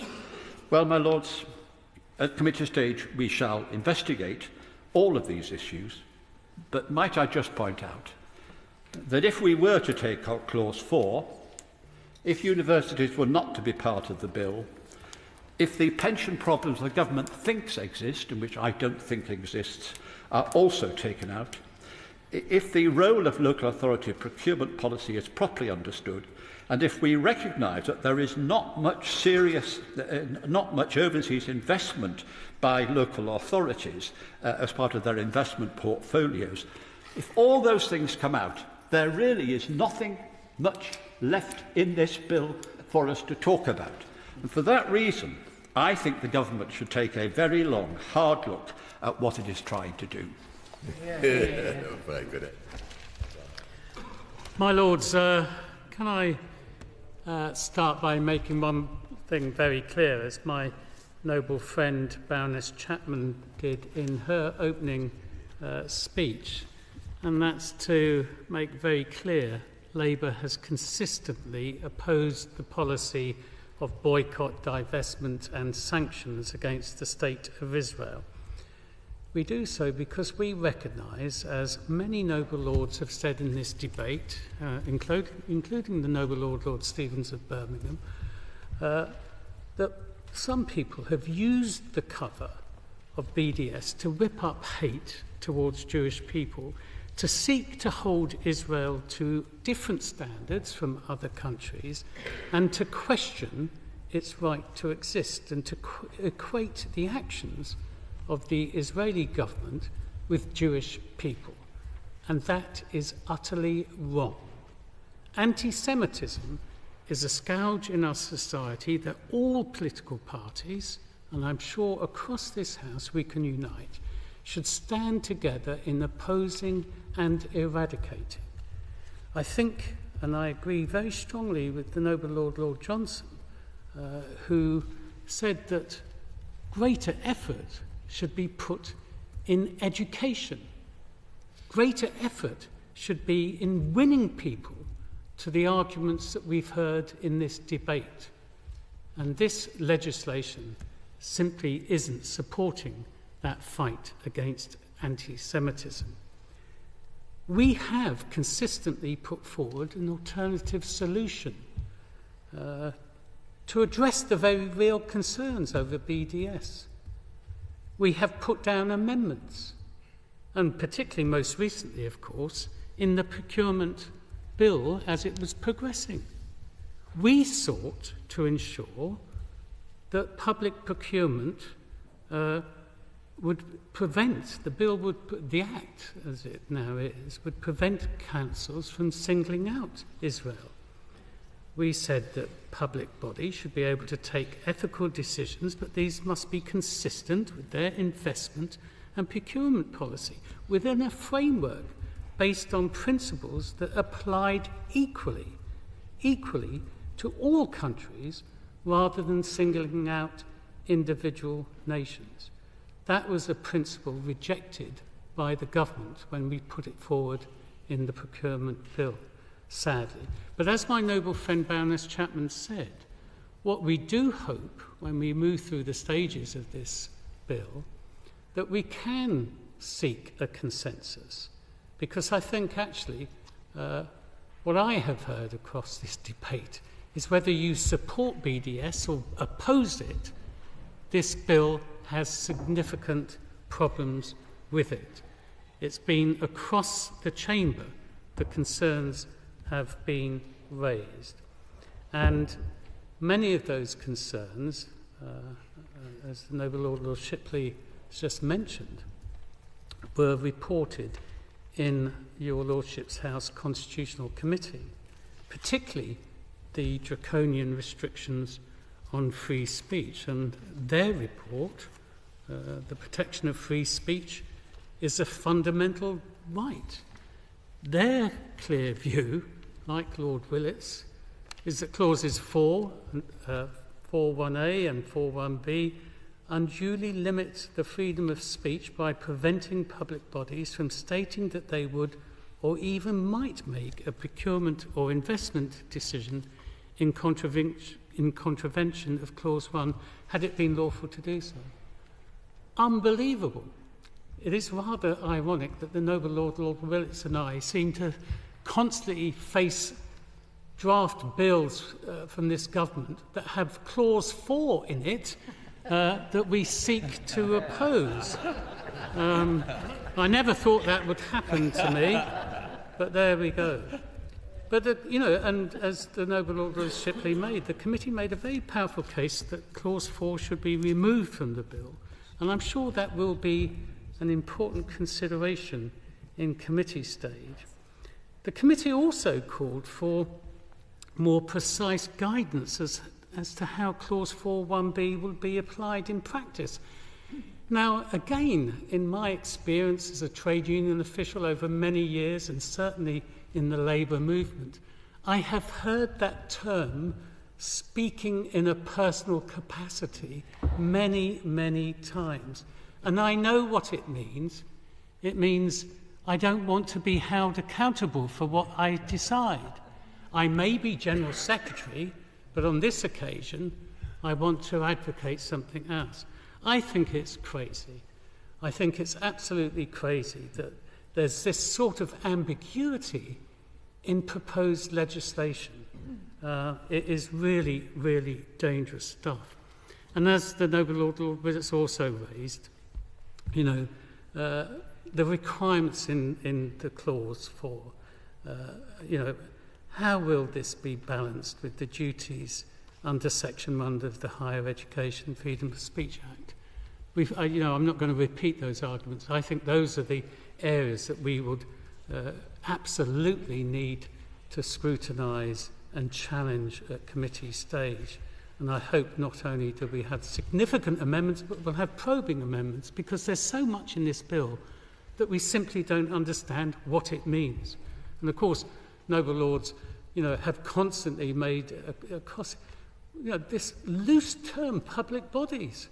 This loose term about, what constitutes it. Suddenly now the principle that was in the Higher Education Freedom of Speech Bill in terms of the unique nature of our universities is now thrown out of the window. But also, it could go down to, how many public bodies are we talking about?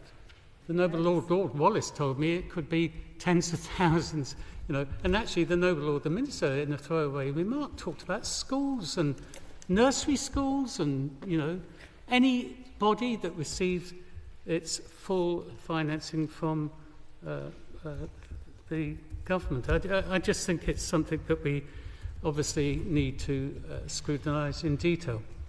The other thing is the Constitutional Committee expressed serious concern about the bill's roughshod approach, as it called it, to devolution, with no explicit consultations with Scottish and Welsh governments. And actually what the committee recommend, again, I hope the noble lady will be able to even respond to this point tonight, that the government makes a statement during the bill's passage why consultation did not happen, and will she commit to ensure to keep the House informed of any ensuing consultation, irrespective of whether we have require legislative consent. The fundamental issue is, what have we done in terms of consulting and engaging with the devolved governments?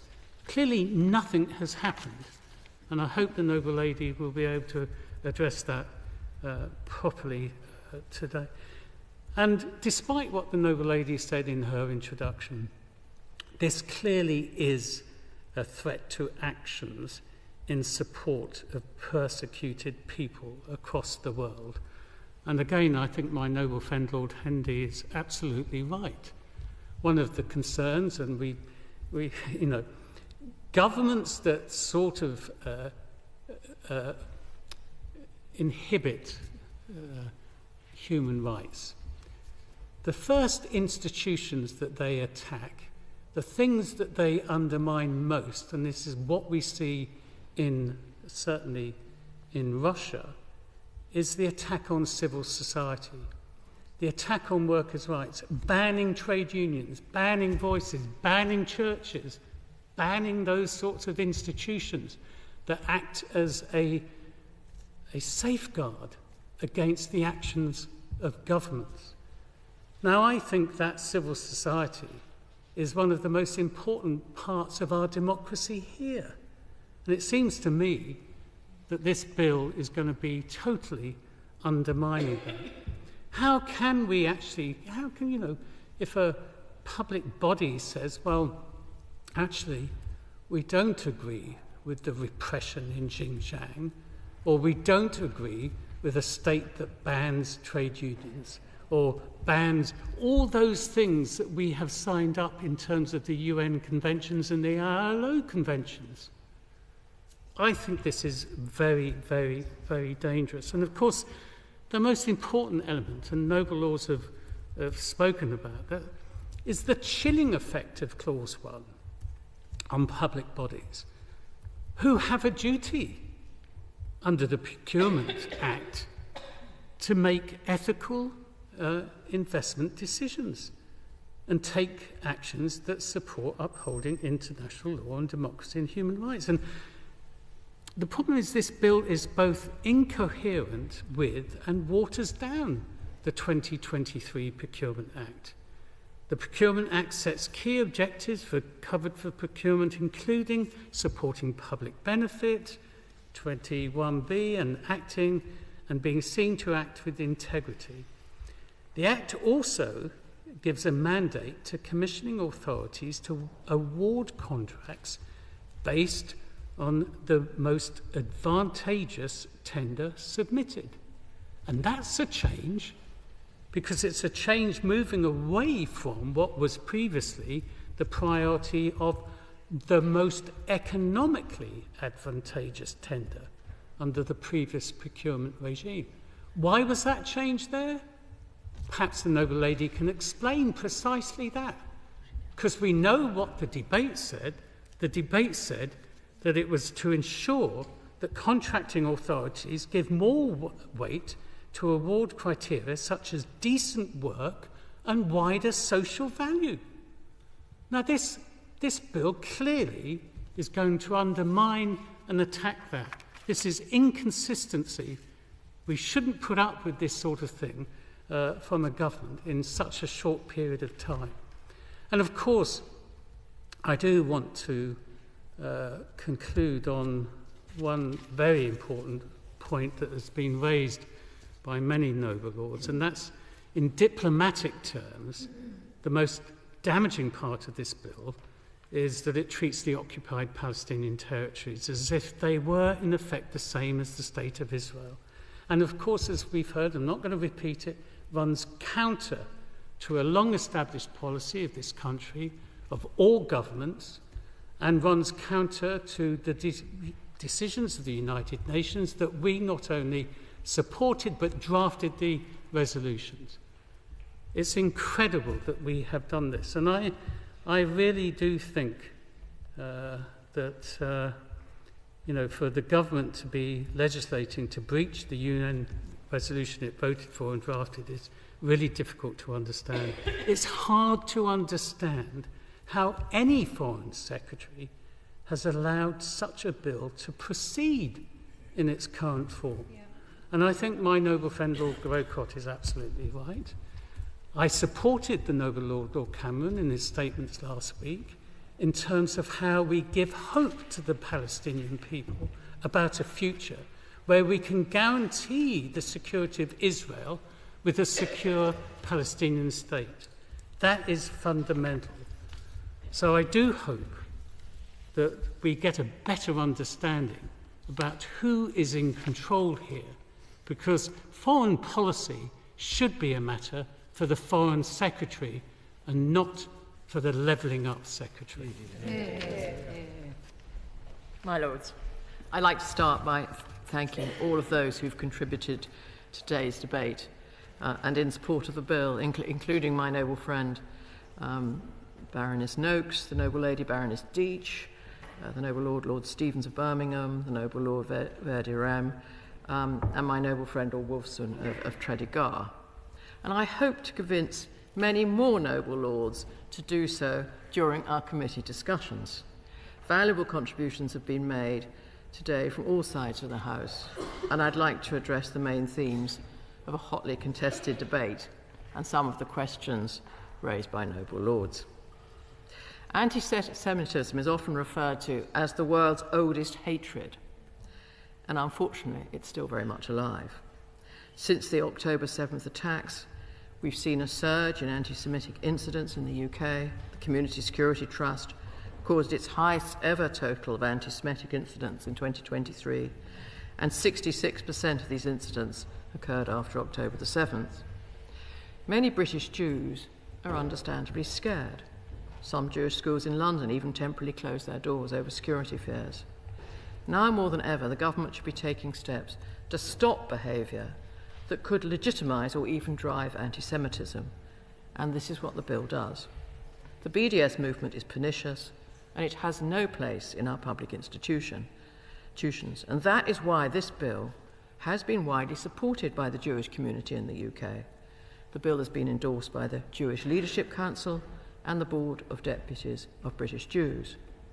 And I think the reasons for this were persuasively outlined by my noble friend Lord Wolfson of Tredegar, quoting some telling examples from the UN, from local governments, supermarkets and universities. And I'm very grateful to him for coming to make the case against BDS and for doing so clearly. Boycott and divestment campaigns undermine community cohesion and can confuse the government's foreign policy. So it's vital we deal with this issue, as we promised to do in the 2019 manifesto. Now, we've taken care to scope of this bill narrow so that it only applies to the procurement and investment decisions of public authorities, as defined in Section 6 of the Human Rights Act 1998. Legislation brought forward in other countries on this issue, such as in some states of the United States, has actually gone beyond this. I've read the report on the bill that was prepared by the Constitution Committee and referenced by the noble Lords Collins of Highbury and Lord Shipley and the noble Baroness Chapman, and I'd like to thank the committee for their useful contribution to this debate, and I'll take the opportunity to respond to some of the points they raised during the course of, and also to tackle points raised during the course of this debate. Firstly, there have been concerns raised with Clause 4 by the noble Baroness Chapman of Darlington, noble Lord Brown of Ladyton, and noble Baroness Janke, and others, which prohibits public authorities from making statements indicating that they tend to boycott or divest, or would if it were legal to do so. This provision is a vital addition to the bill. Such statements can be just as divisive as boycotts that are implemented and have been widely condemned by Jewish groups. As expressed by the noble Lord Stevens of Birmingham, it is vital that this prohibition also applies to statements indicating that a public authority would boycott if it were legal to do so. This is because in the 2014 Leicester City Council passed a resolution saying it would boycott produce from the Israeli settlements insofar as legal considerations allow. Community cohesion was, of course, at the heart of the party's manifesto commitment, and it's essential to fulfilling it. Now, I explained in my opening remarks that this provision will not prevent elected officials, such as local councillors, from expressing their support for boycotts or divestment campaigns. The distinction has been made clear in the bill's explanatory notes, and it's not necessary to state this on the face of the bill. The bill will only restrict individuals from making these statements when speaking on behalf of a public authority, which do not have human rights guaranteed by the European Convention on Human Rights. This clause, my lords, has been drafted narrowly and will not in any way prevent public authorities from making statements on foreign policy that do not express intent to boycott or to divest. The noble Lady Chaplain of Darlington asked what would happen if an academic expressed their support for a boycott at the same time that their university breached the ban, and how this would be investigated. An academic would only be considered to be speaking on behalf of the university in the context of the bill if they have a role in the university's decision-making process for public investment and procurement decisions, which I hope deals with her point. The noble lords, Lords Hayne, Lord Boating, Davis of Brixton, Lord Oates, and the noble Lady Bennett of Manor Castle, among others, have raised their concern that this bill would have prohibited local authorities from boycotting South Africa in the 1980s and mentioned their own activities at the time. However, the movement to boycott South Africa was so successful because of a concerted international effort led by governments across the world. Although public authorities played a role, and of course, Honourable Lady, the Minister give way. it's just not history. The Prime Minister of Great Britain, Margaret Thatcher, at the time, consistently opposed boycotts in every international forum and consistently opposed the role of local governments, churches, trade unions and others actually extolling the virtues of boycotts. She was totally opposed to boycotts. The Honourable Lady really must take care in terms of these assertions, because what she said simply does not bear any examination at all. What I was going to say is that although public authorities and individuals played a role, it was by acting in concert with the UK government that we were able to pressure the South government.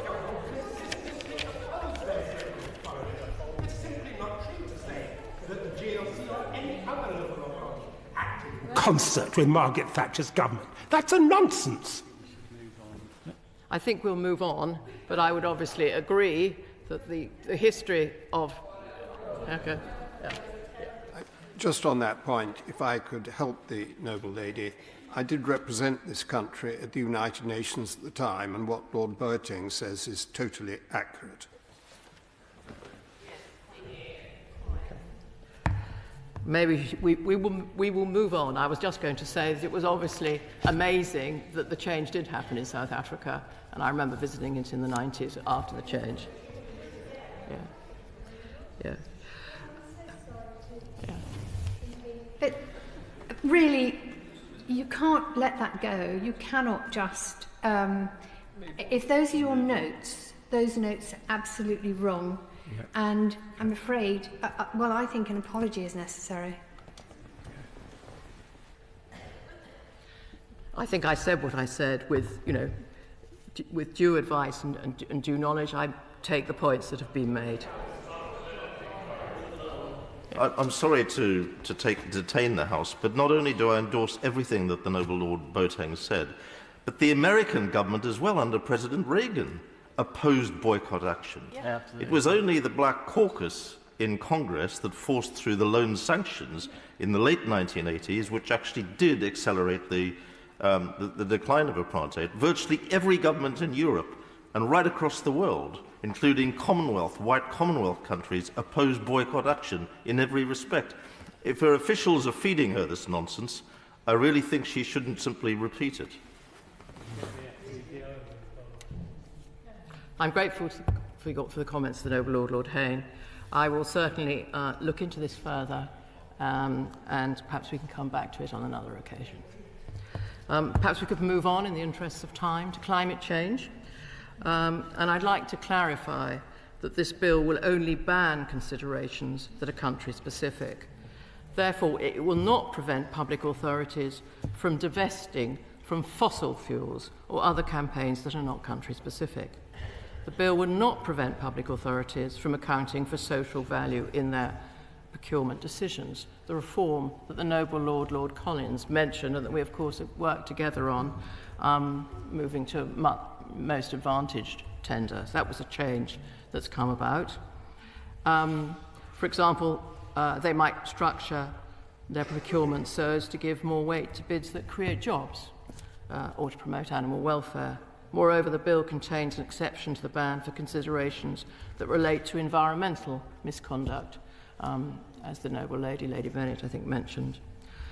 There was official level engagement with the devolved administrations on the bill's provision before the bill was introduced to the other place, to answer the Noble Lord Collins' question, through the Common Framework Working Groups process, and senior official engagement on the bill dates back to April 2022. The Minister for this bill in the other place, who I saw earlier this evening witnessing our proceedings, has also engaged with responsible ministers in Scotland and Wales, and we intend to engage with ministers in Northern Ireland now that power has been restored. It is never the case that the government has set out to legislate without consent. We have formally sought consent from all of the devolved legislatures. Where the legislative consent process engaged, we always tend to legislate with the support of the devolved administrations and the consent of the devolved parliaments. However, as the Noble Lord Stevens of Birmingham highlighted, boycotts and divestments against foreign countries or territories are a matter of foreign policy, and this bill relates to foreign affairs and international relations, which are reserved matters, but I'm sure we'll come back to this point in committee. I now turn to the bill's enforcement powers, and I'd like to start by clarifying that this bill is not creating any new criminal offences, as suggested by the noble Baroness Janke. Moreover, these enforcement powers, so not criminal offences.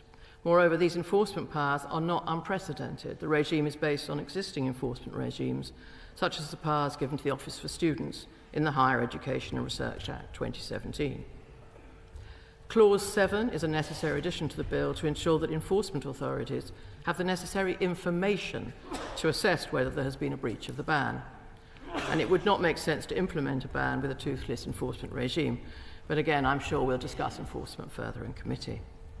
The noble Baroness Chapman of Darlington and the noble Lords Wallace of Saltaire, Lord Willits, Lord Hannay of Chiswick and Lord Johnson of Marylebone have questioned why the ban needs to apply to universities.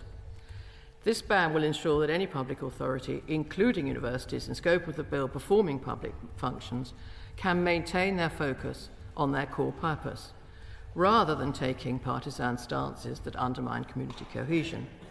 It's not appropriate for these institutions to have a corporate view on a particular matter of foreign policy in the context of their public investment and procurement functions.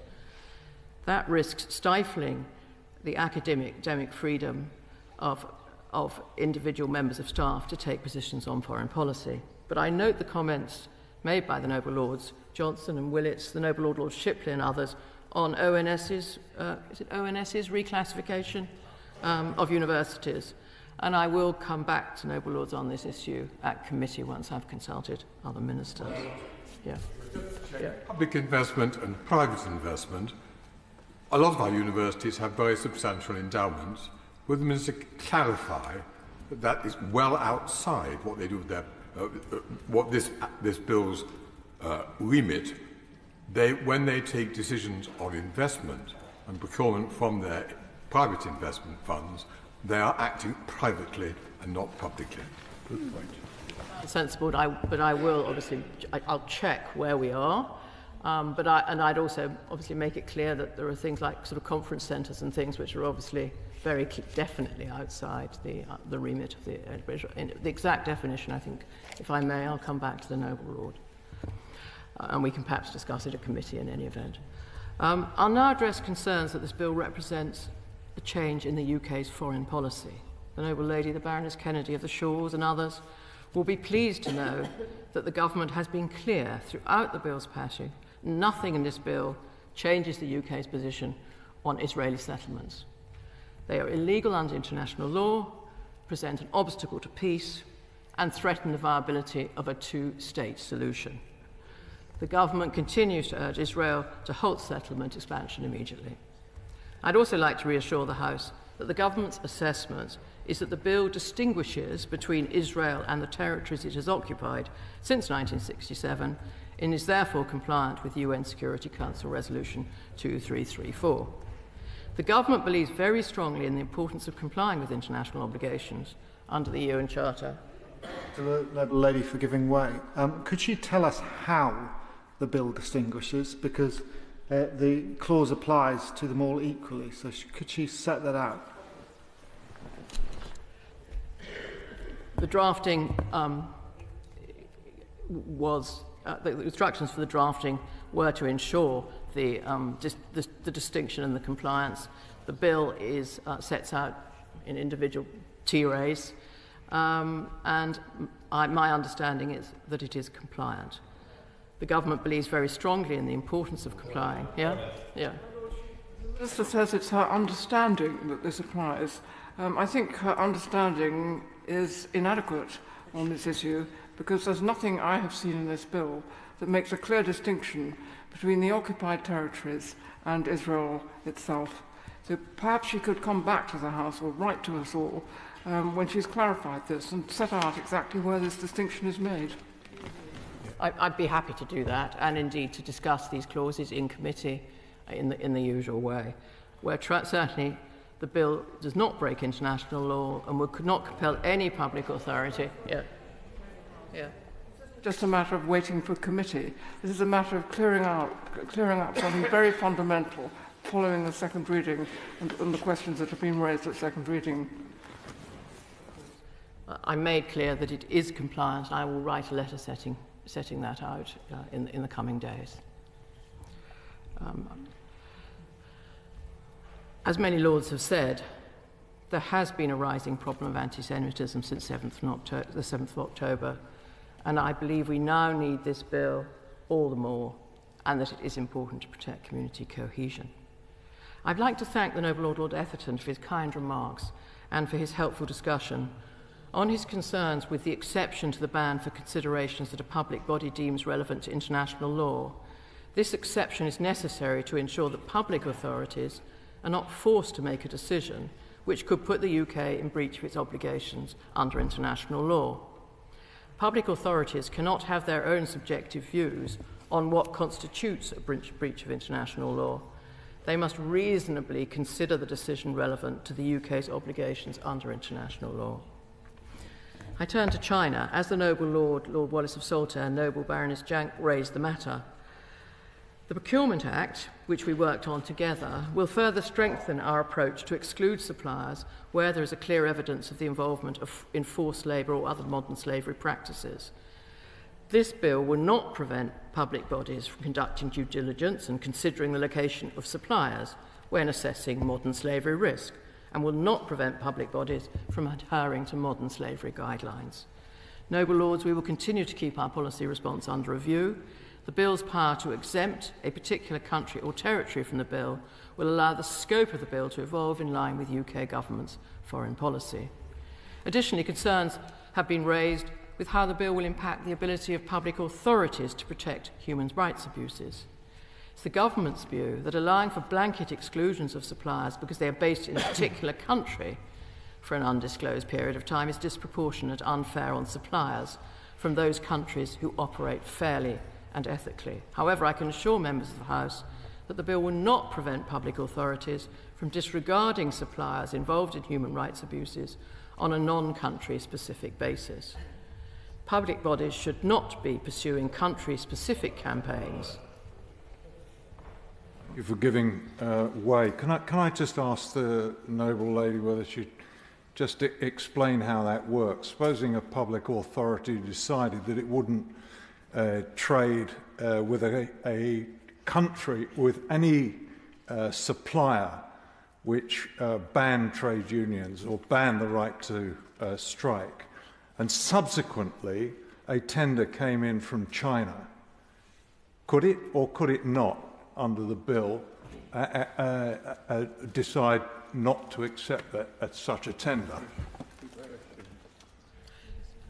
I don't think I entirely understand the question, but I am happy to research the question and come back. The basic point is public bodies should not be pursuing country-specific campaigns, as foreign policy is a matter for UK government alone, but obviously we need to understand the details in the supply chain. Additionally, the bill contains an exception to the ban for various considerations where the government has assessed it appropriate for public authorities to make territorial considerations influenced by moral or political disapproval of foreign state conduct. including considerations relevant to labour market misconduct, which I think was a concern of the noble lord. Turning to the local government pension fund, bodies that administer the fund scheme are captured by the definition of public authorities in Section 6 of the Human Rights Act 1998, and it's therefore appropriate for that decision to be captured. For example, UN Special Rapporteur wrote to the LGPS in November 2021 demanding divestment from a number of Israeli companies. And the demand cited their ability to play a transformational role. I mean, the role of local authorities, I think we can agree, is to manage the assets, to deliver benefits to members. The noble lady Baroness Young of Old Scone asked whether the pension funds, nests and PPF are in scope of the bill. The only pension funds the bill will apply to are local government pension schemes, so they're not within scope, to answer her question. There was a long conversation about the application of the bill and which bodies the bill applies to. And it will apply to public authorities as defined in Section 6 of the Human Rights Act 1998. It's a definition that's been in statute for 25 years and sets the scope for the application of fundamental legislation.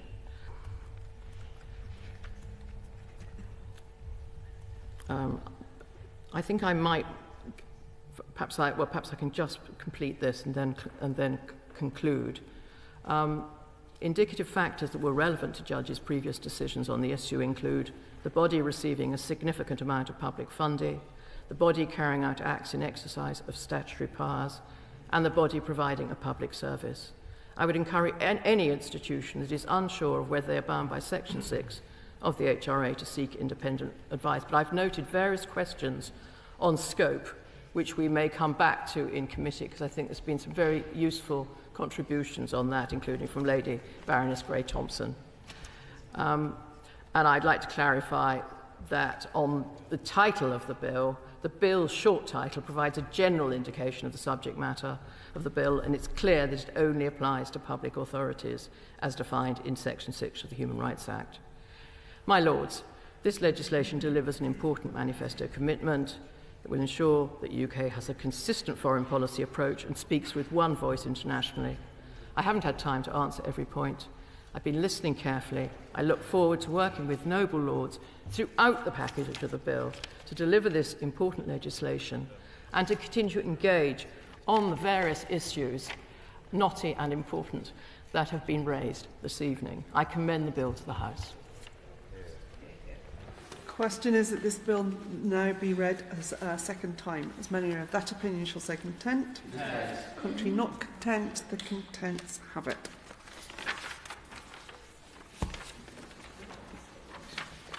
Get me here.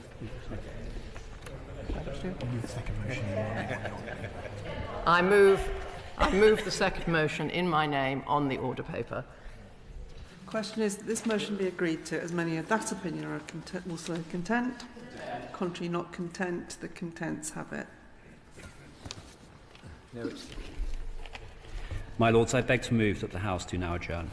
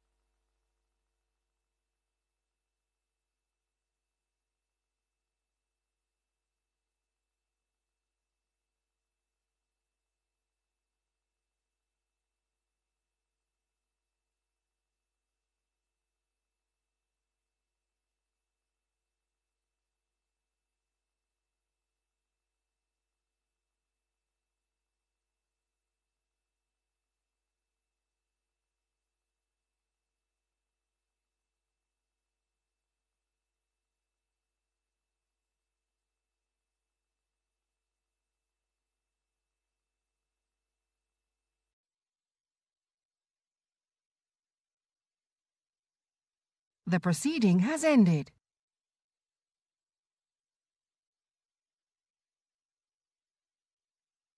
The proceeding has ended.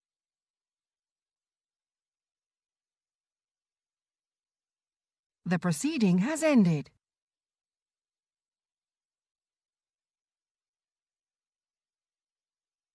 The proceeding has ended.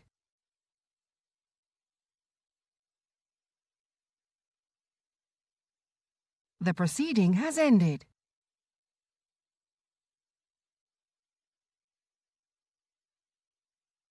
The proceeding has ended.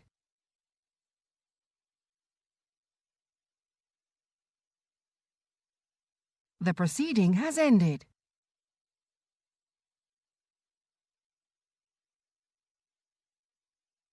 The proceeding has ended.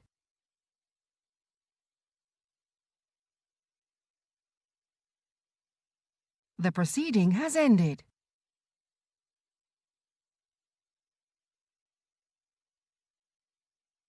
The proceeding has ended.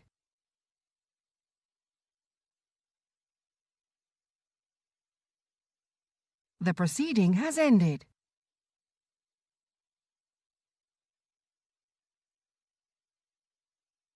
The proceeding has ended.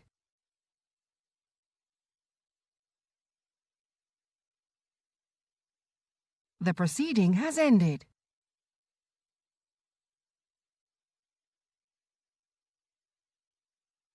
The proceeding has ended.